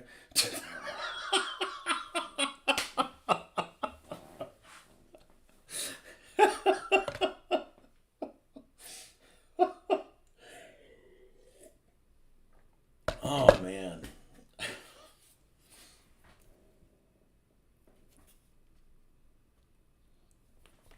Yeah, I'm not going to be one of those people like somebody breaks down your door and it's like, I'm coming to take all your stuff. I said, well, I guess you need it more than I do. Go right ahead, you know. No.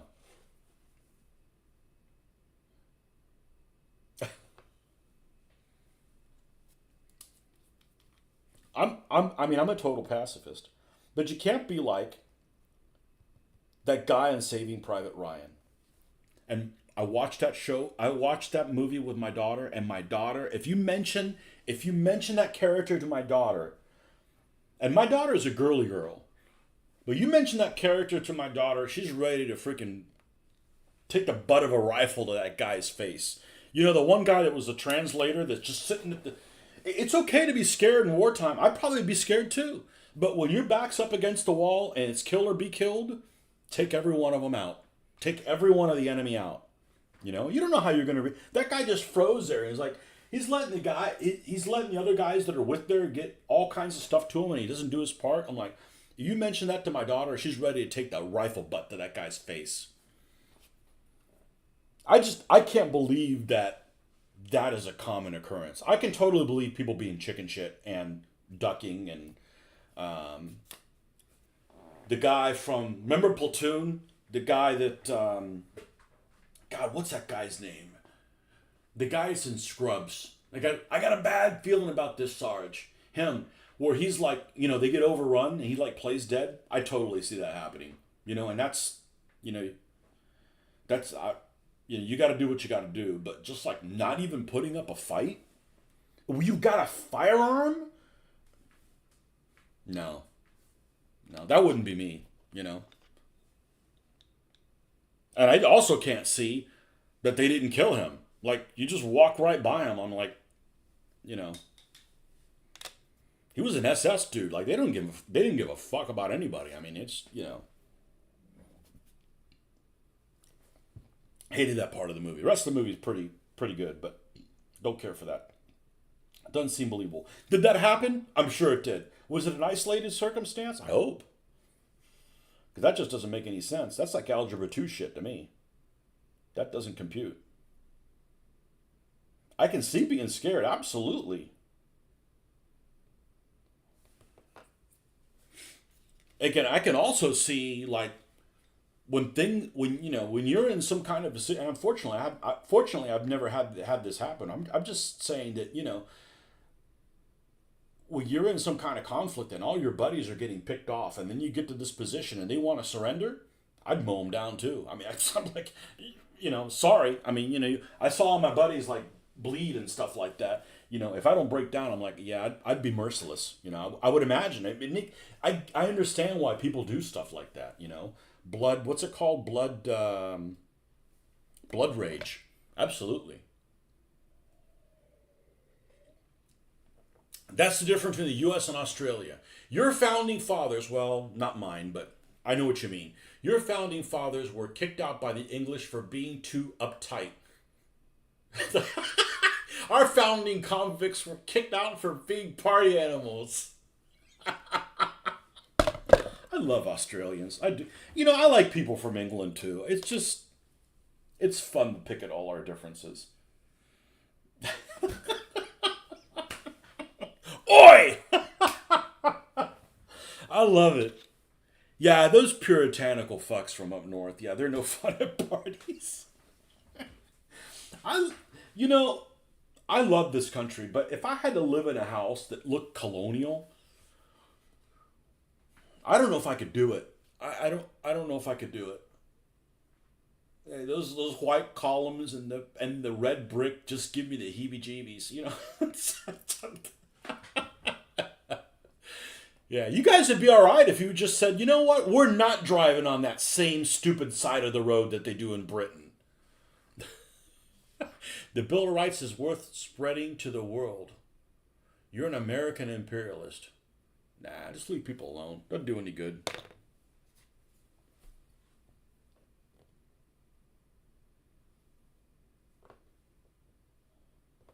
We have more in common by how we were raised than what country we're from. Or what color your skin is.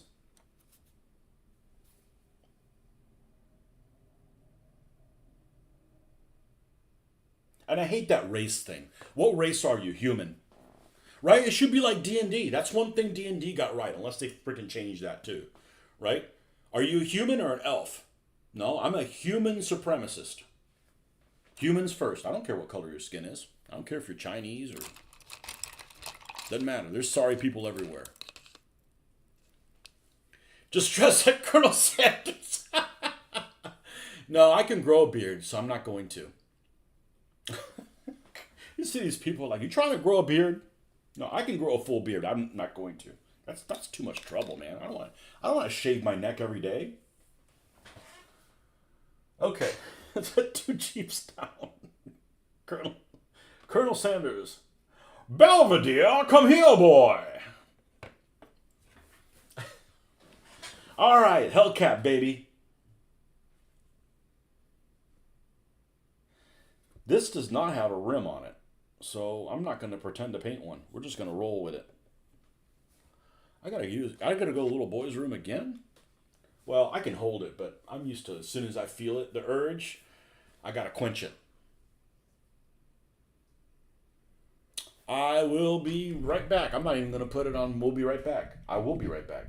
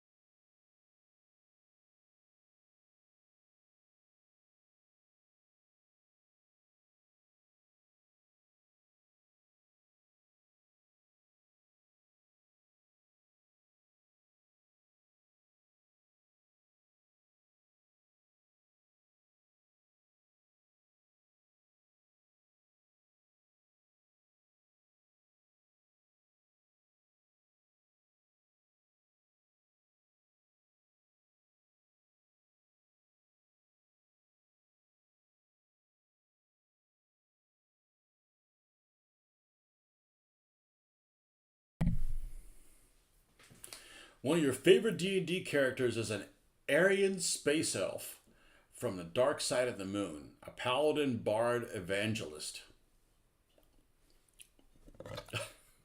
His mission is to rid the world of all orcs and goblins. Well, there's nothing wrong with that.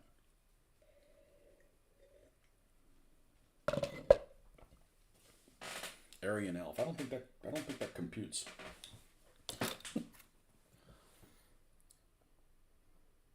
I don't like playing. And I don't play D&D, but I do play. I'm a big fan of Diablo. I've played a lot of Diablo, still do. I don't like playing anybody. Well, you can in that game. I don't like playing anybody that's not human. You know, I'm not one of those people who's like, oh, shit. What's wrong with you? Oh, I was born a human. I'm glad I'm born a human, you know? Oh, humans are assholes. Some humans are. Really? You think that. I mean, yes, there's people that are evil, but let's say the lizards took over the world. You look, oh, look at the cute little skink or whatever, you know? That thing had its way. You'd be eating all kinds of people. There was this one post that came in on one of these nights I couldn't go to sleep. I woke up like at 2 o'clock in the morning, and somebody had gone on this tirade. I forget which thing it was. I didn't respond to them because, you know, some people are on a crusade, and I'd rather not be with somebody who's on a crusade, regardless of what that crusade is. But this guy was like, you know, it was something about aliens, right? Like, you know, what do you think's going to happen when aliens come on this planet or whatever? You know, and they're going to see the humans or something, or something about mining the planet or whatever. And, you know, made it sound like the humans would have destroyed this planet. Well, what makes you think, this person like basically said like, humans are all bad. I can't wait till the aliens come here and everything will be a better place. I said, so you haven't even met the interlopers, outsiders, invaders, and you are already siding with them? What kind of a turncoat, double agent, dishonorable fuck are you? Like, you know, you don't have to side with the humans that are bad. I mean, there's always going to be, you know, just like there's a rabid dog and then there's your friend. I don't personally have a pet, but you know, yeah, I'm not siding with the fucking aliens. I'm sorry. He talks and looks like Fabio the elf.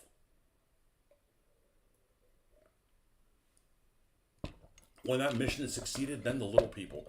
See, that's the thing you got wrong about Aryan supremacists. They want to fight everybody at once. And that's a good thing, because that's why they didn't win. Fabio the elf. Who the hell is Fabio the elf?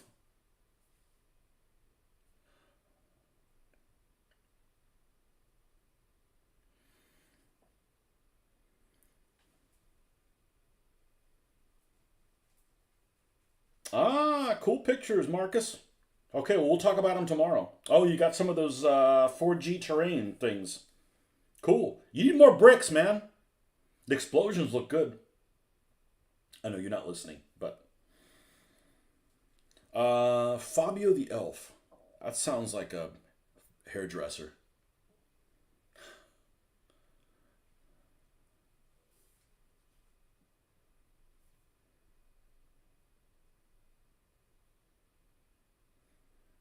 I couldn't find anything on Fabio the elf.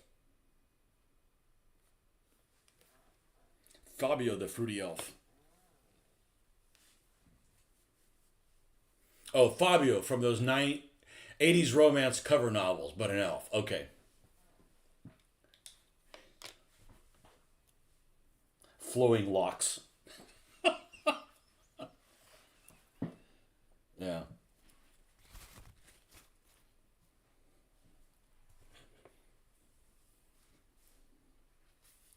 It never occurred to me to play somebody that's not human. Why would you want to?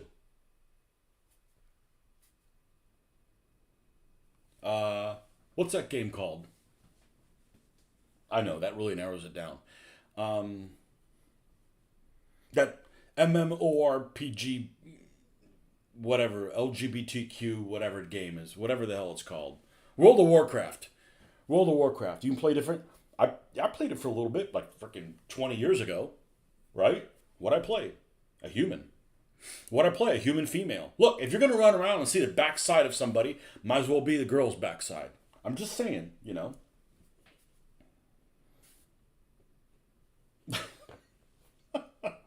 Well, why would you want to? Why would you want to play somebody that's not human? I mean, unless you're like embarrassed that you're born human.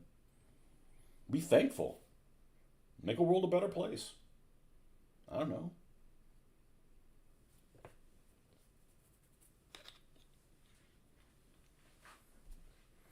Flowing locks of blonde hair. You cannot touch me.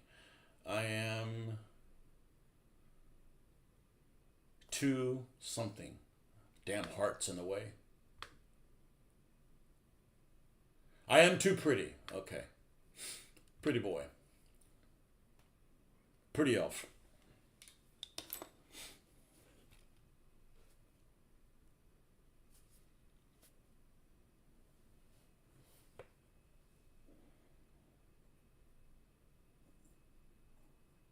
I play all the characters. I play all the characters on Diablo.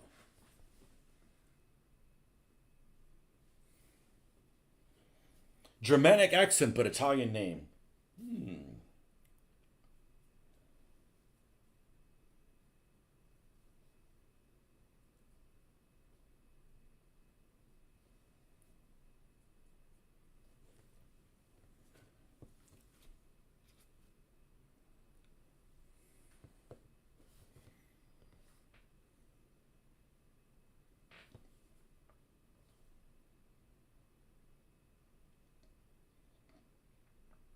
Now, I say this all the time. I paint the wheels and then I weather them, and frequently it looks like I didn't. Why did I even bother painting them? But just let me waste my 15 minutes because it brings peace of mind that I know that I did it right, and just Mother Nature ruined it all.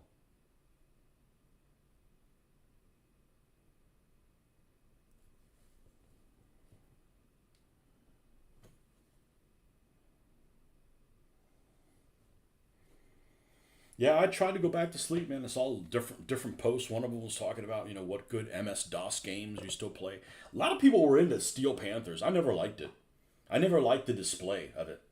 Like, the font was too big. It was too, didn't care for it. It didn't resonate well with me. Maybe you're good. I'll take my favorite church, the Temple of the Gods. You must first make Fabio a sandwich. Careful, you could be the meat in that sandwich.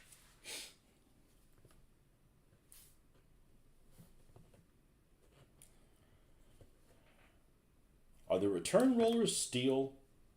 Why would they be? If any country had lots of rubber, it was the United States back then. Back when we used to make stuff. M18 Hellcat.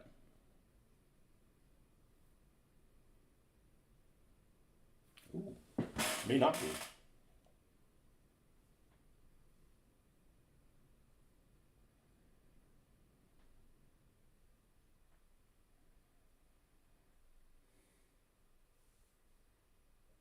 No, it is. Okay.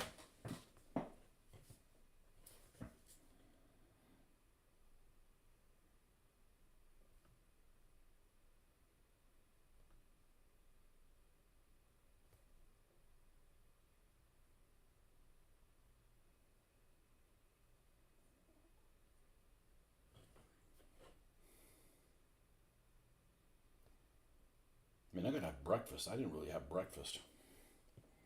Operating on an empty stomach.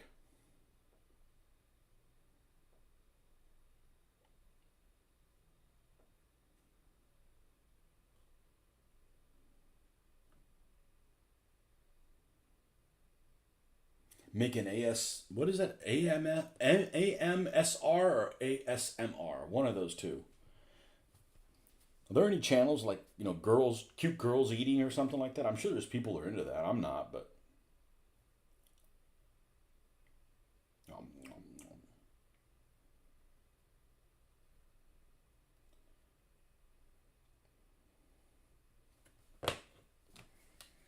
Don't eat with your mouth open.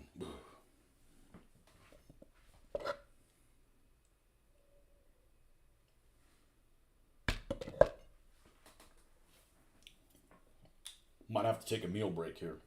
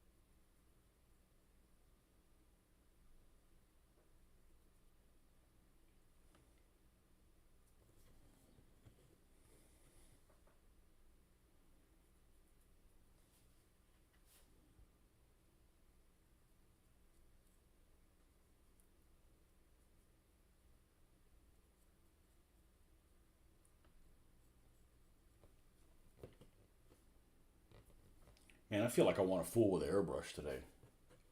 That's only because it went really, really well. It is not as an M18. Kevin, good morning to you. You're up early for Arizona Stan. Oh, hello. Figures. That was empty. Another mistake. I'm getting really good at them. Well, you can make all the mistakes you want there.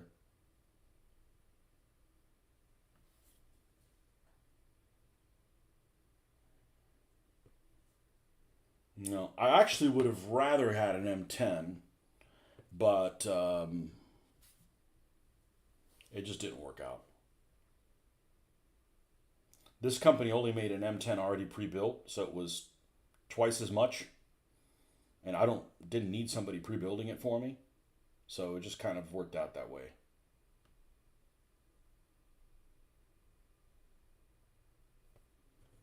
Honestly, I ordered from these guys because it was really inexpensive, and it was just like I'm pretty happy with it. I'm not even worried about those lines anymore. I just have forgotten about it. I mean, I'm looking at them and like they didn't bother me, you know.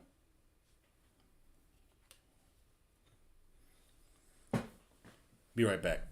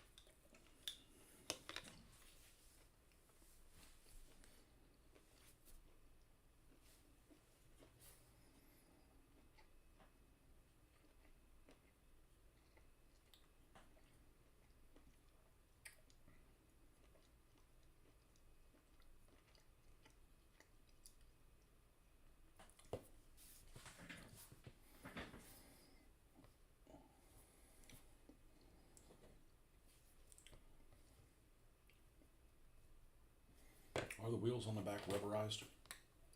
Idler? I think it should be, but doesn't look like it is. Excellent.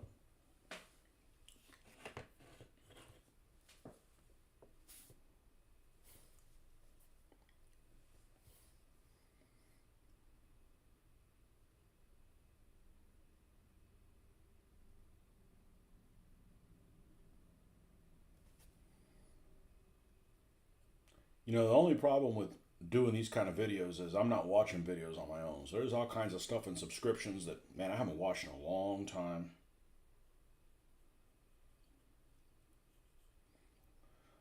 But a lot of the stuff that I'd be watching anyways, I can't really paint while I'm watching it because otherwise I got to take my eyes off of this and then the paint dries on it, on the paintbrush.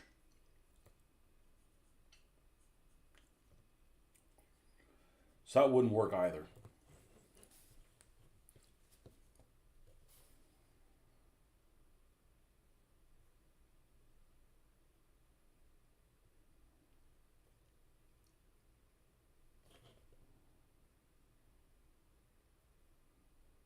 And then the algorithm is also a pain in the ass. You know, it'd be something you might be interested in, but it's not shown to you because you haven't clicked on that page in a long time. So it shows you the stuff that you're looking at, and you know, even though it's material you're not interested in, so you don't think there's anything watching, and then you go a little deeper and go, oh man, there's all kinds of cool stuff that was on this channel, but I didn't get it. I wasn't notified that it was going on. What scale? 20 mil. 1/72. The one true scale. The one true scale for me.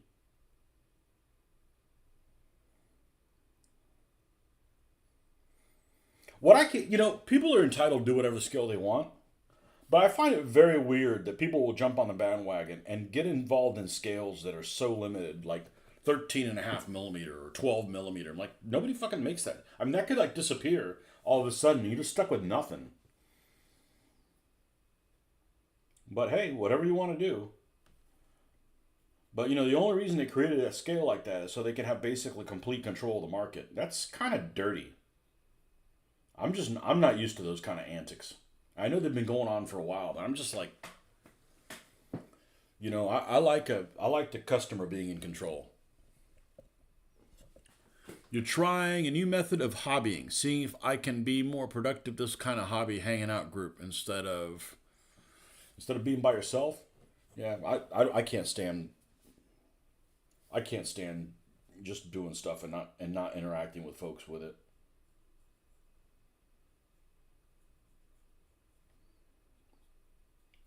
I mean, I spend all day dealing with people that don't get this.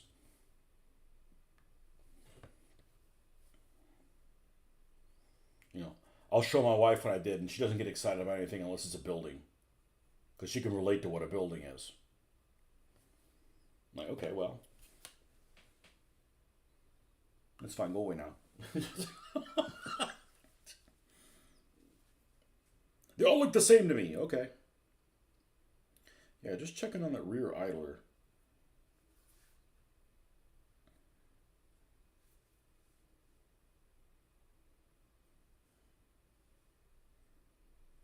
Maybe it does have rubber.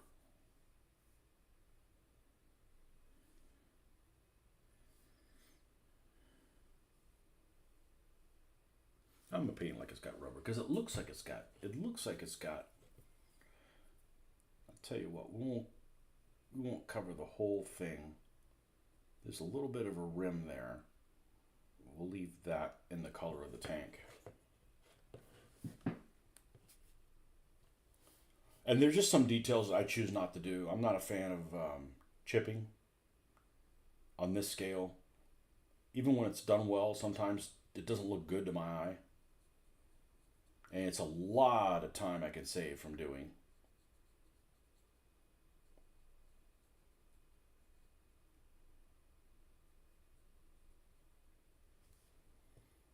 Okay, those idlers are painted, those over here, they are not painted, okay.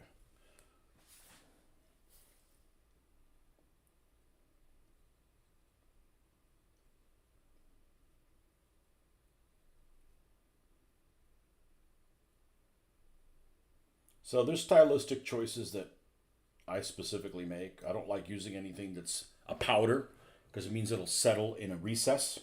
So it's counterintuitive. Like if you were going to paint a tire accurately that has a tread pattern, right?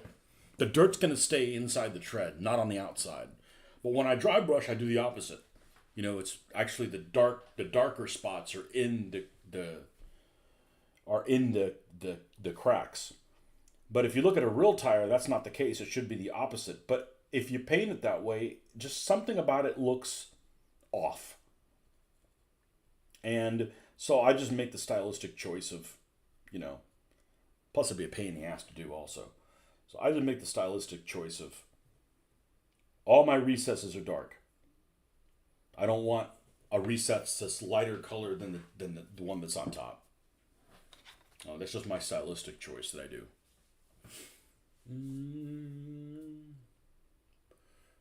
Like do chipping. I tried several ways, probably never been able to do anything but waste money. Yeah, I've seen videos and it doesn't, like North Africa. Chipping with like a North African vehicle or snow camouflage are the same way. Even when they're done right, they look wrong. Snow camouflage sometimes just looks freaking wrong. I haven't done it yet, and because I don't want to open up that whole front. But, I give quite a bit of thought to stuff before I decide to jump on it, so I don't have to spend the time to redo it and be unhappy with it. But sometimes you look at real pictures of snow camouflage vehicles, and they look messed up. I mean, they look like just sloppy. Like you could, if you did that, you'd like, yeah, it looks realistic, but it looks like ass. Like the real one looks like ass, and your version also looks like ass. Ass is all around, you know. I don't like bright rust either, so I don't paint my rusty tracks orange or anything like that, you know.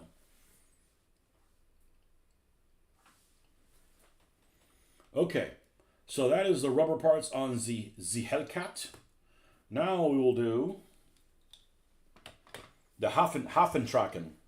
Now, I think it's safe to add more microsol. I think we've waited long enough.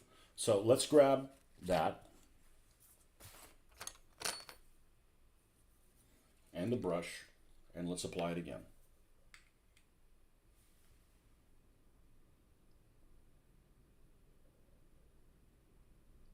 And we'll leave that alone.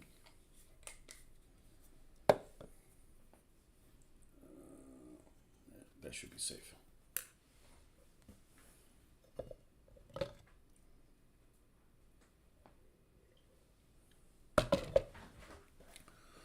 Our 113 at Fort Hood didn't have chipping or rust that I recall. Well, it was probably repainted and sat there, but rust is going to accumulate. You know, actually, I went to the store in Tampa, Spray Gunner. I did a video about what I got there recently, and they had a couple of vehicles that were painted by somebody, and I think they did a really good job with the weathering on them. And they were relatively large. We'll say they were 1/35th scale, but they were done by, I don't know if they were made by Meng, but there's that one style where they look compressed, right? Like they're the same height, but they're not as long, so they look cartoonish. And there's a couple of Russian vehicles, and they look really good. The person had done a really good job with the rust weathering and stuff like that. But I don't want to get into that. You know, I've got my own stylistic choices of why I do what I do, and it works for me. So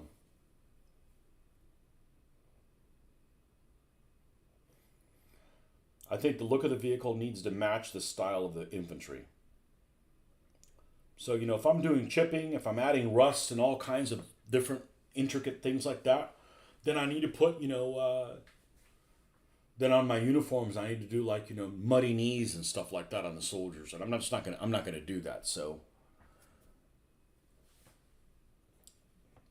I've chosen to kind of do something that's equivalent.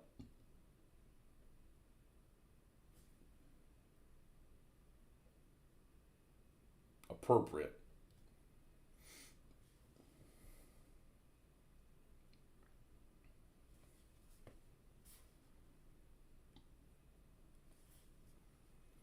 Now, one thing, I keep bringing up the lines because they don't even bother me anymore. But one thing that I'm going to give these guys major kudos for is these things are solid. You don't have to worry about an Eschi model that you build all this intricate suspension underneath this freaking half track, with the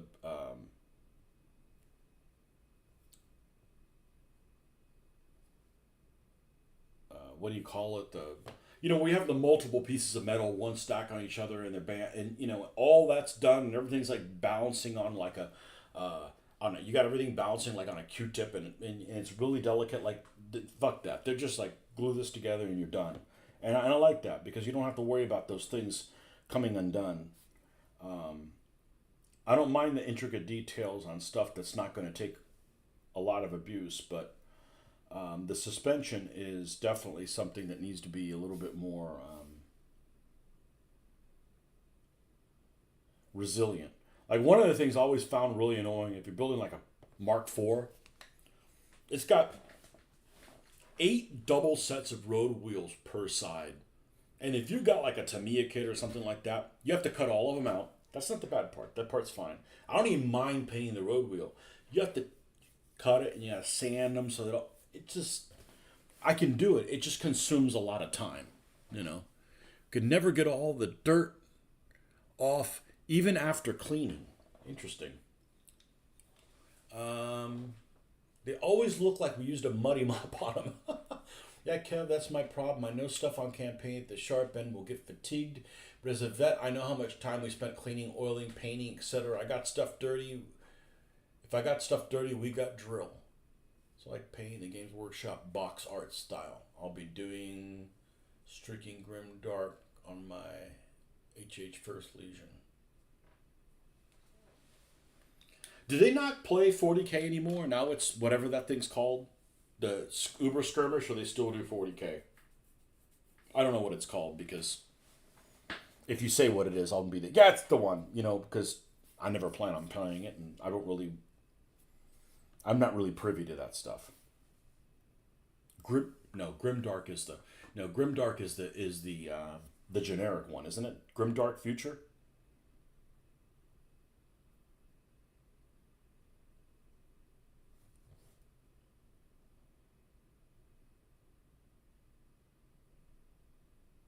It's got like a person's name or something like that.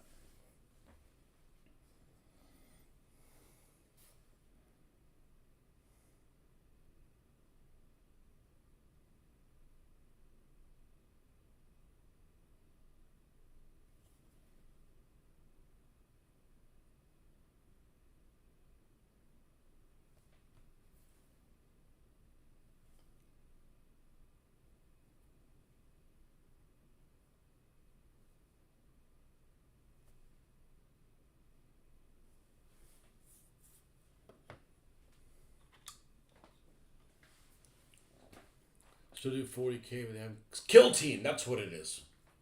Same universe. Same models.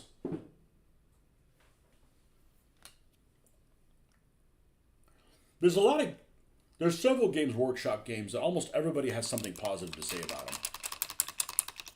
At least anybody I've talked to. Probably the one that they're the most positive about is Mordheim. Everybody liked Mordheim. I never played it, don't know. Everybody you talk to, you mention Mordheim, they love it. Which explains why they discontinued it. Grimdark is a style after John Blanche, an artist who did a lot of the early Game Workshop art. Interesting. Same models. Okay, cool. Well, that's a plus. You can play with your little small team, or, I guess kill teams would be like Mordheim, right? In 40K. Because that's what it did. Mordheim was like a warband type thing or something like that. Okay, is there any rubber on the tracks of the half track? I should go look at I was at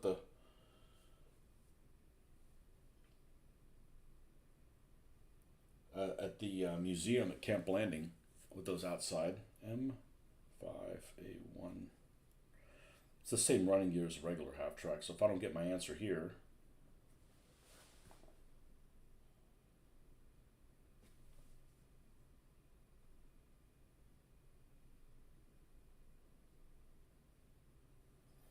looks just like on the rollers at the bottom. Okay, we'll just paint the rollers at the bottom then. And what is this big bumper thing on the front? Is that rubber or something? Let's see. It's a cable, isn't it?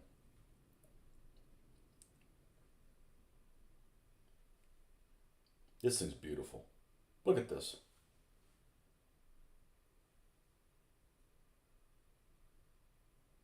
Has a name, Bitching Pals. That's beautiful. All that Gypsy Caravan. And I've got a bunch of like Gypsy Caravan stuff to put on. Is that offensive to gypsies?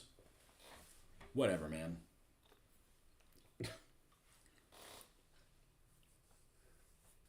It snowed on us once, and when the snow melted, the vehicles looked like they were right out of the factory. Huh.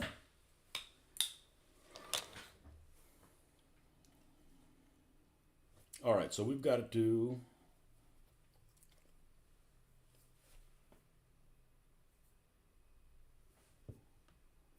All right, so I'm going to have to take a meal break.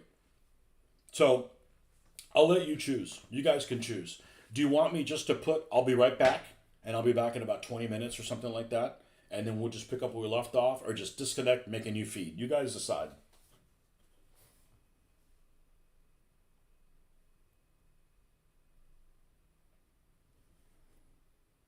I just hate getting everybody back.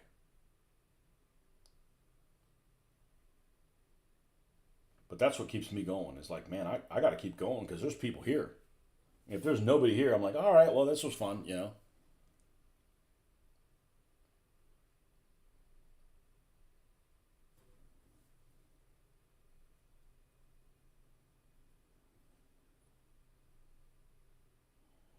Next, we got to do the tracks.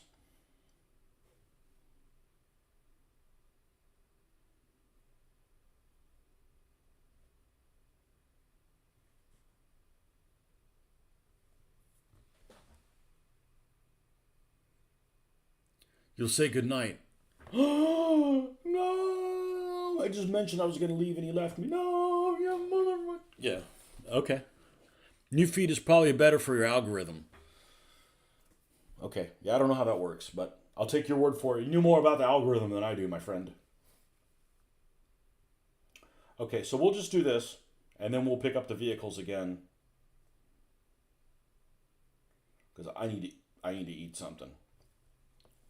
I need to put something in my mouth. What do you mean by that? Well, what do you think I mean by that?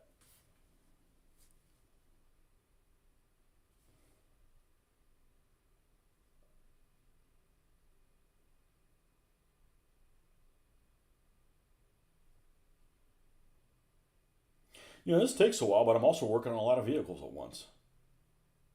And it just makes sense to.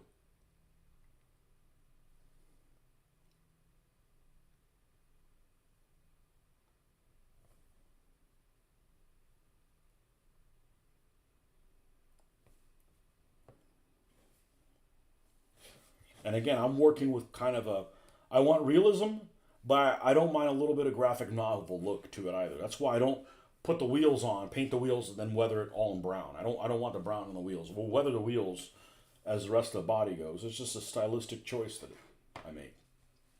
So, due to popular acclaim, we're going to be shutting this one down. New feed is probably better. Really nice. Okay, all right, folks. Thanks for stopping by. We'll see you in a little bit on a new feed.